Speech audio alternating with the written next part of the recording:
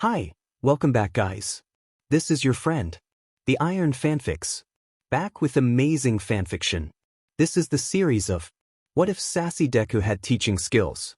Now before starting, please give this video a like and subscribe to the channel if you want more videos like this. Now let's get into the fanfic. Life doesn't always go the way you want it to. Sometimes it just throws you in a garbage can and lights the garbage can on fire and laughs as you scream in agony. And all you can do is tell yourself that it'll be okay. That you'll be okay. And sometimes you're right and you wake up the next morning to a wonderful day full of sunshine and rainbows and singing birds and you start living life in a DMN Disney movie. Other times you're wrong. The cycle just continues. Maybe life adds lighter fluid next time. Or fills the bottom of the can with dead fish. And it's up to you to get up off your sorry butt and do something to fix your life because it is clear that you're basically alone. When there's no hero coming to save you, you're forced to save yourself. Be your own hero. Midoriya Izuku, after a life of wanting to be a hero despite his quirklessness, decides to finally take his life into his own hands. You can blame that neglected-looking ad on the corkboard in the convenience store. Tutoring. Must have at least a first-year middle school education. We'll pay as well as we can. Contact for more details. He's just starting his second year in a few weeks. It works. He tears off one of the phone number tabs, stuffing it in his pocket before he checks out. Even if he can't be a hero the traditional way, he can still help people. He can still be their hero. He'll have to talk to Mom about it, but he hopes she'll approve. Besides, why turn down the money? When Mom walks in the door that night, Izuku is waiting at the table, shaking out of nervousness. What if she says, no? He knows it's probably stupid to be this worried about a simple no, but he can't help it. This small piece of paper is his ticket toward any future he can possibly live with. Mom? He squeaks, cursing the way his voice portrays his nerves so obviously. She takes off her jacket, laying it over the back of a chair before sitting in it. What is it, honey? She asks gently. Izuku opens his mouth to explain the ad, his thoughts, anything, but his voice decides to stop working. His jaw snaps shut and his molars grind. God damn it, he's going to do this if it kills him. He tries again, doing his best to sound even halfway coherent. There was an ad. They wanted a tutor. I wanted to apply, he forces out, barely above a whisper. Izuku sets the phone number on the table between them. See, can I? It's his way of being a hero. At least for now. Mom glances at the paper before looking at Izuku. Of course you can, sweetheart. Though I would like to talk to these people first. I don't want to be sending you into something I know nothing about. How does that sound? Tears well up before Izuku knows what hit him. Thank you, he sobs. Him and his overactive tear ducts. Mom approved. She called the people and she approved. She gave Izuku a taser, but she still approved. So that is how Izuku finds himself walking through the bad part of town that could have been his route home from school had he not been scared off by the shouting among other things. It's how he ends up knocking on a rickety-looking door timidly and being pulled into the house violently and shoved against the door. Who are you? A gruff voice demands. At this point, the only thing keeping Izuku from being slumped on the floor is the hand holding his shirt. I'm tutor? He stutters through his tears. I'm wrong address? This was a bad idea. This was a very bad. The hand lets go and Izuku falls to the floor, skiing in air like it's going out of style. Midoriya? The voice asks, much gentler now. Izuku nods, eyes glued to the floor between his knees. I'm sorry. We can't be too careful around here. Izuku pushes out, scared stiff. The man crouches down in front of him and Izuku glances up, seeing half-purple half-red eyes wide with concern. Are you okay? Did you get here safely? Izuku nods, wiping tear tracks from his face. Just a little scared. He pulls the taser from his backpack. Didn't need to use this, he laughs tentatively. My name is Aru, the man says, helping Izuku to his feet. Thank you for taking the offer. No one wants to come to this part of town. He chuckles drily for a second before sighing. Probably because we can't even trust children that knock on our doors. Follow me. I'll show you Dash. A girl just a bit smaller than Izuku runs into the room, jumping onto Aru's back. Aru! Is this him? Is he gonna teach me? Izuku stumbles back, running into the door again. Well, isn't he skittish? Aru grins, reaching behind himself to pull the girl off of him, setting her down by his side. Midoriya, meet Sora. Sora, this is going to be your teacher, Midoriya. All of what she knows she had to teach herself. We couldn't. I don't know how much your mother told you, but we couldn't afford to send her to school. Something stabs in Izuku's gut. Even if school is such a hell to him, a place that brings pain and suffering and marks he has to hide from his mother, he can't imagine not having it. Not having a place for him to soak up information and learn about the world. He doesn't want to imagine it. He nods to himself resolutely. He's going to help. He has to help. No child should be barred from an education. Okay, Sora, he decides. I need to see what you know. Is there someplace we can work in relative peace? Sora's eyes light up. Thank you. My room. She grabs his wrist and tugs him along as she sprints through the house. Come on, she laughs. I'll need to work on her grammar, and she knows next to no English. I wonder if she'd be able to learn through watching things with English audio and Japanese subtitles. As for math, what Izuku assumes is the front door slams against a wall, shaking the room. Where the F is my money? Someone shouts downstairs. Sora's eyes widen and she curses under her breath. Mito, you gotta go, she hisses, moving things away from the window and shoving it open. He doesn't move, so she grabs him by the front of his shirt, pulling him toward the window. Please. It isn't safe right now. Go home. We'll call when it's safe to come back. She forces him out onto the fire escape. Numbly, he starts climbing down the stairs and pushing down the ladder. When he gets to the bottom, Sora pulls the ladder back up. He doesn't want to leave her. It feels wrong. So very wrong.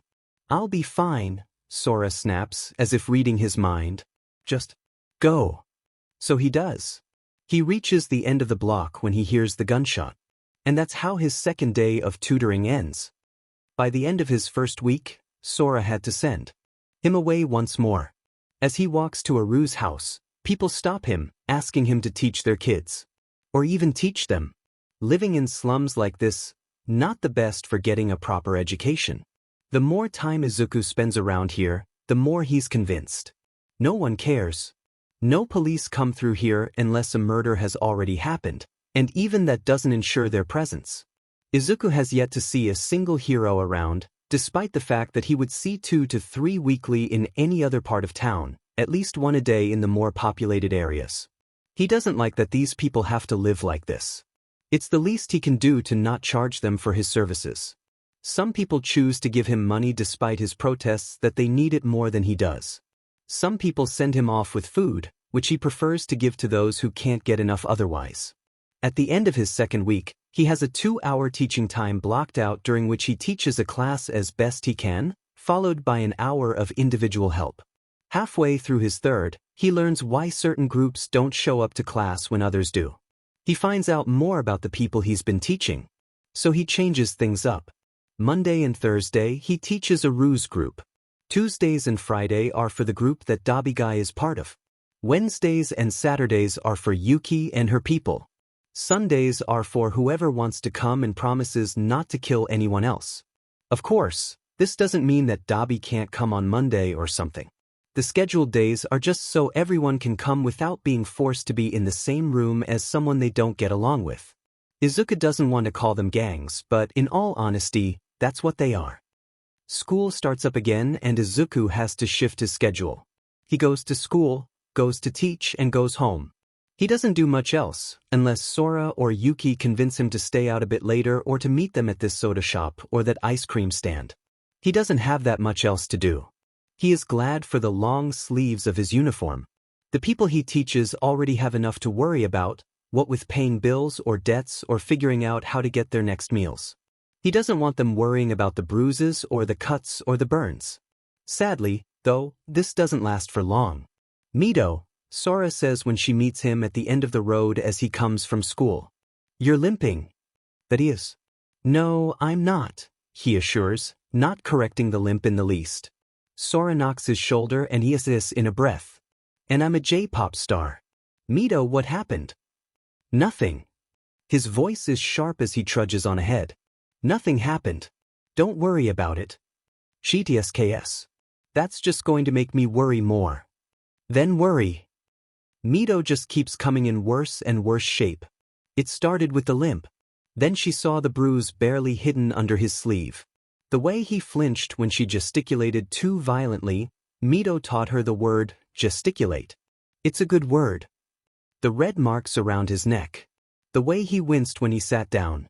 Finally, Sora has had enough. Take off your shirt, she demands. What? Excuse me, the boy stutters, his face going red. Her eyes narrow. I'm not stupid. Something is clearly going on. I'm not going to sit around and wait till you show up with a DMN crutch. Tell me what is happening or take off your shirt and let me draw my own conclusions. He shakes his head. It's no dash.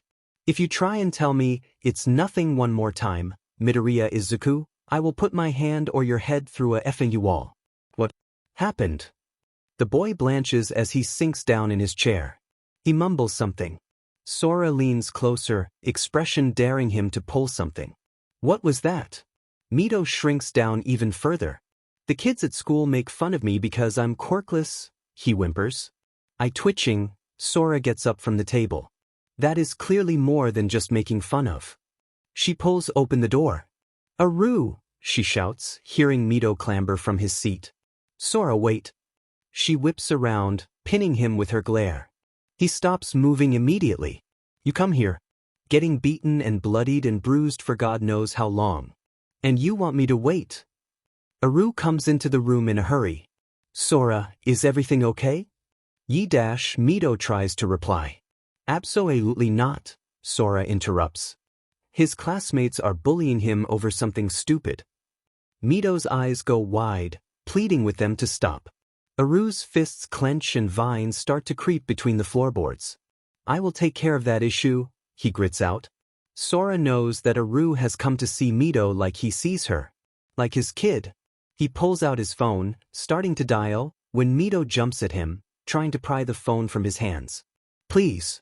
Please don't, he begs. Don't hurt them.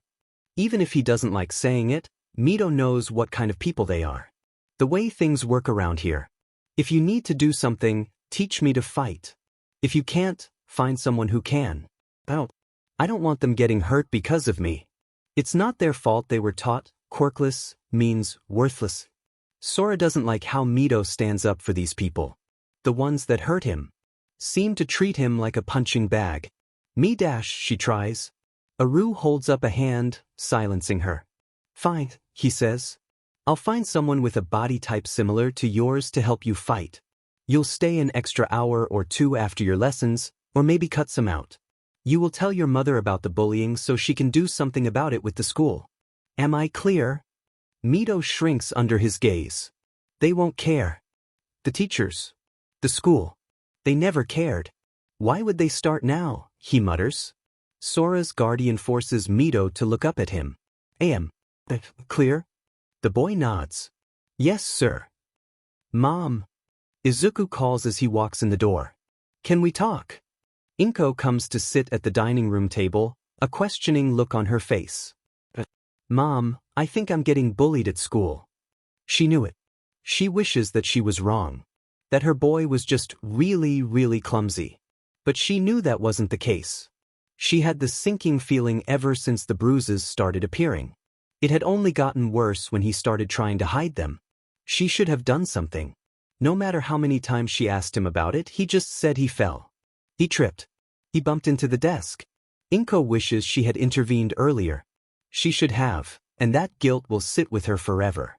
But now that Izuku has come forward about it on his own, hell hath no fury like an angry mother. Instead of walking to the less-than-safe part of town, Izuku starts running. Instead of fearing for his life as soon as he enters said part, Izuku starts feeling as safe there as he does in his own house. Instead of getting curious, somewhat predatory stares, Izuku starts receiving friendly hellos and waves. How funny that he feels safer in such a lawless part of town than in his own school. Of course, Izuku still has to make it through school to be able to go to his safe haven. As he organizes a lesson plan during the break, a calloused hand snatches his notebook from his hand. Hey there, what ya got here? Catch, Katsuki sneers. Katsuki. He flips through the pages for a moment. The F is all this? Job, Izuku says quietly. Just go away. Just give it back and go away. Katsuki barks a laugh. A job? While I'm so goddamn happy you decided to give up on that impossible hero dream, really, Deku? You actually think you can do anything? You're worthless. He tears out a page, throwing it over his shoulder. Useless. Another page. Stupid and unnecessary. Another. No one will ever need a quirkless piece of sheet like you. He tears the notebook in half, exploding it and throwing it out. He then rips Izuku out of his chair and forces him against the wall with a hand to his throat. Why don't you just give up? On everything? On living, a mental Katsuki jeers in his mind. Shut up, Izuku hisses back. Izuku's mind then shuts down, his body moving on its own. His arm raises above his head before he twists, breaking Katsuki's grip. He then buries his elbow in the blonde's eye socket. The elbow is the perfect shape to fit nicely into someone's eye socket. Akiko, the guy training him for the most part, whispers in his head. When Katsuki stumbles back with a roar, Izuku grabs his backpack and dashes across the hall, opening a window and jumping out onto the grass, running for his life. When he gets a good couple blocks from the school and he doesn't hear explosions telling him his life is coming to a close, he collapses against the wall of an alley, laughing hysterically despite the fact that he's out of breath. He did it. He stood up to Katsuki. Oh, dear God, he stood up to Katsuki. The adrenaline rush dies out and what he did finally hits him. I'm dead. I'm dead. 124% dead. I'm dead and Katsuki is going to kill me. Murder me. Dead, dead, dead, duh. Are you alright? Izuku opens his eyes to be met with gold ones. He tries to scramble back, just squishing himself further against the wall. Child, you have no reason to fear. I do not wish to hurt you. I was just concerned as I saw you against the wall, looking on the verge of tears. I'm fine, sir. Thank you, Izuku assures, pushing to his feet. I was just going for a run. Smooth. The man, who looks like he's made of mist, takes a step back and somehow gives him a skeptical look. Which is why you're still in a school uniform and carrying a backpack, I presume? Heck, I go directly from school to my job. The trains don't run at good times for it, and running is a bit faster than walking. Thank you for your concern, though. Maybe he should try learning parkour or free running or something. Could be helpful for getting out of sticky situations. In the back of his mind, a voice whispers that it would help when he becomes a hero, but he squishes that down nice and quick. He gave up on that dream already. He doesn't have to be a pro hero if he can be a hero in his own right. When Izuku tries to walk away, the man follows. Would you mind if I accompanied you to your destination? You seem distressed, and I would hate for something to happen to you. Alarms go off in Izuku's head, and not all of them are stranger danger ones. The biggest one is that he knows that the people in the slums don't take too kindly to strangers. He would hate to ruin any trust he has already built up with them. I would mind. Very much. Please do not follow me, Izuku replies coldly. He's not trying to be rude. He's just trying to keep the peace. When Izuku reaches the street, after having taken about 7 detours to make sure that Mist Guy wasn't following him, he is met by Sora, who looks worried. It's bad today. You're going home. Right now. Normally he'd take Sora at her word and go home. Today, though, he can't make himself. No, I'm not, he says, determination filling his every word despite the fact that he didn't will them out. His legs move on their own as he marches forward, disregarding Sora's protests. His ears block out the shouts and the gunshots and the cries of pain as he grabs a fallen, and seemingly bloodied, handgun from the street before climbing a fire escape, slightly breaking into an apartment. It's fine. Don't worry about it. And leaning out a window that overlooks the street. Below him, 2 gangs are basically at each other's throat. Yuki's and Dabi's, it seems. Parents shuffle their kids inside or mourn over their fallen bodies. It's strange how little blood affects him now, just a few months after taking this job. He raises the gun to the sky and fires off 3 shots before yelling, "Stop!" Surprisingly, it works. The fights die down as both sides turn to look up at him. "You have to the count of 5, he announces. "Anyone still holding a weapon or causing someone harm by the time I get to 5 bans themselves and their gang from my lessons permanently." 1, 2, 3 dash. Metal clatters to the ground and people let go of each other, raising their hands above their heads as if to prove they weren't doing anything. "Help take care of anyone who is injured, regardless of faction. Class will begin an hour later than normal." He lets the pistol fall to the pavement with a sigh. "Dimin. Not bad. Quicker conflict resolution than it typically is, at least." The boy turns around to see Sora standing behind him with a smirk. "When you grow a backbone?" Izuku lets out a shaky laugh. "I didn't. God, that could have been bad. Why'd you let me do that?" She pats him on the shoulder before dragging him by the shirt. "Not sure I could have stopped you. Didn't want to try after you grabbed the gun. Come on, let's get you cleaned up a little. I'd hate for you to be caught red-handed in regards to a crime you didn't commit." Wait, the gun had blood on it. The gun had blood on it. How the hell did he not freak out over that? "What the hell did I just do?" Sora laughs as she puts his hands under the water running from the sink of whoever owns this apartment. "He broke into an apartment." And scrubs the red from his hands. "You swore. There's still hope for you yet." Izuku groans wordlessly as Sora continues to laugh and scrub. It hurts to realize how little people actually care about each other. When you get right down to it, there's a reason you're liable to catch sight of at least one hero on any given outing to the city while never seeing a single one if you spend a week in the poor parts of town. Heroes have to have the press on their side. They have to act somewhere where some media outlet will report it. The press doesn't go to the less pretty areas because that isn't what their audience wants to see. Those areas don't get any improvement because the press won't cover them and the public gets to remain in blissful ignorance instead of stepping up to do something. If the press won't go there, the heroes won't either. And all that about crime is most prevalent in the more populated areas of the city, which defines where heroes will patrol. A crock of crap that clearly ignores the most densely populated areas of the city, where the most crime does happen and gets ignored. It feels fake. And to see All Might's smile beaming at him from every corner of his room just feels wrong. First to go are the posters in front of and above Izuku's bed and on his door. The ones he has to look at every day. Next week takes the ones next to his bed and the plushies from his desk.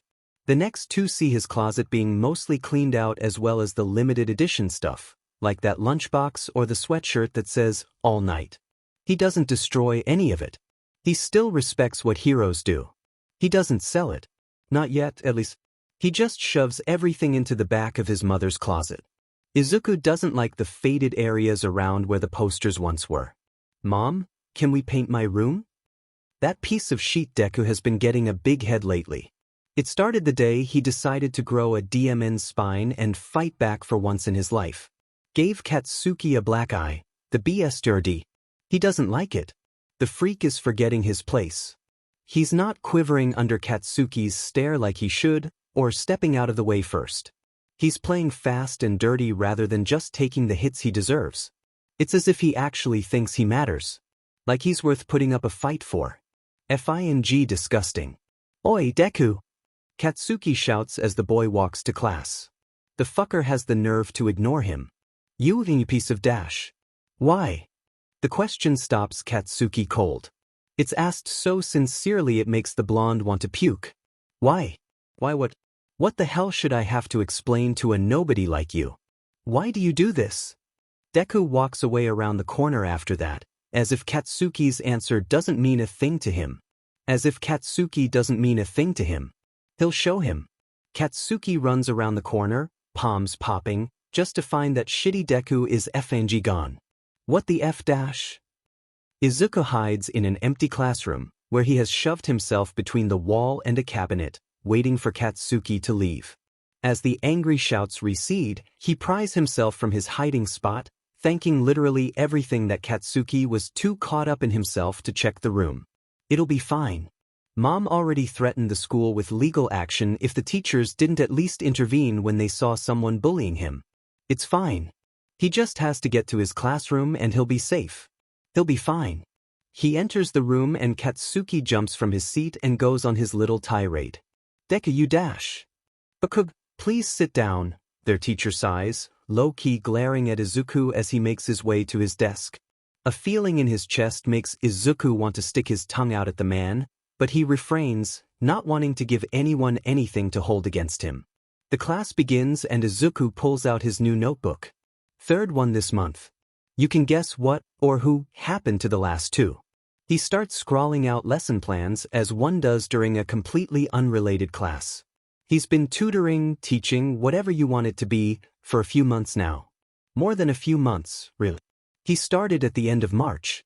It's now October and, honestly, he feels more confident. He doesn't feel the need to hide his very existence, to step out of anyone's way, to avert his eyes to avoid eye contact. He doesn't feel the need to reduce himself any further. And, honestly, it feels pretty DMN good. Izuku's shoulders don't hunch under the teacher's exasperated stare, as if his very presence here is doing the man a personal disservice. His voice doesn't shake nearly as much as it once did. Most of the bruises he has aren't from his classmates. For once, the thought of school doesn't drive a metal pipe through his gut. It's nice. Dabi, you do realize that not telling me will just make me more curious, don't you? Izuku points out, sprawled out on the guy's couch. The patchwork man glares at him. Wow. How very interesting. Get out of my house, he deadpants. Izuku smiles, shrugging. It's cold out there and you left your window unlocked. Obviously, you wanted me to pop in and say, hi. You know, soon I'll start thinking you don't like me. I don't. Dabi points to the door. Get out. Out of everyone here, Izuku knows all but one backstory. Sora ran away from home because her parents would have hurt her if they found out she was bisexual.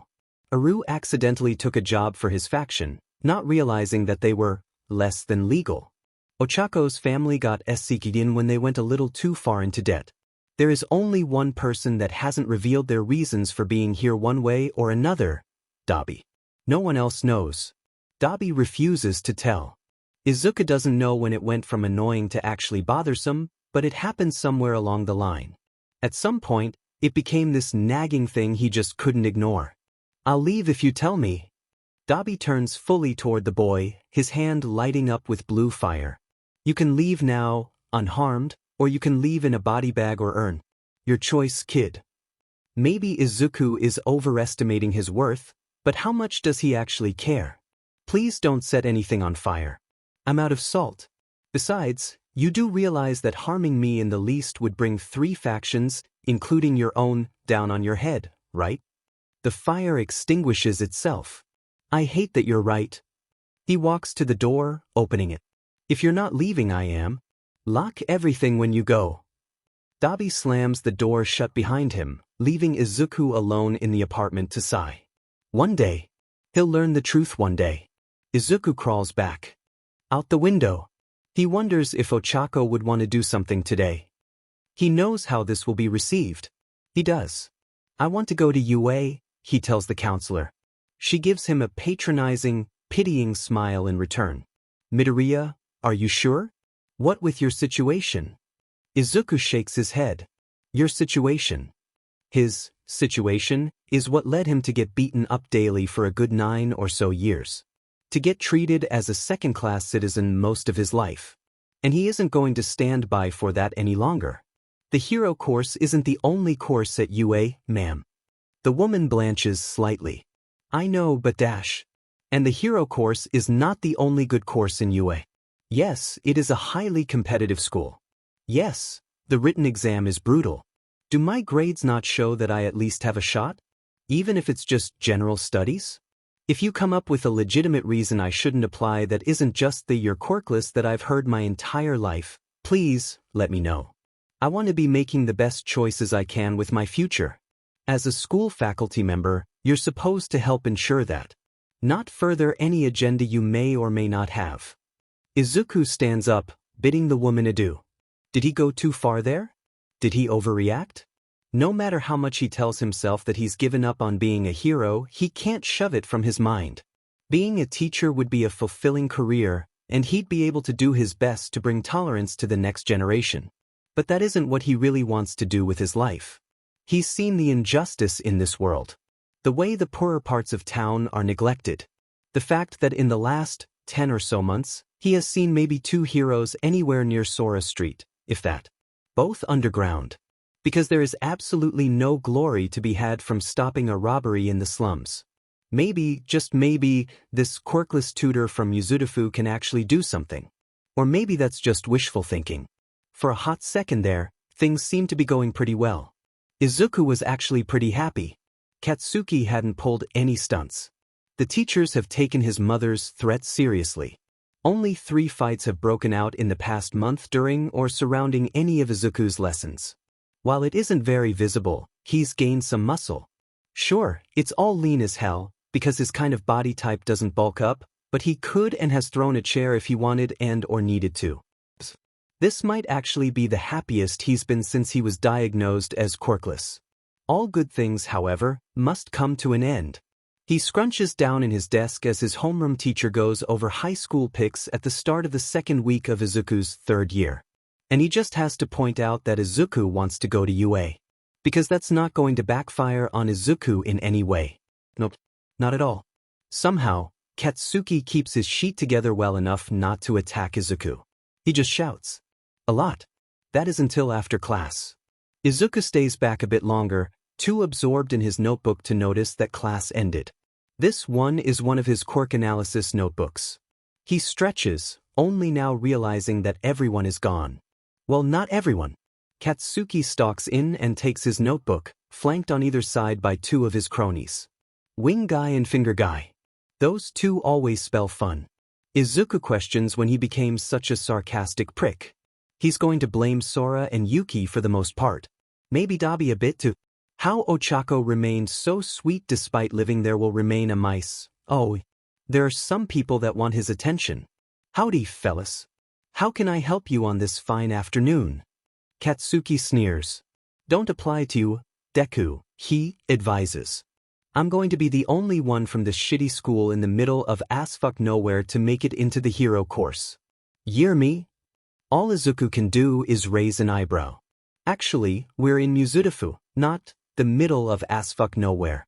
Have you been falling asleep during geography, Katsuki? He stands up, putting his hand out for his notebook, squaring his shoulders and looking the boy in the eye.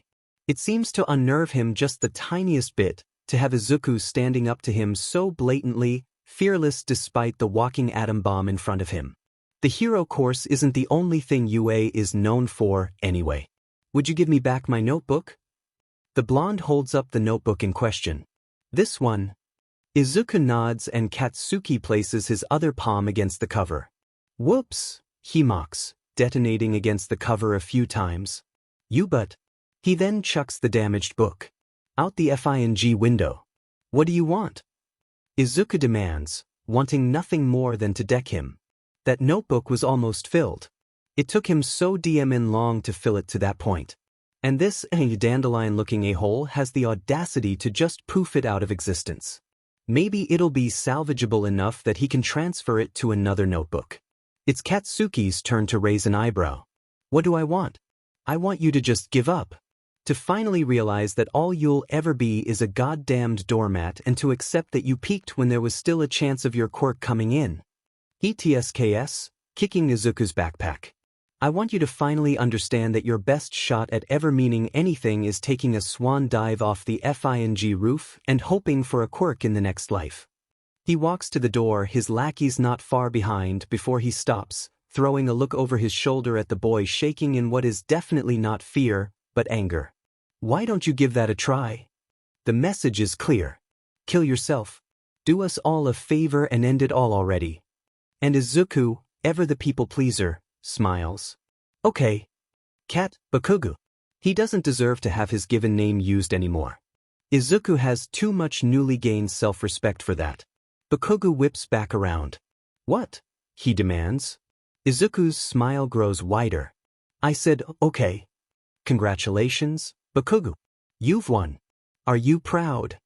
He pushes past the trio and out into the hallway, carefree in all regards. Are you happy now? I'm going to jump off the roof and go splat. And you're going to be the one to tell my mother exactly why her only son is now just another short paragraph in the obituary section of the newspaper. He laughs and Bakugo cries out in confused outrage before realization finally sets in. He laughs as he runs for the stairwell, taking the steps 2 at a time before he puts his free running into practice, hauling himself up flights at a time till he finally reaches the roof, Bakugo chasing quickly after. He laughs as he takes his shoes off and waits on the edge of the roof as Bakugo slams the door open, eyes wide with panic. Dash. Goodbye, Kaken. Izuku steps backward off the roof and falls with a smile on his face. Goodbye, Kaken.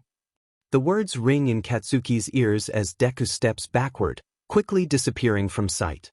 He waits in horror for the thud. The splat. Whatever noise accompanies a however many story drop of a human body onto pavement. It was a joke. He didn't mean for. He didn't want. Deku wasn't supposed to take him seriously. It was just a joke, right?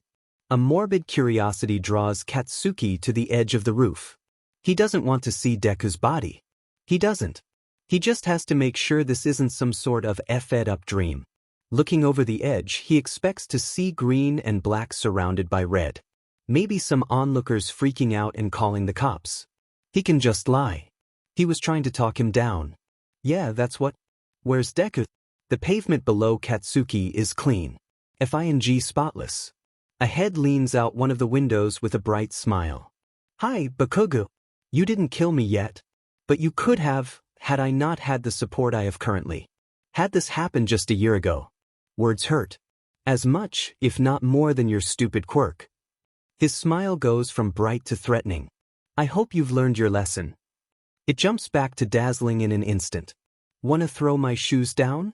Shock holds Katsuki in place. He's not dead. Then rage. I'll fing kill him. He throws the shoes to the pavement as hard as he can.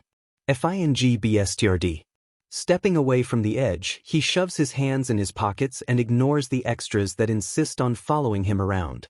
Get your fing panties out of their knots. The DMN nerd didn't go through with it. But he could have. Katsuki scowls. Shut the F up. He almost did. I said, shut up. Had he F'd up the landing, missed whatever he grabbed, had anything gone remotely wrong, he'd be dead. Shut the tip. And it'd be all. Fault. Katsuki roars in wordless rage, putting his fist through the wall and ripping it out, stalking away from his cronies. Stupid motherfuckers and stupid fing voice in his head. Then that hurt. Izuku groans to himself. As he fell, he grabbed a windowsill, barely able to haul himself up and into the room. He'd better work on improving that. He did hurt his shoulder. If he dislocated it, Sora and Aru, basically anyone remotely connected to his teaching will kill him. What was his thought process there? What was he planning? You think he was thinking logically at all in that moment? What was he thinking? I'll fing show you. So he did. By jumping. The roof.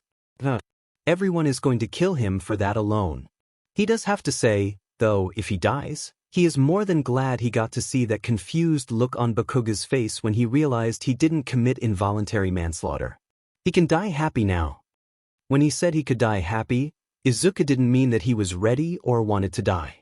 He fights against the slime trying to force its way into his body. This can't be legal in the least. Stop squirming, his assailant orders. Like fing hell. Clawing at his mouth clearly isn't doing a thing.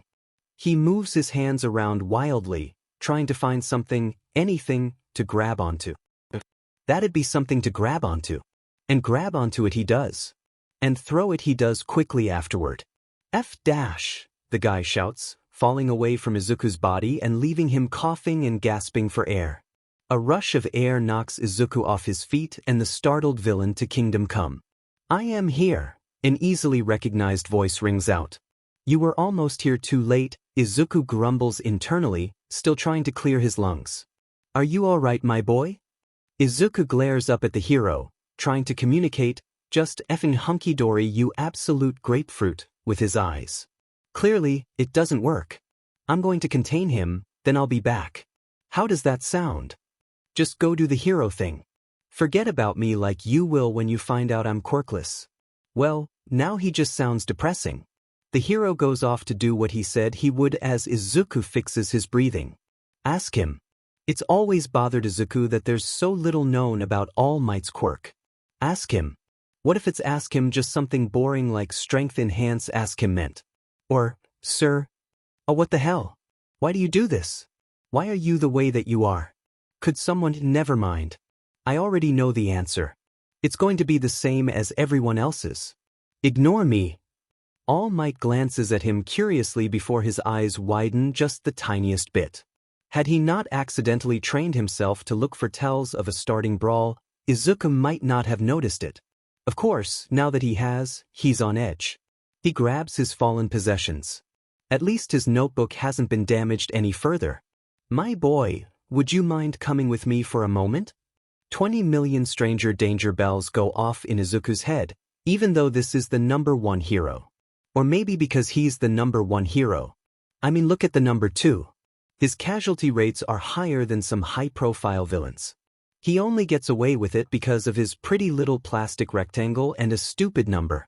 Of course, the hero wouldn't consider this, as he is supposed to bring comfort to civilians. So, in essence, this is the moment Izuku gets kidnapped by FNG All Might himself. This is fine. Izuku really wishes he had his taser. His time is almost up. Toshinori can't stay here much longer and risk being revealed. But he can't let it go. The emotion in his voice before he cut off. The way the boy stopped himself from asking a question that seemed so important to him, shutting himself down before Toshinori did, crushing his own hopes and breaking his own heart so no one else could. It hurts to see a child like this. So beaten down and distrusting. That's why he takes the child with him. He just wants to help, be a hero. It never truly occurred to him that maybe the boy didn't want to come with him. That isn't the type of reaction he's used to, at least. And so, in a moment of absolute brilliance on the part of the number one hero, he grabs the boy he just saved, puts said boy on his back, and sends the two of them hurtling through the sky at way too FNG fast kilometers per hour. He touches down on the roof of a building some blocks away, removing the child from his person and standing toward the other side of the roof. My boy, what were you trying to ask back there? Sheet, Toshinori thinks. I'm going to go back to my true form sooner than previously thought. He's going to see. It's fine. I'd rather be able to help someone than keep my secret. The boy shakes his head. Dismally, he says, I told you. Forget it. Forget me. I'm going to go dash, and cue deflating and blood fountain. Get you an ambulance. What the hell? He cries. Thought I'd be able to hold on a bit longer. Kid, no need to worry. Old injury. I'm fine. Believe me. Though I'd prefer this version of me not to become common knowledge. Excuse me if I believe otherwise on the fine part. As for the secret, I'll keep it, the kid deadpans before turning to leave. I know what the answer is going to be, he mutters, seemingly to himself, then stops dead in his tracks. Actually, would you do one thing for me? Toshinori nods, thankful that the boy seems to be trying to open up to him. Would you check to see if my shoulder is dislocated? I don't think I've ever dislocated anything before. Don't know how to tell. Or not. Toshinori gives the child a curious look. Why would your shoulder be dislocated? He asks hesitantly. Wincing, the boy dives into the most vague explanation Toshinori has ever witnessed. And he has dodged around explaining his quirk to the media for years. I jumped off a roof to prove a point. This makes the hero cough up more blood. You what? Jumped. Off a roof. To prove. A point, he repeats, slower. I caught myself on a windowsill. Well, less jumped and more of stepped. I mean, all I did was step backward. There was no upward anything. Just down. Then stop. Oh, there's the up. I pulled myself in through a window. Check my shoulder. What is this child? Are you safe? Toshinori questions. He doesn't like the thought that this kid had to fall from a roof at all, let alone the specifics of it. Whether he jumped or stepped, the outcome was the same. He could have died. Yep. Now, Are you going to check my shoulder or am I going to walk to my job with a possibly dislocated shoulder? He adjusts his bag on his shoulder, waving a dismissive hand. Whatever. Forget it. It doesn't hurt too bad. Maybe Sora can do something about it. It was nice to meet you, sir, but I must be on my way. Have a nice day. Before Toshinori can do anything, the roof door clangs shut. That didn't go nearly as well as I had expected it to. He shakes his head. Well, at least I captured, His pockets are empty. The villain escaped. Sora, can you spread the word that I'm going to be late? Izuku asks, shaking some more sludge out of his hair. He'll have to take a shower when he gets home. And brush his teeth and go on a DMN juice cleanse. Anything to get the thought of that still somehow being in him out of his mind. Got it? Did something happen? She replies. He chuckles drily. A few somethings. Short version, Bakugo Katsuki is an even bigger but than previously thought and All Might is taller in person. Sora scoffs incredulously. Yeah, I'm gonna need the long version when you get here. Izuku nods as if she could see him. And you'll get it. Shouts come from an alley and Izuku can't stave off his curiosity. You'll get it a bit later than previously thought.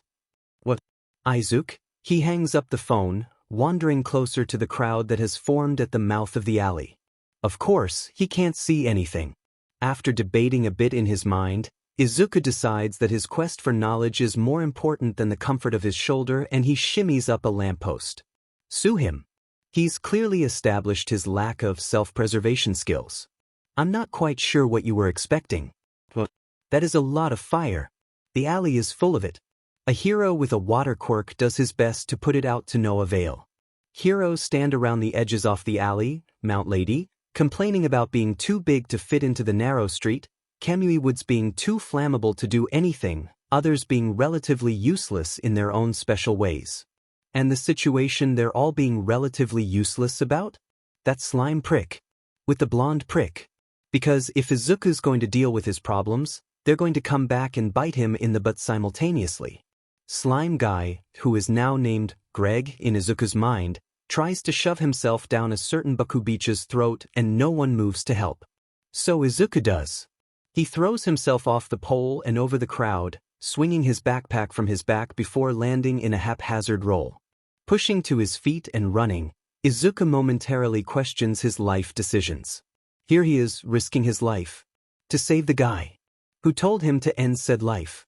If he gets injured here, he will be forcing Bakugo to pay his DMN medical bills.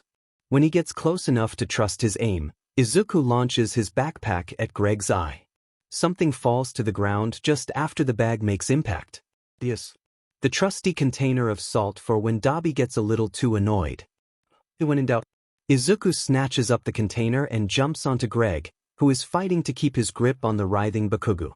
You again! Greg shouts in a mix of surprise, anger, and possible fear. Me again. Hope you didn't want to keep this eye either, Izuku grins, dumping the entire container into his eye. Greg screams, pulling away from the two teens. Izuku hooks his hand in Bakugo's collar and drags him away from the villain like a disgruntled mother taking her toddler away from a fight he caused. Bakugo snarls. Get off of me, shitty Deku. The green-haired boy keeps dragging, jostling Bakugo by yanking his collar around a bit. Let him get road rash on his butt. See if Izuku cares. Shut up. You owe me a thing of salt. He drops Bakugo in front of the heroes who aren't trying to detain Greg. Here's your hostage. Kamui Woods blinks a few times. That was brave of you. Tell me, what's your quirk? Don't have one. That perks the ears of every hero not 100% concentrated on Greg. Do you know how reckless that was? You could have gotten seriously hurt. In this flurry, Bakugo gets taken away, probably to make sure he won't die or something. What were you thinking? Izuku snickers. Gotta love that double standard, he mutters. Tell me, why was it brave when I might have had a quirk, but reckless and dangerous when I revealed that I didn't? Mount Lady opens her mouth first. Well, because... The boy puts up a hand. No. You all had quirks, but you couldn't do anything. Because you were all focused on the fact that your quirks weren't suited for this kind of thing, so you all sat on your buttes, waiting for a Better quirk to come along and watched as Greg over there tried to murder a teenager. A quirkless kid with a backpack and a thing of salt did more than all of you combined. Kid dash, Kamui Woods tries to interject. A glare is all it takes to silence him. Whatever you're going to tell me. Whatever bullshit about how quirks make people stronger or safer or less prone to accident that I've already heard or had insinuated to me every day since that doctor diagnosed me, shove it where the sun don't shine, Groot. A quirk is what brought this situation on in the first place. Sparky over there, Izuku says, throwing a finger out toward where Bakugo sits with a shock blanket, used his quirk and only served to make everything worse. While you praise a strong quirk like it's a gift from a god themselves, a strong quirk is what made all of you useless, he spits. So do not lecture me about quirks or lack thereof. Heard. Izuku stalks away, collecting his things and heading to his job. Maybe someone will spar with him. Toshinori reaches the scene as the boy climbs the light pole. He curses himself for not being more careful, for letting the villain get away. And now? His time with One for All has run out. He can't even fix his mistake. Then the boy jumps off the post, hurling his bag at the villain, then pouring something into his eye. He de-escalates the situation before Toshinori can even try to step in. He was going to try to force his muscle form and take down the villain as soon as he saw the boy jump. A child should not have to do more to save someone than a hero. He would make a good successor, wouldn't he? Toshinori tries to wait around, wanting to talk to the boy, see if he's interested in heroics. Then he hears it. What's your quirk? Don't have one. It freezes Toshinori's insides. He remembers the teasing he would get before he received One for All. The mocking stares and the laughter at his expense. He hates the idea that children still have to deal with that. The harassment. The boy starts yelling, his words echoing off the walls off the alleyway with a built-up anger someone so young should not have yet. Have heard. Paul. The scorn, the hatred, the absolute annoyed exasperation, all of it just fills Toshinori's mouth with a disgusting, acrid taste and cements his feet in place. Have things gotten worse for quirkless youth? How didn't he know? Yeah, believe it or not, Izuku does in fact have a breaking point. And he's pretty DMN close to it. Baited to suicide, almost murdered, saving the kid that baited him from the guy that tried to kill him, then having to beach out heroes for not doing the bare minimum of their job and making him do their jobs for them. It's enough to bring a guy a little close to the edge. Dabi, who was threatening to singe off Yuki's eyebrows, sits down immediately when Izuku enters the room. Hitomi's jaw snaps shut mid-insult. Mariko lets Setsuko win the arm wrestling match, both turning to face forward, hands folded in their laps. Is his bad mood that obvious? No matter. Izuku tosses his bag on the table in the front of the room. For an abandoned school building, this place isn't that bad. I'm not taking any shit today. Any yelling, any fights, any quirk use, and I walk out. No lessons for a week. If you are going to cause trouble, get the hell out, he growls, moving a hand toward the door. A hand goes up tentatively, barely standing above the crowd. If that is not a question about kinetic and potential energies, it can wait. The hand sinks. Great, now, where does this pen have the most potential energy? The 2-hour class ends and Izuku slumps against the wall, gently and repeatedly tapping his head against it. God, he's just so done.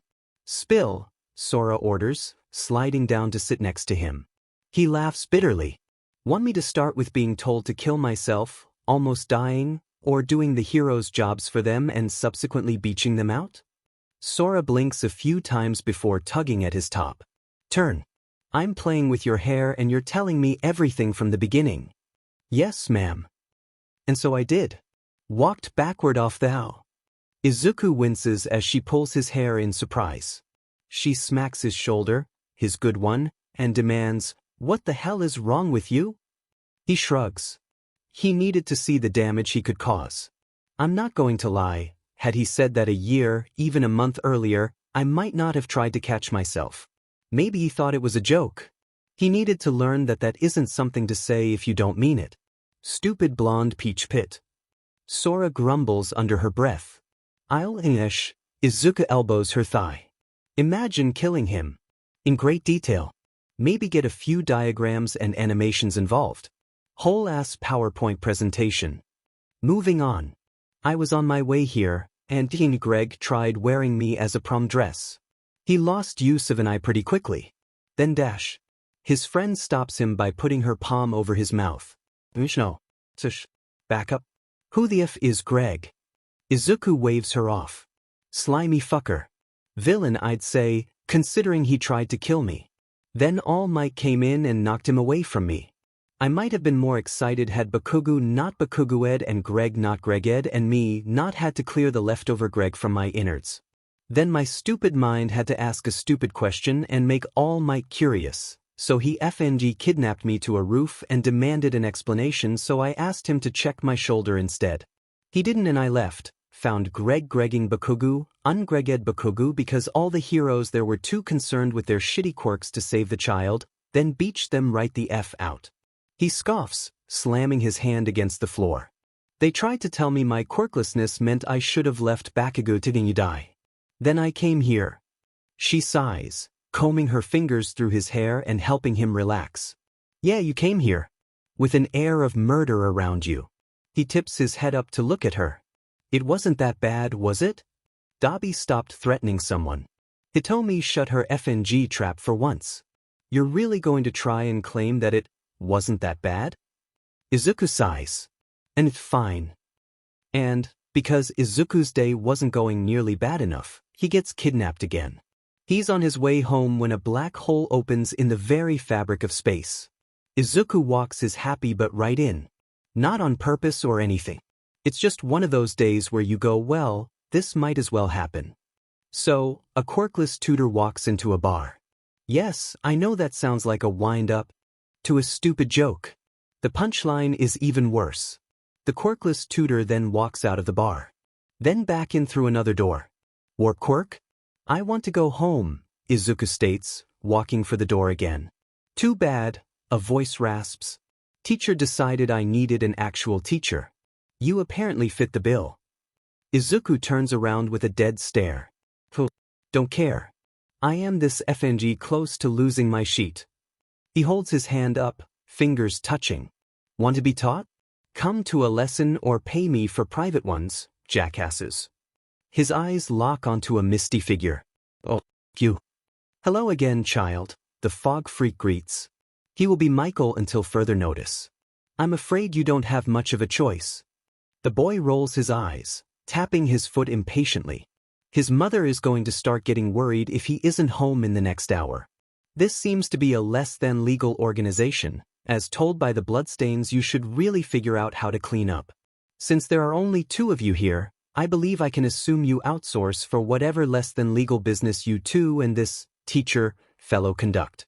If anything were to happen to me, you'd lose almost anyone who would be willing to work with you. So Todd. Izuku looks the guy with the blue hair and chapped, everything in the eye. Would you like to attend regular lessons or pay for private ones? Todd blinks a few times. Who the F is Todd? He shakes his head, waving at Michael. Kurogyri, get him out of here. Izuku snaps a few times. Nah. I didn't hear an answer. Regular lessons or private ones? I refuse to be kidnapped twice in one day just to get absolutely nothing in return. He starts stalking toward the man that seemed to have organized this kidnapping. I jumped off a roof. He stops in front of Todd. I was almost murdered. He slams his hand flat against the top of the bar, sticking his nose in Todd's face. I then saved the guy who told me to die from certain death via the guy that tried to kill me. He grabs an empty glass from the bar, refusing to break eye contact. Then I had to lecture some stupid FING heroes for trying to tell me that a lack of quirk means I'm made of FING glass despite the fact that I did what they FNG couldn't. Izuku throws the glass at the wall opposite the bar, feeling a sort of cathartic relief as it shatters, shards tinkling against the bar floor. You can imagine the kind of stress I am currently under, he hisses. I will leave whenever I want. And you will answer me right. FING. Now. Private lessons would work wonderfully, Michael, Kurogyri, interrupts. How would you like your payment? Cash would be fine, thank you, Izuku replies, pushing his hair out of his face. Would you drop me off on the north side of Block 2? It's still far enough from home that no one would question him about it, yet close enough that he should be home before Mom. Michael nods. At least, it looks like a nod. Mist makes it a little hard to tell. It would be my pleasure. Michael's portal spits Izuku out in an alleyway on the north side of Block 2, as promised. Izuku walks the rest of the way home, feeling less angry than he did. Which doesn't last very long. How sweet, Izuku deadpants. You waited for me. And they say chivalry is dead. Bakugo snarls. Shut the f down. Fing dumbass. I didn't need your help. Izuku's expression is more blank than one might expect. His eyes portray only boredom while his shoulders make him seem almost relaxed. And I didn't need you to tell me to kill myself. Guess we're both getting things we didn't want or ask for. He starts to walk past the blonde before his shoulder gets grabbed. The bad one. Ow, you prick, he yelps, swatting Bakugo's arm away. The taller boy bares his teeth. Do you hear me? You didn't help me. You're just weak and worthless and you dash. Next time I'll just let you die. Shoving Izuku away, Bakugo activates his quirk. The F did you just say? Izuku PPS his head. Is your quirk starting to damage your hearing? Next time I will just let you die. He shrugs, nonchalant.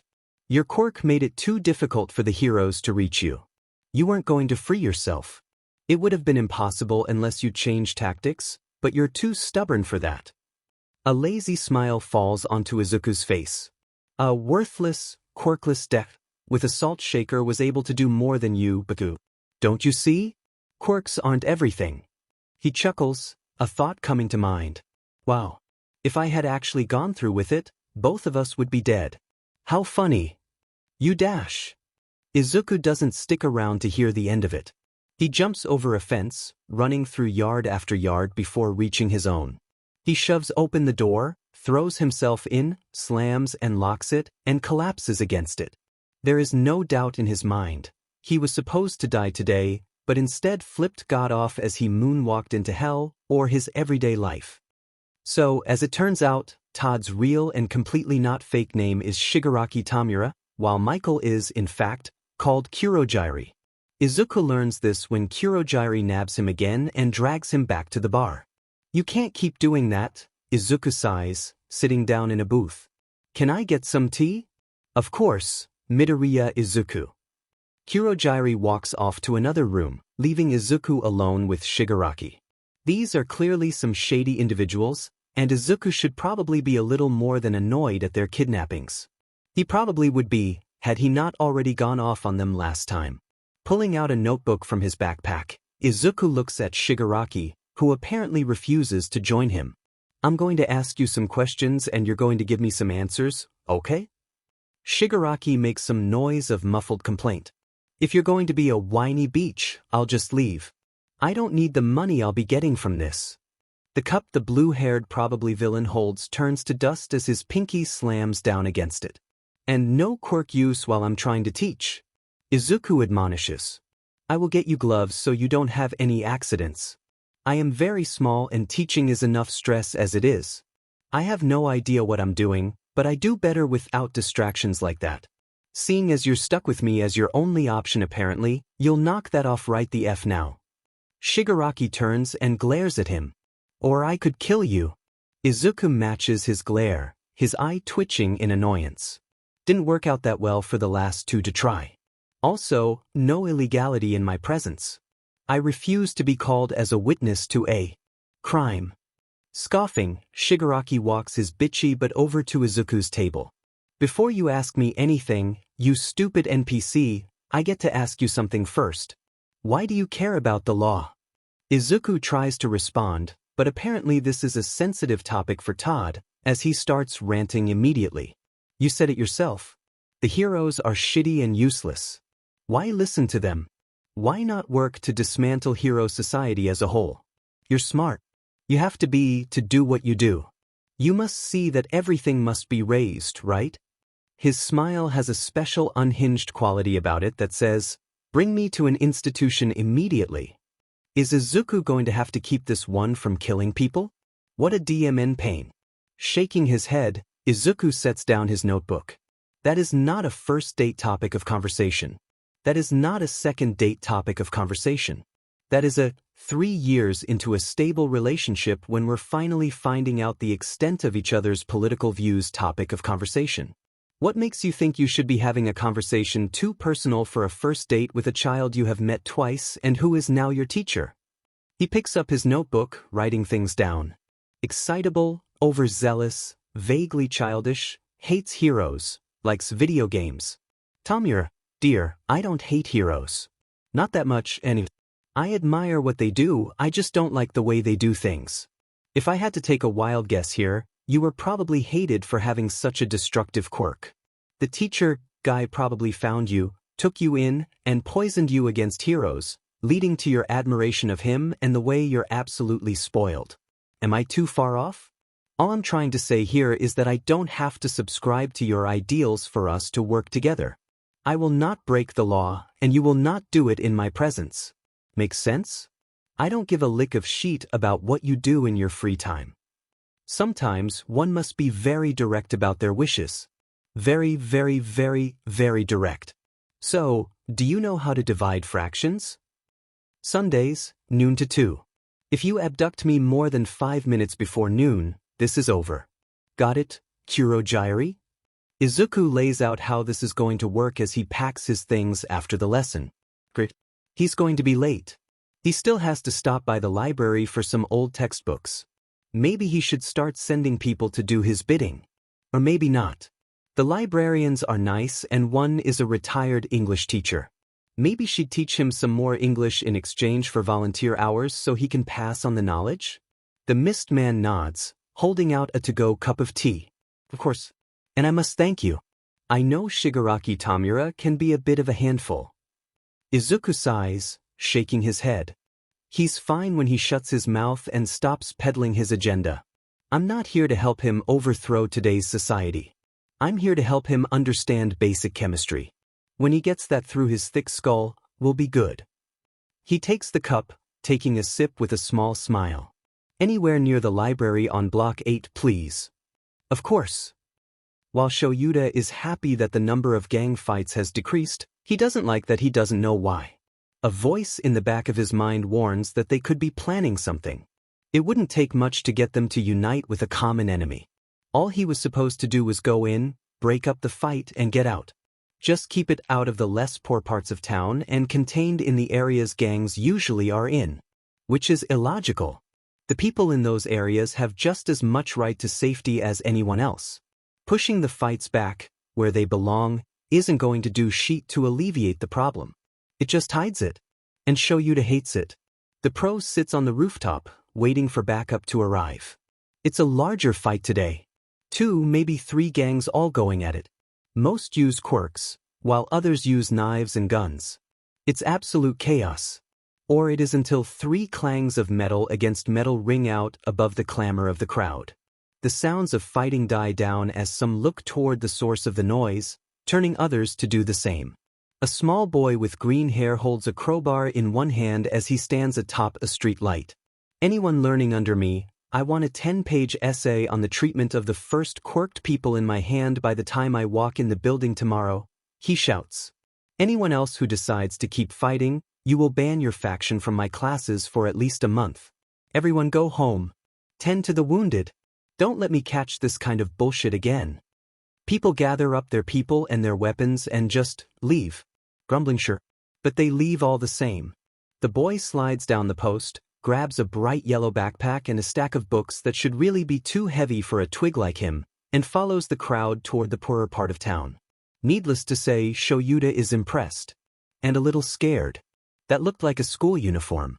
Why is a child able to wield so much power over at least 2 separate gangs? He's going to have to look up that uniform. No. I'm pulling your leg.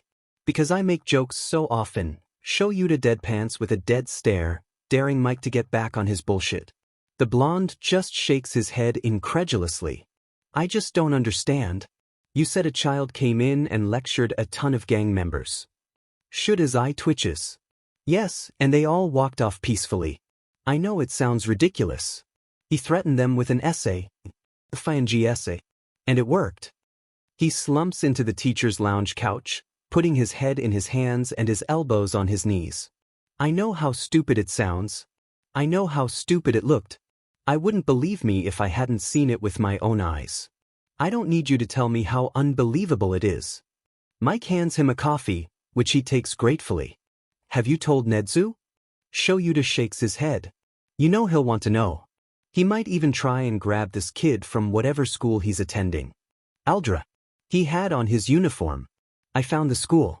Junior high. He plays this back in his mind. Wait, what? Shuta's brain short-circuits for a moment as he tries to comprehend this. A middle schooler. Ordered grown-but gang members to write a 10-page essay about the treatment of the first generation of quirked people in a day. And they listened. What the dash? Mrs. Komodo was happy to take Izuku up on his offer to volunteer in exchange for English lessons, completely overjoyed to see a kid who wanted to learn more faster. So now he has many hours of school, 3 total hours of teaching, an hour or 2 of fighting and or free running, some volunteer hours, and a partridge in a pear tree. Luckily, though, no one ever needs much help in the library, so Izuku usually just sits in a beanbag chair and tries to teach himself advanced math. It's going well, he thinks. Excuse me, do you work here? A voice says, pulling Izuku from his pre-calc textbook. Above him stands a rather tall boy with glasses. Izuku puts on a bright smile. The apron says I do. How can I help you? I was hoping you could help me find a book. My brother recommended to me a beautiful first-hand account from one of the first people to receive a quirk. This brings Izuku to his feet with curiosity in his heart. Really? What's it called? Who's the author? He would never turn down an opportunity to improve the education of his students. Twilight, by Stephanie Meyer. A chortle sputters out of Izuku's body, folding him at the waist in a fit of laughter. Are you serious? The boy's eyebrows furrow. Yes, of course. Could you please direct me to the book? Izuku catches his breath before replying. Dude, I hate to break this to you, but your brother is an a-hole. Excuse me? The boy demands, clearly offended. He is not. I'll have you know he is a pro-hero. Then he's an a-hole with a shiny piece of plastic.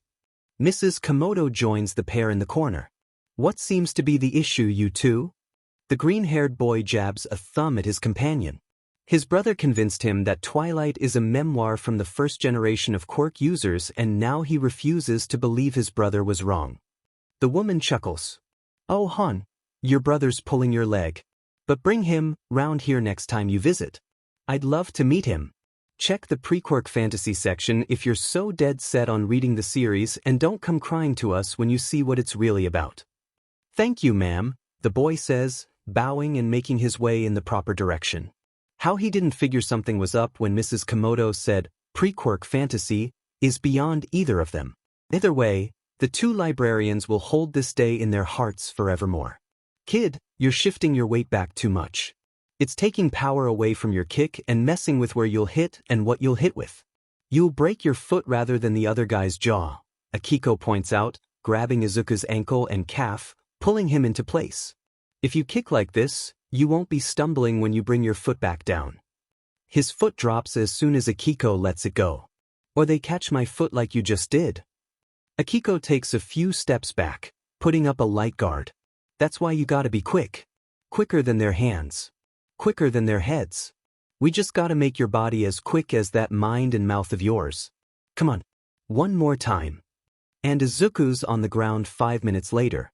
Standing over Izuku, Akiko shrugs. Longer than last time. He puts out a hand to help Izuku up. Izuku takes it, twisting to throw his leg over the arm and pull Akiko to the ground. You little sheet. Izuku pushes to his feet. I figured that one out finally. Proud. A smirk appears on his mentor's face. Very. He sits up, a lazy grin crinkling the scar on his cheek. You're not doing terribly. You might even stand a chance against, like, 1.5 kids your age. That's counting quirks. 1 to 3 should be your sweet zone right now, depending on quirk. Just maybe. Izuku doesn't want to get his hopes up. He shouldn't. If you have a question, just ask it, Izuku. Akiko gives him a look of, come on, just do the thing. So Izuku does the thing. Hey, I need you to, if you would. Please just spit it out, kiddo. You gotta go home at some point. Be honest, Izuku grits out. Do you think I'll be able to pass the UA entrance exam? Hero course. His hands ring together at his waist nervously, fingers tangling and untangling as he pushes through the nervous energy. I still have a few months, but does it seem reasonable to hope?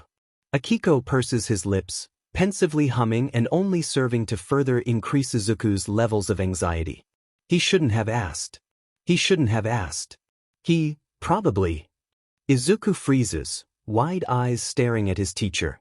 You're smart enough for it, so the written exam should be a breeze. I know you've been teaching yourself high school material, you madman. So long as they don't do something stupid and vaguely discriminatory against people with non-destructive quirks like make you fight robots or something, the skills I expect you to build up in the next few months should be more than enough.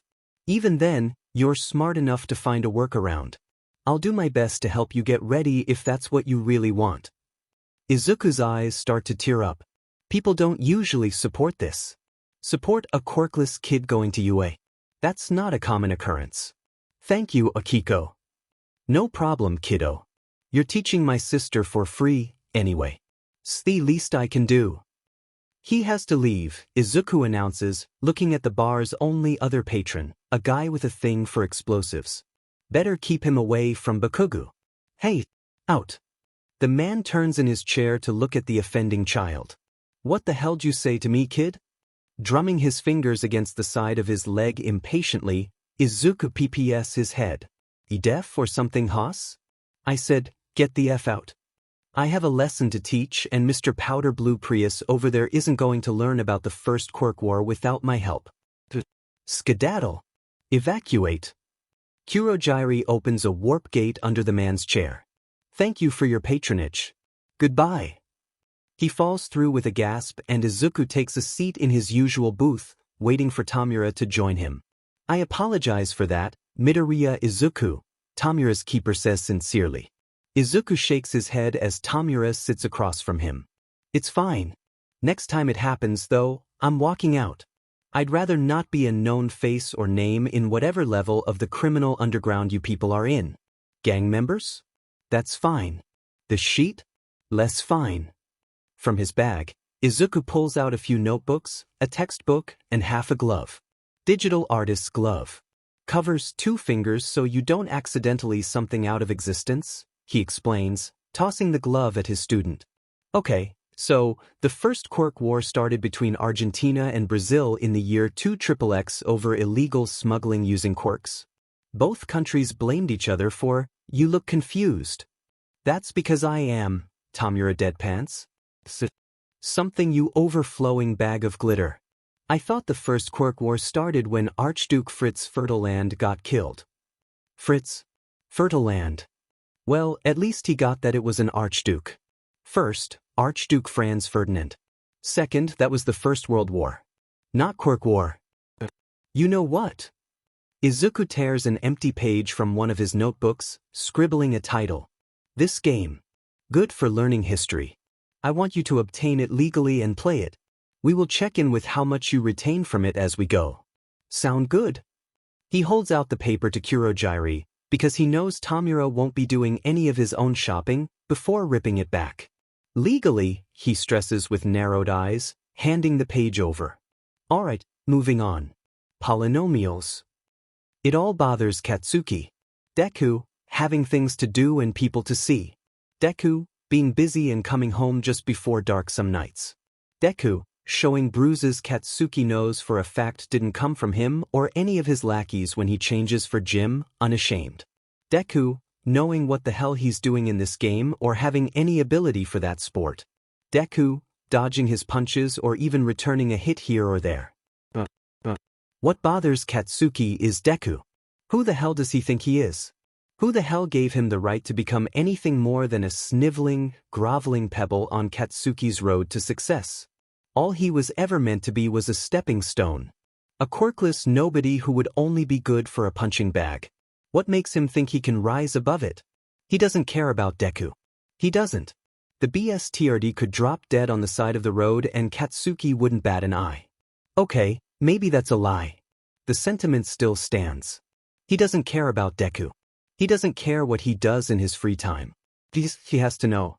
What's been causing this change in that a-hole? So, if Katsuki chooses to follow Deku one day after school, so be it. And if he does so from a reasonable distance so Deku won't notice him, oh well. Deku enters an empty alley, forcing Katsuki to wait by the entrance as to not get caught. I know you're there. Stop following me. But that plan doesn't work. Deku's voice is cold and commanding and only serves to put a burning anger in Katsuki's chest. The short if turns on his heel, facing the mouth of the alley. Come out. Katsuki isn't following Deku's directions. He's stepping out of his own accord. Deku's expression goes from cold and annoyed to surprised, maybe even scared. He should be scared of Katsuki. Bakugu? Why you can't follow me? Bakugu. Deku's been calling him that a lot lately. Ever since the day with that slimy fucker. No more Kaken, though that's been gone for a while. No more Katsuki. Bakugu. It should make Katsuki feel good, right? Deku has stopped imagining that they're friends. That they're close enough for nicknames or given names. It should be a good thing. So why does it sit like a frozen rock in his stomach? What the hell are you even doing, Deku? What the f happened to you? He stalks closer. Putting his arms up defensively, Deku takes a few steps backward. No, Bakugu, you don't understand. They will literally kill you. Obituary, funeral, everything. You will get murdered if you follow me. Bullshit. Absolute bullshit. The fear was for you. Not of you, the stupid voice in the back of his head whispers. Shut. They know you told me to kill myself. Deku shouts and Katsuki stalls. They are insanely protective over me. They will hurt you. I didn't dash. You did. You told me to take a swan dive off the school roof and hope for a quirk in the next life. And if you think those words aren't engraved on the inside of my skull by now, that I don't hear them on the dark days and see your stupid sneer, you're sorely mistaken. Deku's fists ball at his sides, his expression turning to anger. Why do you hate me so much? He explodes. What the f did I ever do to you? All I did was exist. I wanted to be your friend. And it took me going to the most dangerous place in town besides within 5 feet of you daily for months for me to figure it out.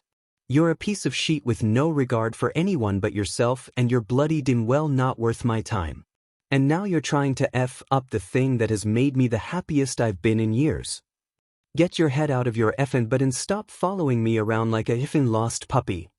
He walks away, leaving Katsuki glued to his spot. Go home, Deku orders quietly as he turns the corner. What the f dash? As he walks away, Izuku replays his words in his head. Nothing he said was wrong. It wasn't. None of it was anything like a lie. It could have been said more delicately, sure, but honestly, it needed to be said. He's done. He's done taking Bakugu's sheet. He's done silencing himself. Izuku. Sora stands in his path with a concerned expression. You okay? He nods, carefully avoiding her gaze. Just lovely. She jabs his shoulder, making him look at her. That was Bakugu you were yelling at, right?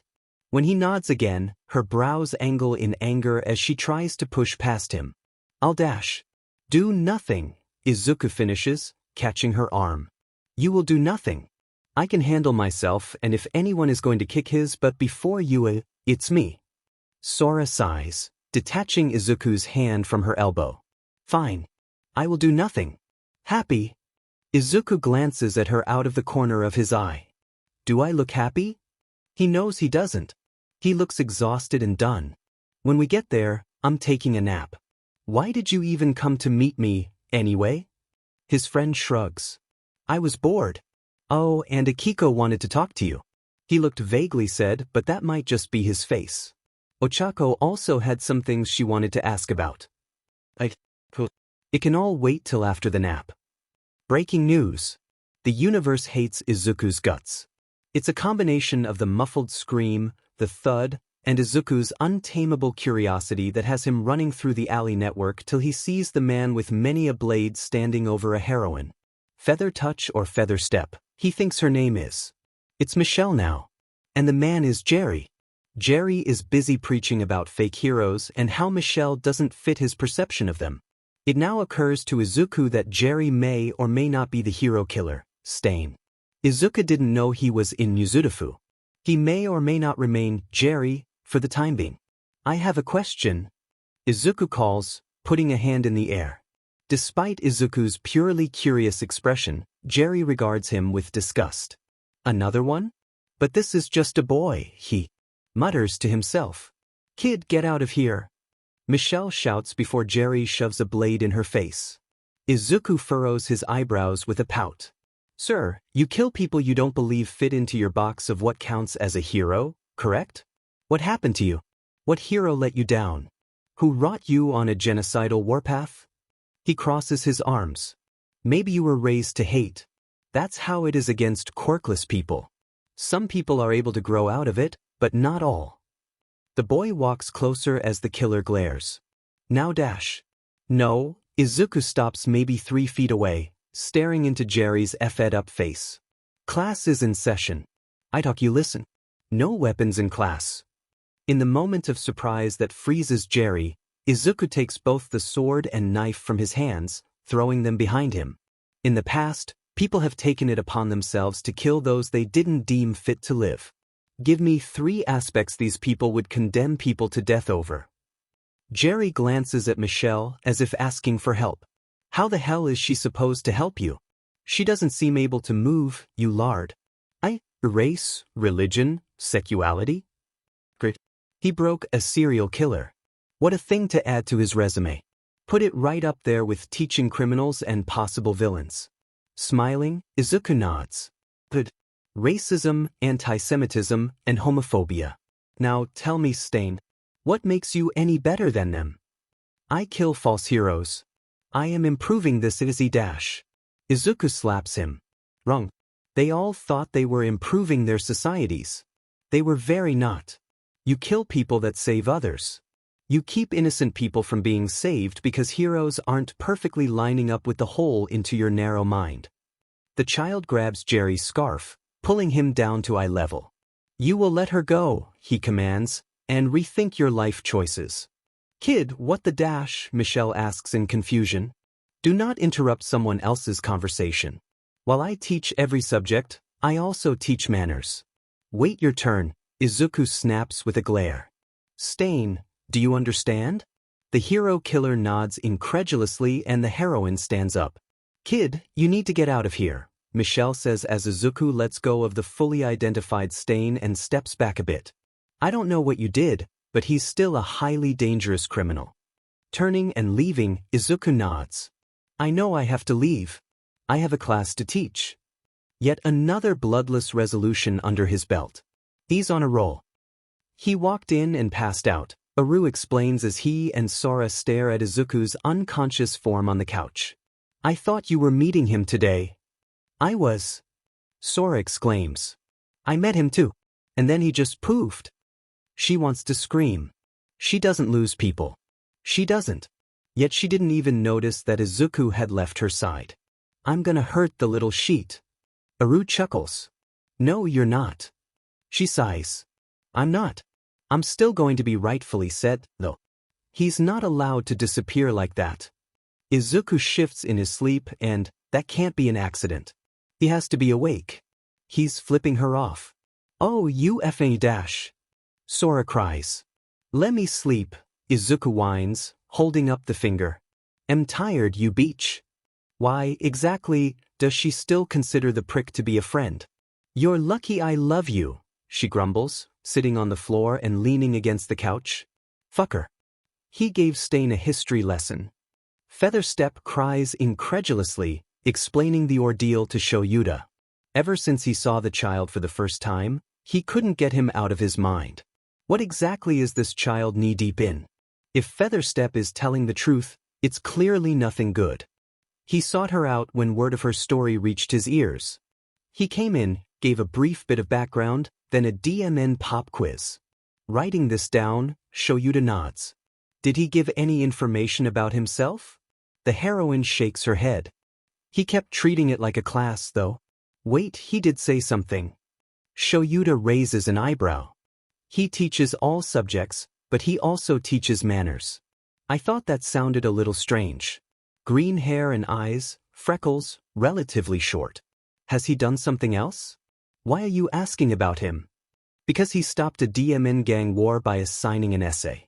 This isn't the first time he's done something like this, if it's the same child. I have to admit, I don't think it's very reasonable to assume there are two children running around and stopping violence with schoolwork, but I could be wrong. Featherstep's eyebrows furrow. Can I assume you don't have his identity? I have his school. This description will probably help me ID him. And what are you going to do after that? You can't arrest him, can you? She's right. They have no evidence of illegal action on the part of the boy. Unless he's part of one of those gangs. But he can't be. Everyone involved listened to him, not just one group. Shoyuta doesn't like this at all.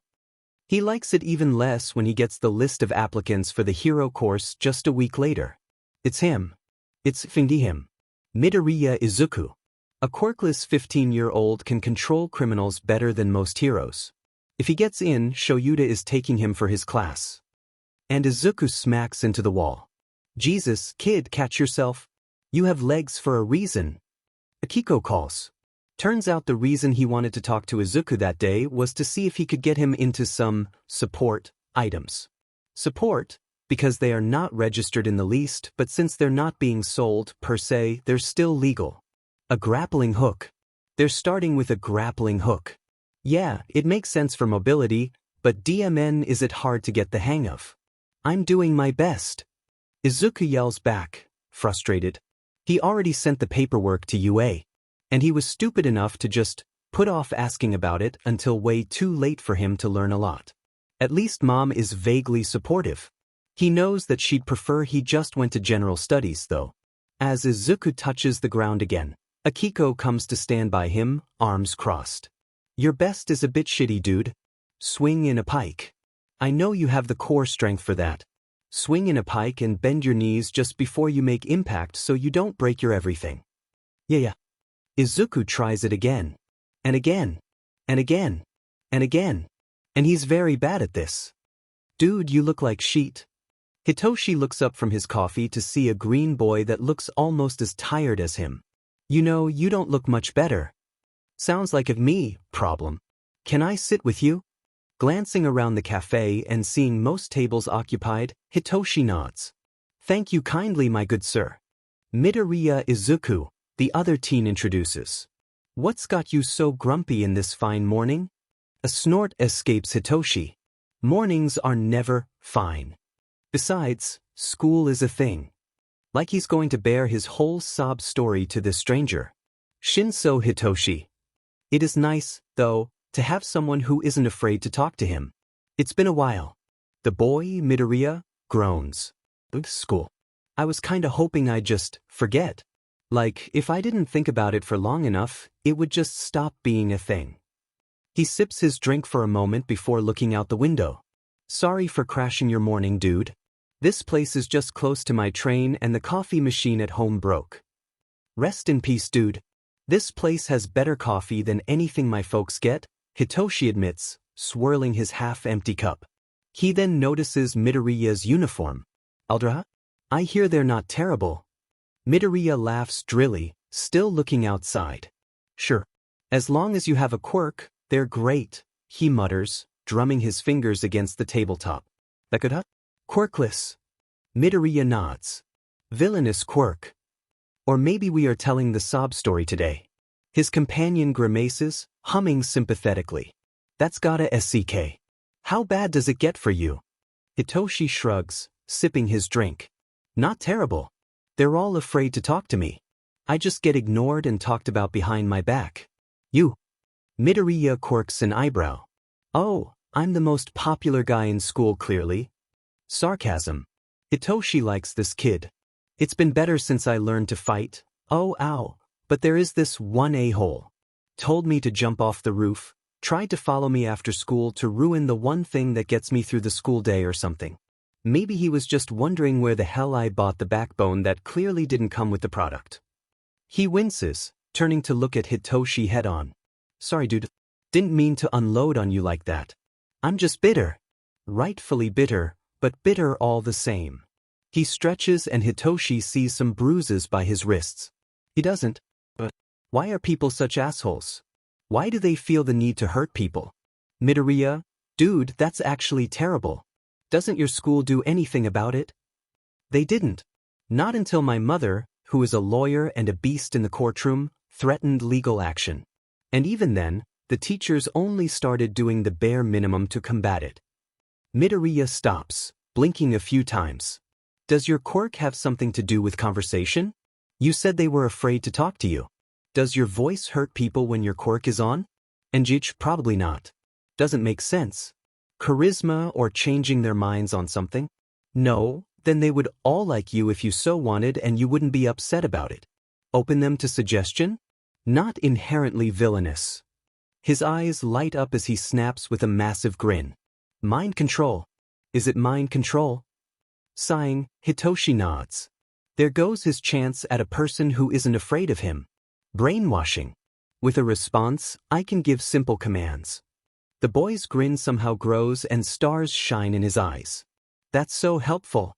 Crowd control, talking someone down from suicide, hostage situations. You'd be pretty set if you wanted to become a hero. What? This isn't. Aren't you scared? I could dash. But you're not going to, Midoriya interrupts. If you were going to do anything, you would have done it already. If you want me to leave, you can just say something. You don't have to dash. I didn't mean it like that. He doesn't finish his sentence, opting to change the subject and mumble, I do want to be a hero. Nodding sagely, Midoriya graciously accompanies him to the other topic. Same. Sent my paperwork to UA not too long ago. Now, Hitoshi would have said he did the same, maybe carry on the conversation a bit, but a man walks into the cafe with blades sticking out of his skin. Or, are those bones? He also has a gun, but the bone blade things are far more interesting to Hitoshi. This is a robbery.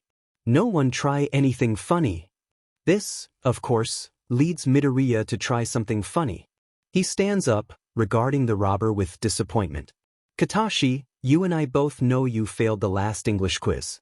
If you have time to be robbing a cafe, you have time to be asking someone for help on your tenses. Get out and stop wasting your life. The man locks eyes with Midoriya before his widen in surprise, outcrops skin back into his skin. Yes, sir, he squeaks, shuffling quickly out the door. Midoriya sits down, seeming satisfied. What the hell was that? Side job, Midoriya says, as if that explains everything. I could have given him some logarithms to deal with. He got off easy. Say, do you know sign? That sounds like something someone with a verbal quirk would know. Maybe I'm the one that needs to be scared of him. Just jiggle it a bit more, okay? Ito suggests. Lockpicking is a skill Izuku is apparently picking up. Heard you shut down Kata's little attempt yesterday? Hearing the click, Izuku pulls the lock open. My one rule is do not commit a crime in my presence. That is all I ask. I will stop a crime if I see it, especially from one of my students. Ito chuckles gently. No need to get defensive, kiddo. Just hold tight to those morals. Yes, ma'am. After the day with Stain, Bakugo has been not better. He's just changed his tactics a bit. Ignoring Izuku until he thinks the quirkless student isn't paying attention before glaring at him like he's trying to telekinetically set him ablaze. He's still AD when he has to interact with Izuku, but he seems to want to avoid that as much as possible. Finally, Izuku and Bakugo seem to have a common goal, minimal contact with the other. So it's better. Ochako has never been one of Izuku's students, though it was close for a bit. He is glad for this fact, because the two walk to the train station to head to the UA entrance exam and he isn't sure if she'd be going to it if he had been the one to teach her. Excited, he asks. Try? Terrified, Ochako laughs nervously. What if I can't do this? What if I fail? What if I don't make it in? Izuku elbows her. You won't, and you will. Hope for the best, prepare for the worst. You will get in, but there are always other schools if you don't, Kay? Squaring her shoulders, Ochako gives a determined nod. You're right, Izuku. I got this. I can do this. Laughing, Izuku pretends to swoon. I'm in the presence of an absolute queen, he mocks, earning him an elbow to the stomach. You beach. No ya. Deserve that. Hey.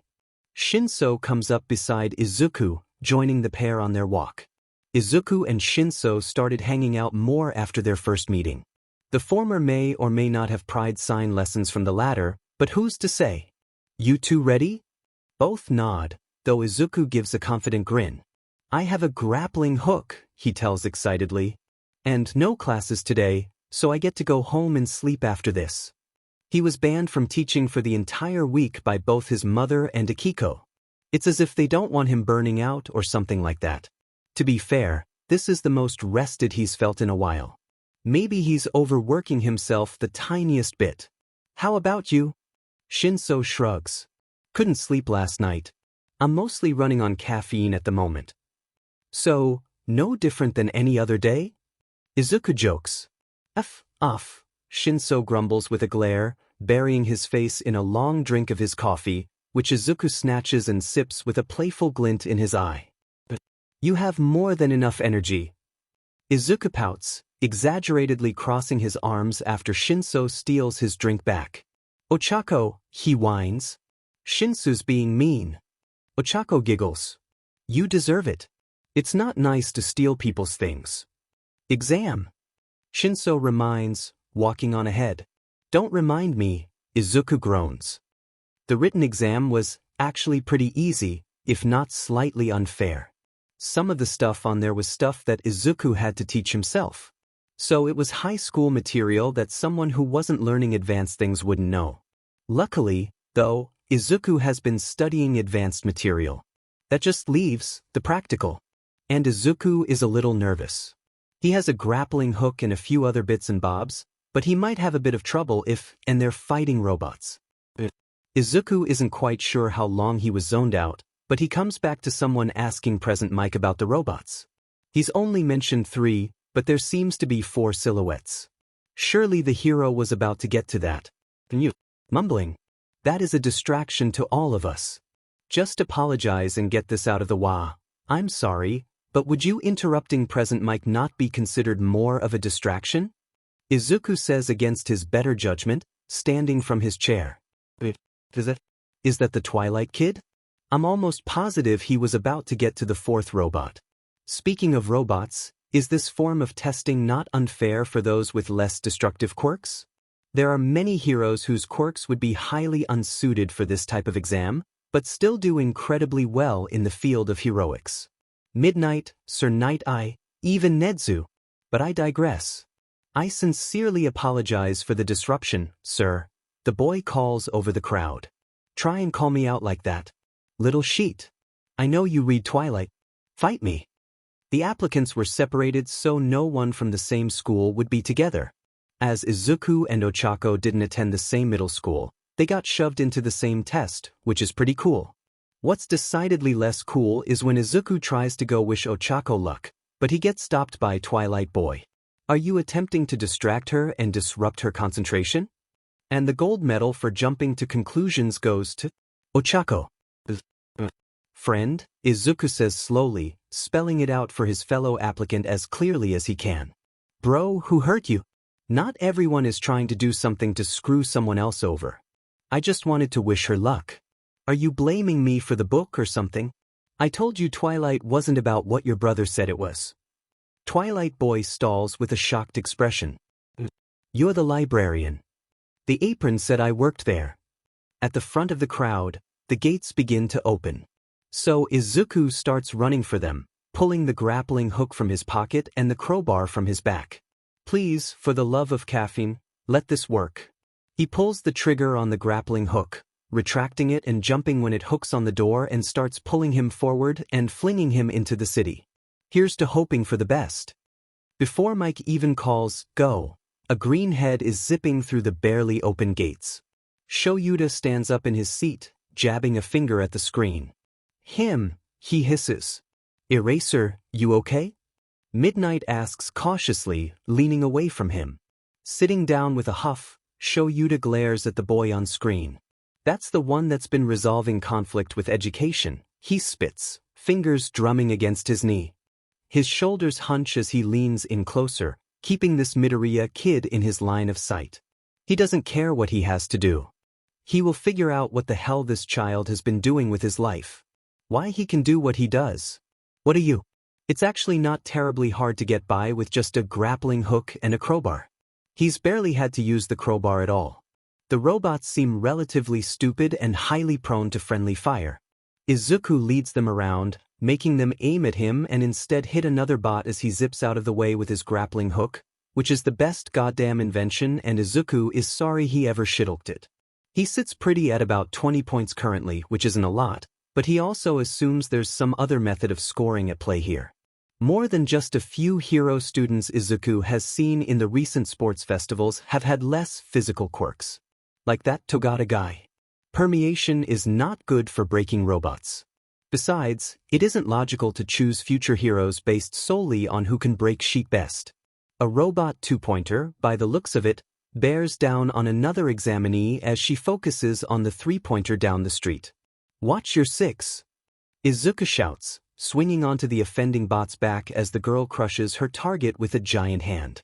He digs the crowbar into its neck and pries its head off before swinging off. Please be careful, he calls back to the girl, slamming his feet into the head of a one-point robot as it tries to shoot. Hey, it's Twilight Boy. Best leave him alone as to not get accused of trying to mess others up. Twilight runs off as Izuku pulls himself toward the next bot. Speed quirk. Not bad. Mike releases the zero-pointer and Shoyuta follows the boy across the screens. He would love to watch him take down the behemoth of a bot with a pop quiz on Newton's third law. F dash, F dash, F dash, F dash, F dash. Big OL bot headed straight for the Ochako. Izuku's mind shrieks, drowning itself out as he runs through scenario after scenario. Make a hiffingty hole, he screeches, shoving through the retreating students. She's not moving. Why isn't she moving? Debris. Debris on her leg. She can't move. He doesn't have a plan. He doesn't have a FING plan. In a last-ditch effort, because the death trap is getting too DM close, Izuku fires the grappling hook at its head and jumps when it hooks on, flying over the applicants in a panicked moment of adrenaline-fueled stupidity. So, basically how he goes through life with added fear. Landing on what he thinks he can consider the robot's shoulder, Izuku does his best to pry open a metal panel, only getting it open a foot or so. That's enough to do something. Just break it, Izuku. I don't care how, just break it. Izuku's mind grinds to a stop. And he does something he seems to be good at. He jumps into the bot, catching himself on a bundle of wires and not giving a flying F if he gets electrocuted. Shoving a boot against the wall, Izuku pulls back as hard as he can, ripping the wires from their place. This causes him to drop and catch the next bundle, where he repeats the process over and over and over until he's not the only thing falling. Izuku's mind goes completely silent, save for one sentence as both he and the robot he is in plummet. I am going to die. And he's just resigned to this fate. It's dark as he falls, though he can feel the air pulling at his clothes and hair, trying to keep him aloft. Little slices of light come through the slots in the panels, blinding him before plunging him back into darkness. Is there not anything to hear, or is the blood pounding in his ears and them popping from the rapid pressure change just blocking it out? After a while, which has probably only been a few seconds, Izuku closes his eyes, letting life happen to him. Saving a friend isn't a terrible way to go. A moment later, Izuku yelps in surprise and pain, eyes flying open as something catches the back of his shirt. His shoulders cry out at the sudden lurch and his collar pulling against his throat. The collar isn't terribly tight, as his underarms are holding most of his weight, but it's still hard to breathe. He struggles to loosen his sweatshirt zipper, skiing in air when he finally gets it down far enough. Not dead. Definitely not dead. Hell yes, he whoops in ecstasy, laughing deliriously. I effing lived. Though he is a bit stuck. Izuku. Ochako calls from outside. Are you okay? If anything, I messed up my shoulders on the landing, he reports. I am also very stuck and will require assistance getting down. How about you? My leg got stuck, but I'm fine. Power loader is coming in for you. Oh, thank you. The hero cuts into the robot carcass, entering before looking up at Izuku, who hangs about 3 yards in the air. Hi, Izuku greets with a nonchalant smile and a wave. Don't mind me. Just hanging out. Power loader shakes his head as he uses his mech suit to unstick Izuku as he mutters, "This is the one Eraser was interested in?" or something of the sort. Do you know how reckless that was? He finally reprimands as he lifts Izuku off his metal savior. Yes, but I wasn't thinking about that at the time, Izuku explains meekly. My friend was going to get run over and I had no assurances that the bot was going to be stopped before it hit her. I got up there and didn't have a plan or the time to make one. So my plan became break sheet. I'd say I did pretty well in that department. Setting Izuku down, power loader tuts. You could have died. Izuku crosses his arms and is that painful? Definitely did something to his shoulders. But I didn't, he points out with a determined glare. Where might one find some medical attention? I am not a fan of the pain in my shoulders currently. Sighing, power loader points to the hole in the metal. Recovery girl is outside. Thank you kindly. Izuku walks outside and promptly blinds himself in the sunlight. That's him? A woman asks skeptically. Sadly, a man sighs in response. Izuku squints against the natural light before his eyes readjust. A short woman stands next to a relatively disheveled man. Izuku raises an eyebrow and a hand, careful not to move his shoulder. Hi. The woman walks up to him with a highly judgmental expression that Izuku really doesn't appreciate. I'm gonna fix you up, then you're going to talk to him, she explains, leaving no room for discussion as she kisses his shoulder. Something in the back of his mind says that this is recovery girl, but he's the slightest bit too tired to care currently. Motioning for Izuku to follow, the man turns and stalks away silently. Izuku glances to Ochako with wide eyes. I want lilies at my funeral. Aizawa, as the man introduced himself, sits Izuku down in what Izuku supposes is a teacher's lounge, standing across the room. How are you connected to the Muzutafu gangs? He asks bluntly. Is this all he wanted to know about? Why did he look so scary about it? I've been tutoring them for 2 years, sir. I took a job offer for tutoring one person, then more started asking for tutoring, and now I tutor most everyone that can't afford an education but still wants one. It kinda just happened. That glare could cut glass. You're telling me that you accidentally gained enough influence over violent gang members that you can threaten them with an essay and they just stop fighting? Aizawa crosses his arms, leaning back against the wall, looking entirely done with life. Izuku nods. That just about sums it up, yeah. Shifting in his seat, Izuku looks at the hero, worry marking his features. Is this going to affect my chances at getting into UA? I haven't done anything illegal. I haven't borne witness to any crimes. His mind falls into a flurry of panic. Can they bar him because of this? But he has to. He tried giving up already. It didn't work well at all. Tears rise in the boy's eyes as his thoughts spiral. He's not going to make it in. He was so close just to have his dream ripped from him again.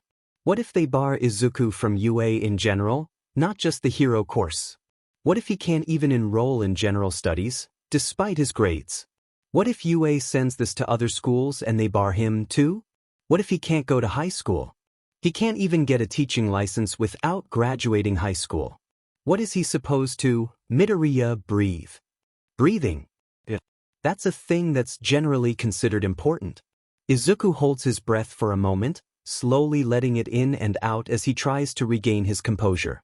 He starts tapping in Morse against the couch beside his thigh. Nothing important. Just gibberish. Sorry, Izuku apologizes. Quietly, wiping at his eyes with his free hand. The man comes over, kneeling in front of Izuku with an expression bordering on concerned. Kid, I can understand how scary it must be being pulled aside like this. And the only thing determining whether or not you get in is how well you did in the 2 parts of the exam. Don't freak out over that, 'kay? The child hums, trying to let the words soothe his out-of-control mind. It's not working very well. Sorry. Aizawa sighs, blinking slowly. You have absolutely nothing to apologize for. He stops again, face scrunching in thought, leading Izuku to understand everyone's frustration when he won't just spit it out. I have to ask about Stain.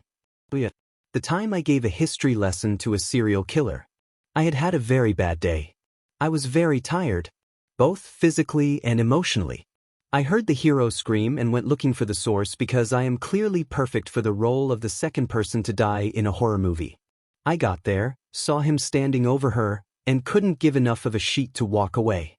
I find education is much more effective than hatred or fighting, so I educated him. I showed him the evils of the past and proved that all he was doing was just repeating mistakes. As far as I can tell, it worked. He offers a tired smile. I haven't seen any more news reports of him killing. Only maiming.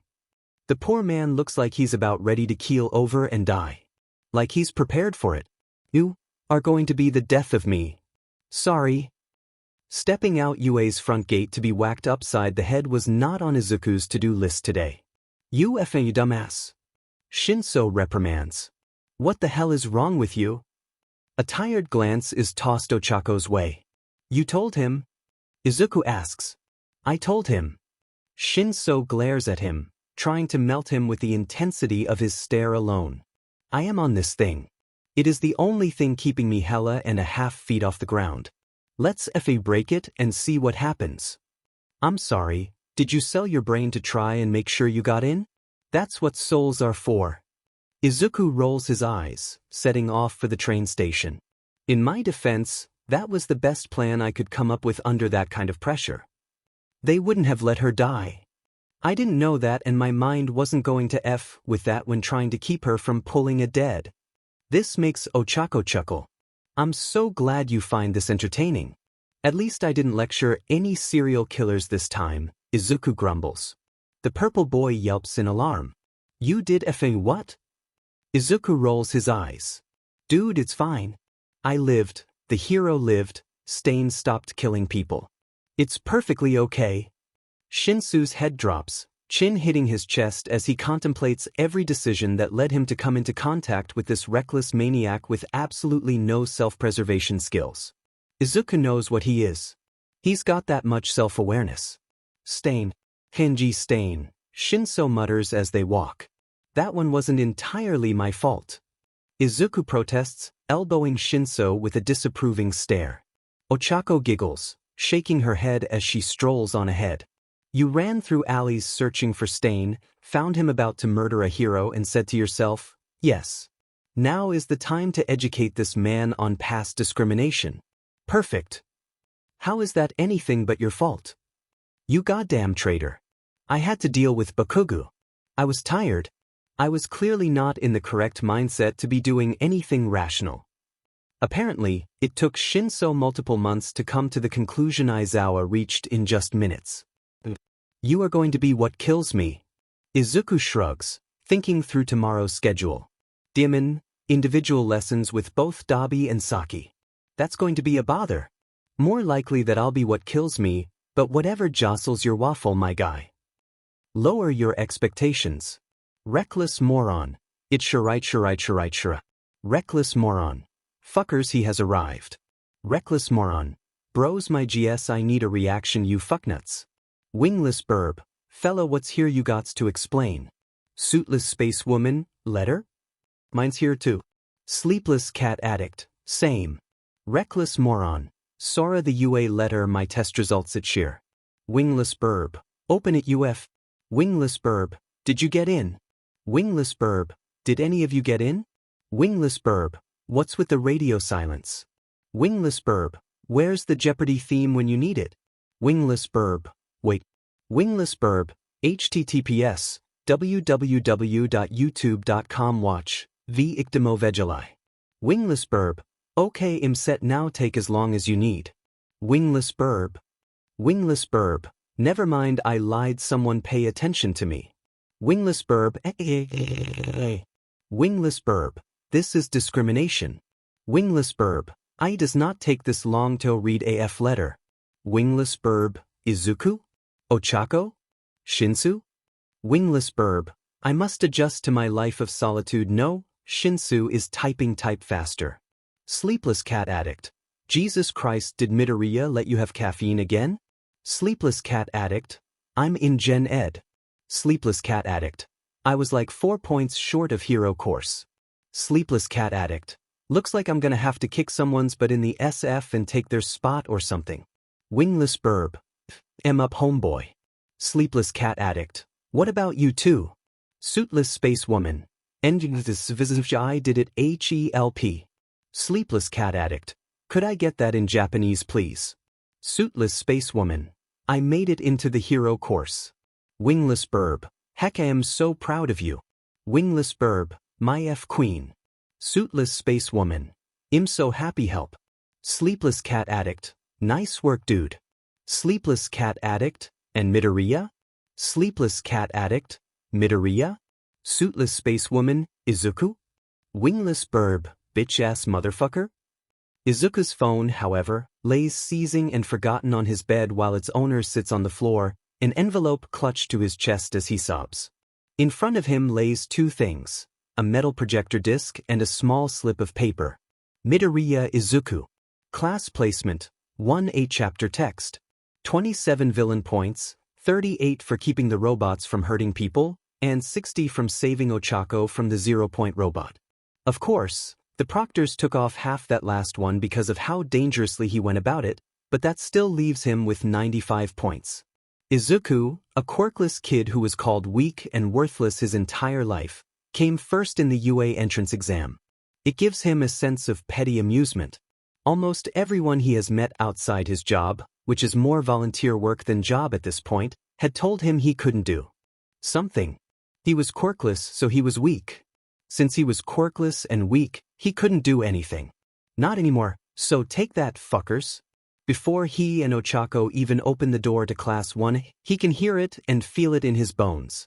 The latter opens the door and Izuku gets slapped in the face with 2 waves of self-righteousness fighting against each other. Twilight Boy and Bakugu argue over the fact that Bakugu has his foot on the desk and Izuku can't help but groan. Seriously, Bakugu? You can't even try to make a good first impression? He crosses the room, tapping Twilight Boy's shoulder lightly to get him out of the way before crossing his arms at Bakugu. Hi, buddy. Were you expecting to see me again? He asks in a fake sweet tone with a smirk. Bakugu snarls, his foot swinging off the top of the desk as he pushes to his feet. Deku, he bites out. How the hell are you here?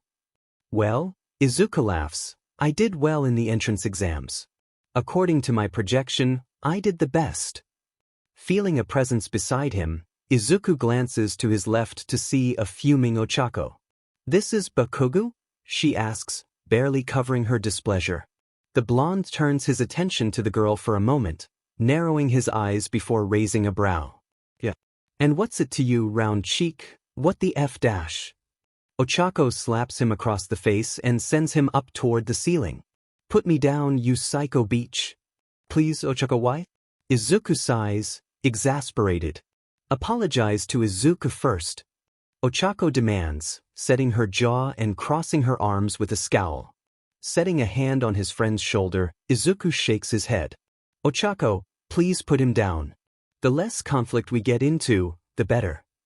When she looks ready to protest, Izuku fixes her with a glare that assigns her a research paper if she says a word. She rolls her eyes before touching her fingertips together. Release, she mutters, smirking when Bakugu falls straight down, his chest slamming into his desk with a grunt. This is going to be a long year. A sigh turns Izuku's attention to the door where a familiar face lays in a caterpillar suit. Midoriya.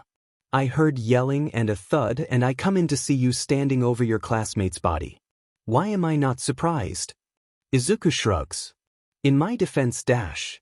I'm not going to like this explanation. I can already tell. Aizawa peels himself from what Izuku now realizes is a sleeping bag, folding it up and crossing his arms with a tired stare.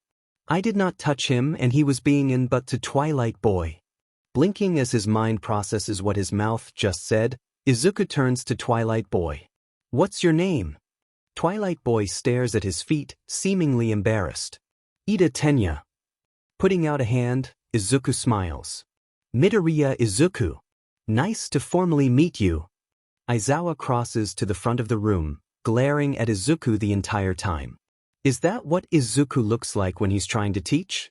Well, that's strange to see. To your seats, he orders in a tone that no one takes lightly, everyone not in a seat finding theirs. He glances around, seeming to think about how to word something before settling on, get your gym uniforms on and meet me outside. The class stands up, filing out of the room. Not you, Midoriya. Nedzu wanted to speak with you. F-. The boy enters Nedzu's office, visibly shaken and nervous. Good morning, sir, he greets cheerily, the smile on his face a poor attempt to hide his nerves. You wanted to see me? Nedzu nods, his face unreadable. I did. Please, sit. He does. Midoriya, do you have any idea why I've called you here? Izuku shakes his head. It's a lie, but he also doesn't trust his voice not to shake. It's his first day and this is FNG Nedzu. It has been brought to my attention that, for the past 2 years, you have been teaching those at the bottom of the social ladder. Those our society kicks to the ground and laughs at as they try to fight their way back to the top just to squish them back down at the first opportunity. Why? Swallowing, Izuku squeaks out his explanation. Well, sir, I just took the ad. And I went to teach one girl and more people asked and it kind of just grew. A lot. He wrings his hands in his lap, refusing eye contact. These are dangerous people, Midoriya, yet you interact with them on a regular basis, even instilling DSPLN in them. The principal pauses for a moment and Izuku is forced to look up, his curiosity getting the better of him. Where is this going? Does he want information on the gangs? Does he want Izuku to disassemble them? To stop teaching? He doesn't want to stop. It has also come to my attention that I have hired an absolute fuckwit. Please help him. He has no idea what he's doing. Izuku chokes on air, coughing as he tries to comprehend the animal's words. What? Smiling a smile that says Nedzu is screaming inside, the principal explains, All Might is a new teacher here, but he's also a new teacher in general. You'll receive a fair rate to act as a silent co-teacher for UA's Foundations of Heroics course. This oversight is entirely our fault, and I would appreciate it if you were to show these students the same professionalism you would your regular clientele. Blinking, Izuku runs through that offer? Whatever it was, he runs through it in his head 3 times before speaking. What you're telling me is that you hired a man with no teaching experience to teach, likely to serve some other end which I likely won't learn about for a while if at all, and you want a 15-year-old who has been teaching gang members and probable criminals for 2 years to help said man teach heroics. Sound about right? The principal nods. Glad we understand each other. Do we have a deal? He tips his head side to side a few times before smiling. Alright. Sounds like a plan. Yagi! Nedzu calls into the open air. He said yes. The hero in question enters the room as Izuku turns around, his eyes widening in surprise. It's you! Izuku nods slowly, pursing his lips. Yep. Never really thought of you as the teaching type before I got the projection. All Might shrinks down to his true form with a look of blatant confusion. Midoriya Izuku? He asks, trying to check his facts before he puts his foot in his mouth. Izuku nods again. You're the one that scored highest in the entrance exam? But you're dash. If you say, quirkless, I will scream. Quirklessness should not make you expect any less from someone, Izuku reprimands, a cold glint in his eye. A teacher should be able to form opinions based on the person rather than the served. A person should, too, but a teacher's is more likely to bring direct harm to the person getting judged. A strong quirk does not make a good hero, just as a weak quirk doesn't make someone useless. You of all people should know that. Whoops, slipped into teacher mode for a second. Nedzu clears his throat. Midoriya, I hired you to teach the students, not the teachers. Whoops. Yagi doesn't have any classes till tomorrow. You two can sort this out however you will. Getting up, Izuku looks All Might in the sunken eyes. I will stay late today and we can go over your lesson plans. Work for you? Yes. The skeleton of a man agrees. Thank you, young Midoriya. The boy waves it off. Can I go back to class? He asks the principal, despite already moving toward the door. He really doesn't wait for an answer. Pardon my language, sir, but are you kidding me? Izuku slams the plan down on the table between them a little harder than he meant to. We have known each other for a single day. We have never had to work together like this, even with people we know and get along with well. There is no guarantee that any of these partnerships and matchups will not end up in injury. The boy clutches at his hair in frustration, breathing deeply to keep from losing his sheet. You are putting teenagers in a building, stepping back to a point where you cannot intervene if things go south, and telling them to use their quirks to accomplish a goal. All Might blinks rapidly, glancing between the boy and the lesson plan between them. Is this bad? He asks tentatively. Is this bad? Really? No. Not bad at all. Definitely not bad in the least. There's just the tiny fact that these completely untrained children will be fighting against each other, may not recognize the limits they should, and might even use the exercise as a way to settle grudges. In my experience, people have made physics into an all-out brawl. This has the potential to be so much worse. Izuku deadpants, channeling all the sarcasm in his body. Did you think this through at all? This poor hero. This poor hero. He was so not cut out for teaching. I thought I did, All Might mutters, shifting uncomfortably. What would you have me do instead?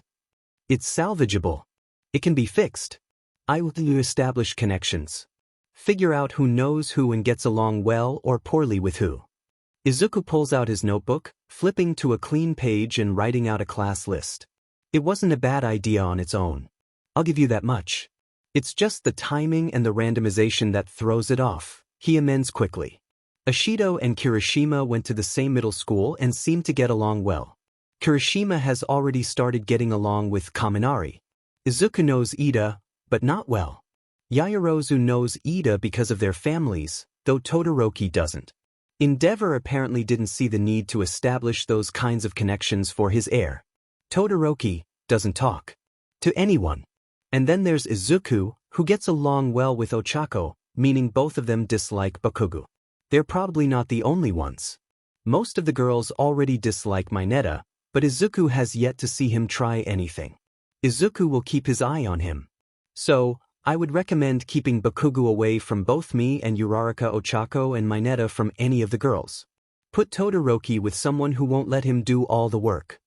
He presses his lips together. Encourage new connections. Kirishima and Kaminari should go together, while Ashido and Kirishima should be kept separate, as should Ochako and I. All Might hums in approval. That makes a lot of sense. Izuku closes his notebook, a hard glare sent All Might's way. I am serious, All Might. Bakugo cannot be in a fight with me or Ochako. Someone will get seriously hurt. He shoves the book into his backpack, standing and slinging it over his shoulder. I think that should be enough information for you to get some safe, educational mashups. At least, I hope so. Izuku drops his bag by the door and flops face down on the couch. He turns his head so he isn't suffocating himself in the cushions before whining. Mom, I accidentally got another job. He groans. I think I'm now a teacher at you. A pan clatters to the floor as Mom rushes into the room. You, what? Her tone pleads for an explanation, which makes Izuku sit up. Turning to his mother, Izuku goes through a variety of expressions before landing on a resigned confusion. So, they know about my work in Sora's part of town. They have decided that I am good at what I do. They also hired All Might, who has no idea what he's doing. Netsu asked me to co-teach the heroics class with All Might. I am just as confused as you are. Silence fills the house for a moment before Mom speaks again. Are they at least going to pay you? A smile finds itself on Izuku's face. Yep. Apparently it'll be a fair rate. Since this is UA, I might not be surprised if my paycheck starts to rival yours. Proud? Very, Mom replies, joining Izuku on the couch. I'll always be proud of you, sweetheart. You've done so much for yourself and I couldn't ask for more except for you to learn your own limits. She pulls Izuku into a hug, squeezing him like she thinks he might disappear if she lets go. Please, Izuku. Take care of yourself. Returning the hug and burying his face into his mother's shoulder, Izuku nods. I will, he mumbles. He will try, at least. Izuku is going to have to file a complaint on behalf of most of the girls' hero costumes. Especially Ochako's, Yaoyorozu's, and Hagikure's. What ends up happening is Izuku gets paired with the Ice Queen against Kaminari and Kirishima. He's flattered that All Might has apparently decided Izuku has the strength of will not to let Todoroki walk all over him. And he doesn't hate Todoroki, per se. He just seems stubborn. If he's half as stubborn as someone like Dabi, this exercise will be interesting.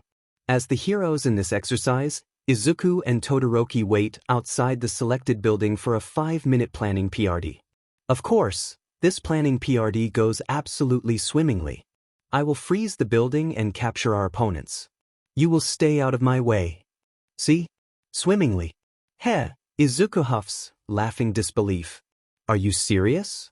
No, that is not what's happening here. Izuku crosses his arms, knives in his sleeves knocking together lightly. His teammate accompanies the cold glare he gives Izuku with a raised eyebrow. Do you have a problem? He asks, clearly annoyed or bothered or something. No longer giving a single sheet. About consequences, Izuku steps forward, angling his head up as his eye twitches in frustration. No, I clearly don't have a problem. I definitely chose to get all up in your sheet and tell you that we weren't doing what you said we were because I have absolutely no qualms about this plan whatsoever. Olivia Newton-John encourages Izuku to get physical in the back of the boy's mind.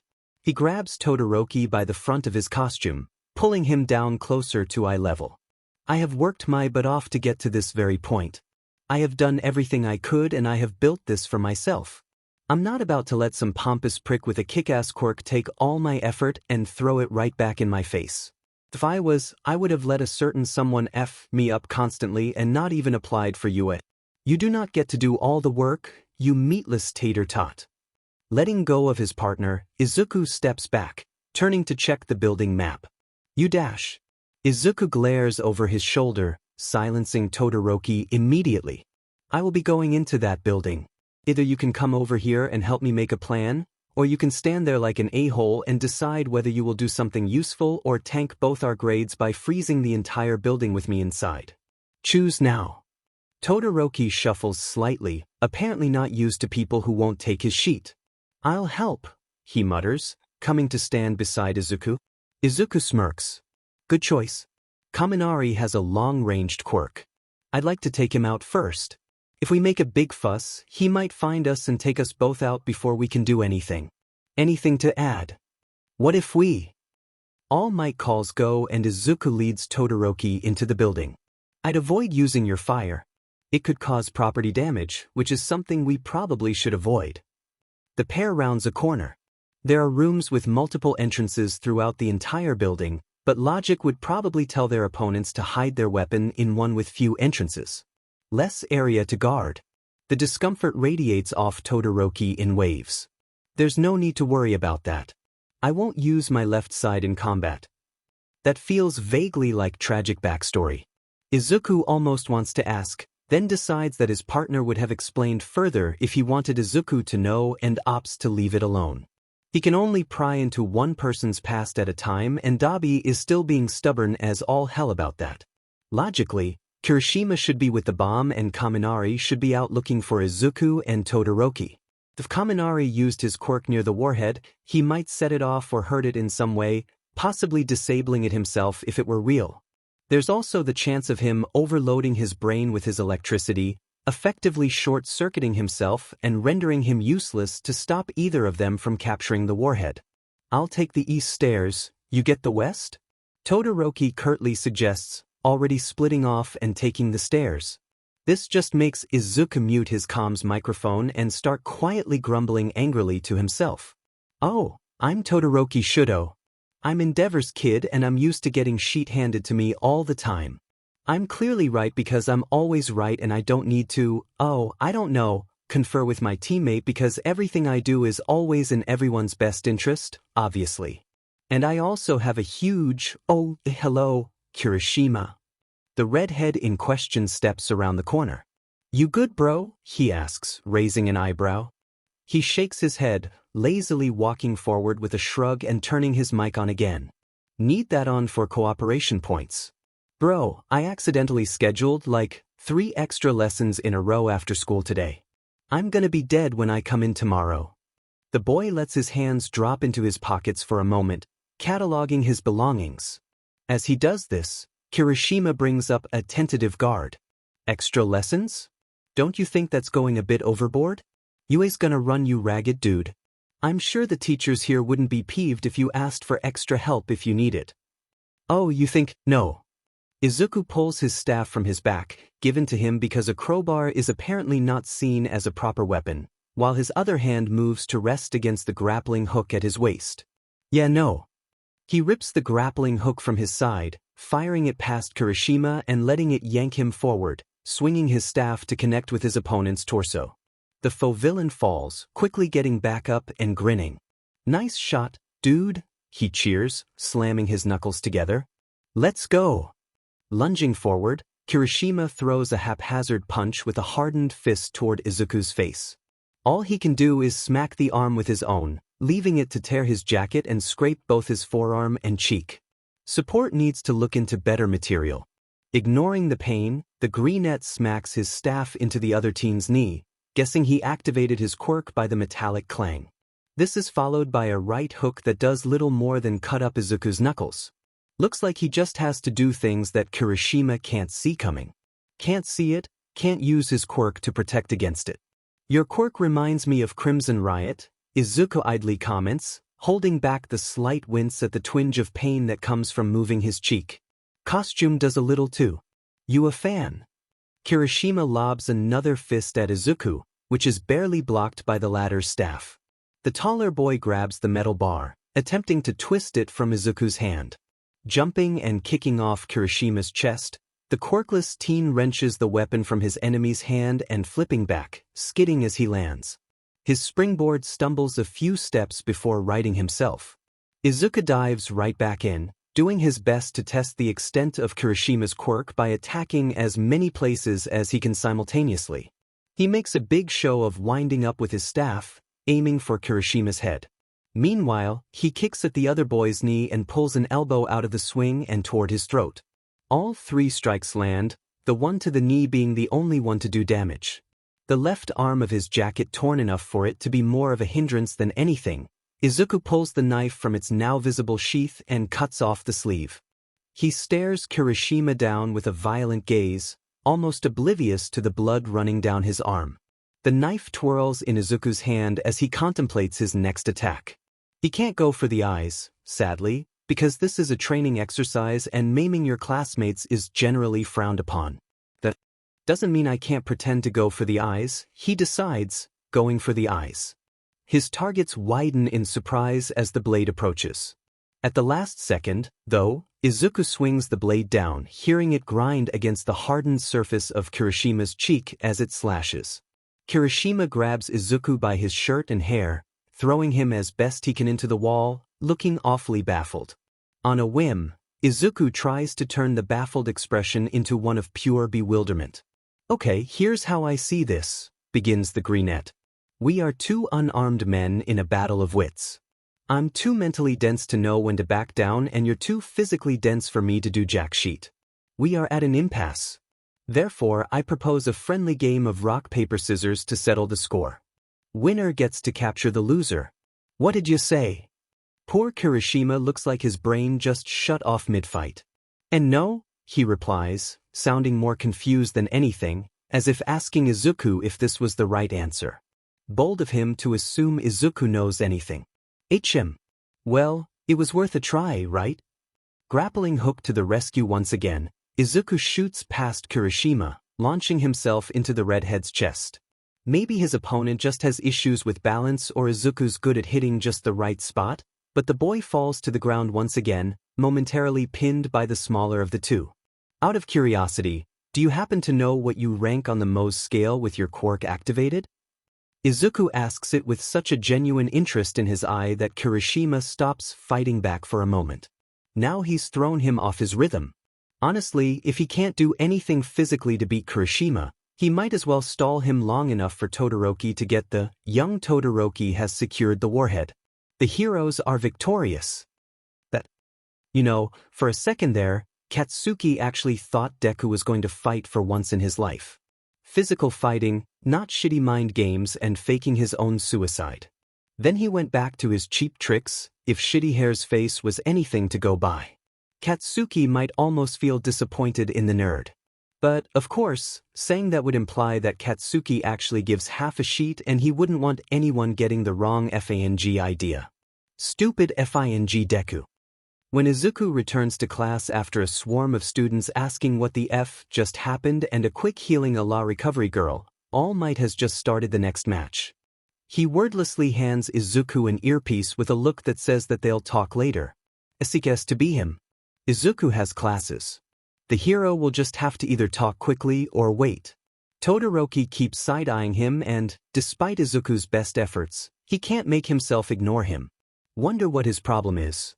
He pins his gaze to the screen, listening to Bakugo and Jairu squabble. Why does he get an earpiece? Ashido asks, sounding almost whiny. That's not fair.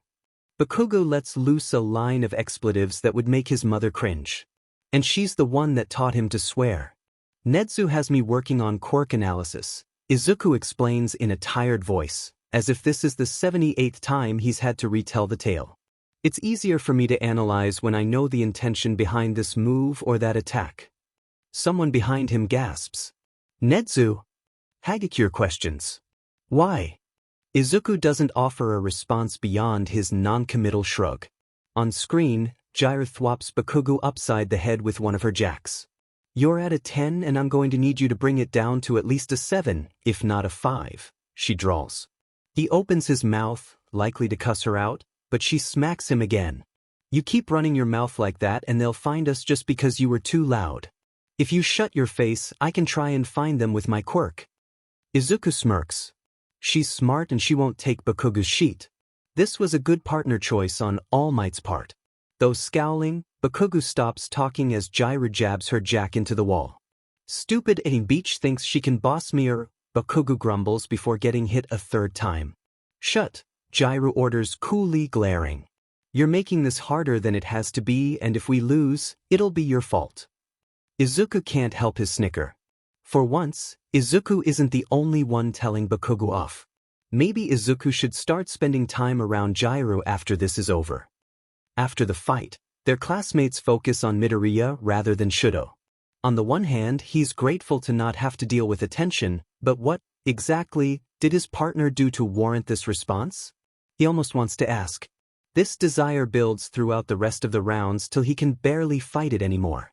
Just before sheer curiosity overtakes him, Kirishima pulls Shudo's quarry aside. You really can't blame Shudo if he follows, can you? He waits just around a corner from the pair. Kirishima seemed befuddled as the 2-3 broke off from the pack. That just makes Shudo want to know what happened even more. Midoriya? Opens the red-haired boy tentatively. What's up? The other teen replies smoothly. Shudo can picture the nonchalance with which he rocks back on his heels, hands shoved haphazardly in his pockets. Kirishima pauses, likely combing over his words one last time. What was that? In our fight? When you just dash? Midoriya laughs, a light-hearted noise even Shudo can appreciate. Dude, I have, no filter. Sometimes it works in my favor. It's good for confusing the ever-living shit out of whoever I'm talking to. Sometimes it doesn't work in my favor at all. Your quirk's really cool, by the way. You could do a lot with that. And I'm sorry for hitting you a bunch. It was kinda my way of trying to work around your quirk. By the rock-paper-scissors offer, you can see that didn't go incredibly. I'll get it at some point, though. Shudo hears footsteps and turns to walk away, heading back to change. Come on, dude. We're gonna be late for our next class if we don't go now. When Midoriya and Kirishima catch up to Shudo, the bicolored teen watches the shortest of the three's smile fall. He doesn't look upset or angry or contemptuous. His smile just falls. All Shudo can do is glare at his receding back. He's not sure how to feel about the greenette, but it currently isn't anything good. Todoroki was listening in on Izuku's conversation. As if Izuku didn't already dislike his cocky, arrogant butt. He'll prove he isn't someone to be overlooked and underestimated soon enough. From what I can tell, Kuda has some confidence issues and Todoroki flat out refuses to use his fire, which could prove problematic for his future. Izuku mutters, more to himself than to the deflated hero across from him. It could be cool to get Ochako and Shiro to work together and create a super move. Maybe using Kirishima as a projectile? His pencil scritching in his notebook isn't quite loud enough to hide the sound of All Might shifting uncomfortably. Young Midoriya, he opens. Would you please dash? Izuku keeps talking, barely aware that the man said a thing. Satu and Kaminari could both learn a thing about restraint with their quirks. Maybe Vlad King would be able to help them with that. Young Midoriya, Shuji, Hagakure, and Jiraiya could all do well in Stealth Field's dash. Midoriya Izuku. The hero's voice is stern and might have been considered a shout had his voice been any louder than it was. It makes Izuku jump, finally looking up from his notes. Put the book down, please. Shutting the book, Izuku tilts his head. Sorry. Did you need something? His notebook, number 17, rests on the couch beside him, though his fingers itch to get everything he learned today onto the pages. The man fixes him with a piercing blue stare, seeming to try and draw all the boy's secrets from his body with his eyes. Today, during the exercise? What in the world was that? He runs a hand through his hair, eyes swimming in a sea of confusion. What was what? Izuku's eyes widen in pure curiosity. Do you mean my questions? All Might purses his lips a moment. Among other things. Young Midoriya, it was clear to me that your mind was elsewhere. What? It wasn't though? My mind was on the fight. You weren't fighting seriously. That kind of carelessness can and will get you killed. The safety of yourself and those around you should always be top priority as a hero, not how hard the opponent's quirk makes his skin. Izuku's a little upset now. I'm sorry, sir, but I'm not exactly sure what fight you were watching, but here's what I experienced. I tried attacking. I did. I tried real hard and got all bumped and scraped up for my efforts. A little more than upset, maybe. His tone is defensive, annoyed, and standoffish as he points to the scar on his cheek. As for his defensiveness, Izuku generally prefers not being questioned at every turn. Call him crazy, but he likes to think people trust him to have some idea of what he's doing. Clearly that didn't work. So I posited a peaceful resolution. A game of chance, which Kirishima then declined. In my hopes that Todoroki would find the target before time ran out, I decided my main goal was to stall. Keep Kirishima off Todoroki's back so he could get us the win. He stands, pacing in front of his own couch. At that point, Kirishima was so thrown off that any strange question might just give me the edge I needed to incapacitate him. I asked a strange question, since my words were clearly able to do what I could not. Now tell me, in what way was my attention not on my fight? When All Might doesn't reply, Izuku continues, heated now. And who are you to talk of carelessness? Of not looking out for your own safety? I have never once seen you back down from a fight. Not when you were bleeding or ill or on the verge of passing out from exhaustion. I have heard stories of you going all over Japan in a single day, taking out every big bad and stopping any and every crime you came across along the way. The teen's pacing stops as he jarks to stare at the hero in front of him, the fire in his eyes looking eerie behind the green of his iris. You have a goddamn hole in your chest, and you're going to lecture me about self-preservation? I don't think so. You have no right. No authority. That injury should have put you out of commission, but here you are, however many years later, still the number FNG1 hero. Izuku lets loose a wordless shout of frustration, nails digging into the flesh of his palms. Izuku silences the blonde with a teacher-grade glare. What kind of example are you setting for your fans? He hisses, leaning in close. That it's okay to run yourself into the ground so long as you're protecting others? That you can break yourself beyond repair so long as you can save the day? That one should definitely disregard their own safety for the sake of those around them. He scoffs, a dry laugh peeling from his lips. Maybe before you try being a teacher, you should try learning a thing or two. Common sense, for instance. Collecting his belongings, Izuku storms out, leaving All Might to contemplate his human existence. Alone in the silence of the teacher's lounge, Toshinori can't help but wonder what kind of monster he just unleashed on the world. No one who knows him as All Might has ever talked to him that way since he became the symbol of peace, save Nedzu, Recovery Girl, and Gran Torino. And certainly not after only knowing him personally rather than through the media for 2 days. God save whoever decides to cross that boy. Of course, after a long day of dealing with stubborn people, Izuku has to go and teach 2 of the most stubborn students he has. What happened? Dabi demands, a sharp, almost protective edge in his voice. He jabs at the fresh scar on Izuku's cheek. This wasn't here last time I saw you. Izuku swats the hand away. Oh, come on, Dabi. Keep that up and I might actually think you care, he deadpants. He sets his bag on the table, pulling out his notebook and flipping to the page for the scarred man. Today feels like an English day. He hates the scar now. At first, he was fine with it, but it apparently interests Dabi more than comma rules. Izuku doesn't like that in the least. Brat, what happened? I'm not asking again, he growls, leaning over the table to get in Izuku's face. Sitting down, Izuku smirks up at his student. Good. Then we can move on. Tense silence fills the room, the conflict between the 2 nearly palpable. I'll sick Sora on you, the raven-haired man threatens. Eye twitching, Izuku meets Dabi's glare with one twice as menacing. UBSTRD. Sheet went down in a training exercise. It's purely superficial and I was told it should fade away in due time. Not a big deal. So sit your nosy butt down and get ready to learn a thing or two. Next time you butt your ugly mug in where it doesn't belong, I'll be expecting payment in the form of your backstory, he grumbles, smacking Dabi's arm with his notebook. I said sit. Who hurt you? Sora grabs Izuku by the shirt, pulling him close. At this point, he honestly doesn't have the energy to fight back. Who effed up your face? His head rolls back in a display of emotional exhaustion.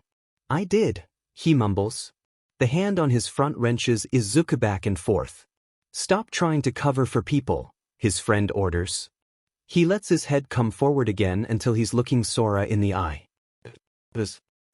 I couldn't block in time during training. It's nothing. He dares her to try again. Sora shoves him away lightly, grumbling incoherently to herself. Go. You have another lesson.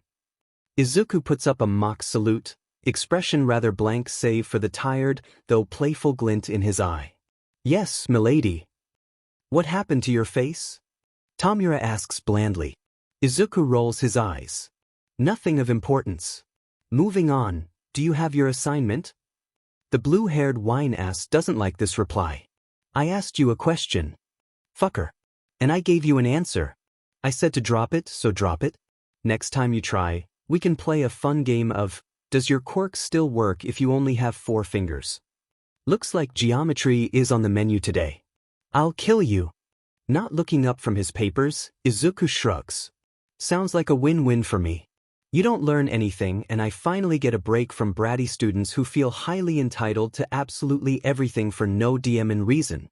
Did you analyze the poems like I asked? Or are you going to try and disregard my assignments like you do my protests? A paper slams on the table between the 2. I did your stupid assignment, Tamura snarls. Taking the paper, Izuku scans it quickly, smiling on the inside. Good. You can actually follow the most simple instructions. I was getting worried there. The analysis isn't terrible in the least. It's up to Izuku's standards and shows that, despite his shitty personality, Tamura actually wants to learn. Let's talk about radians.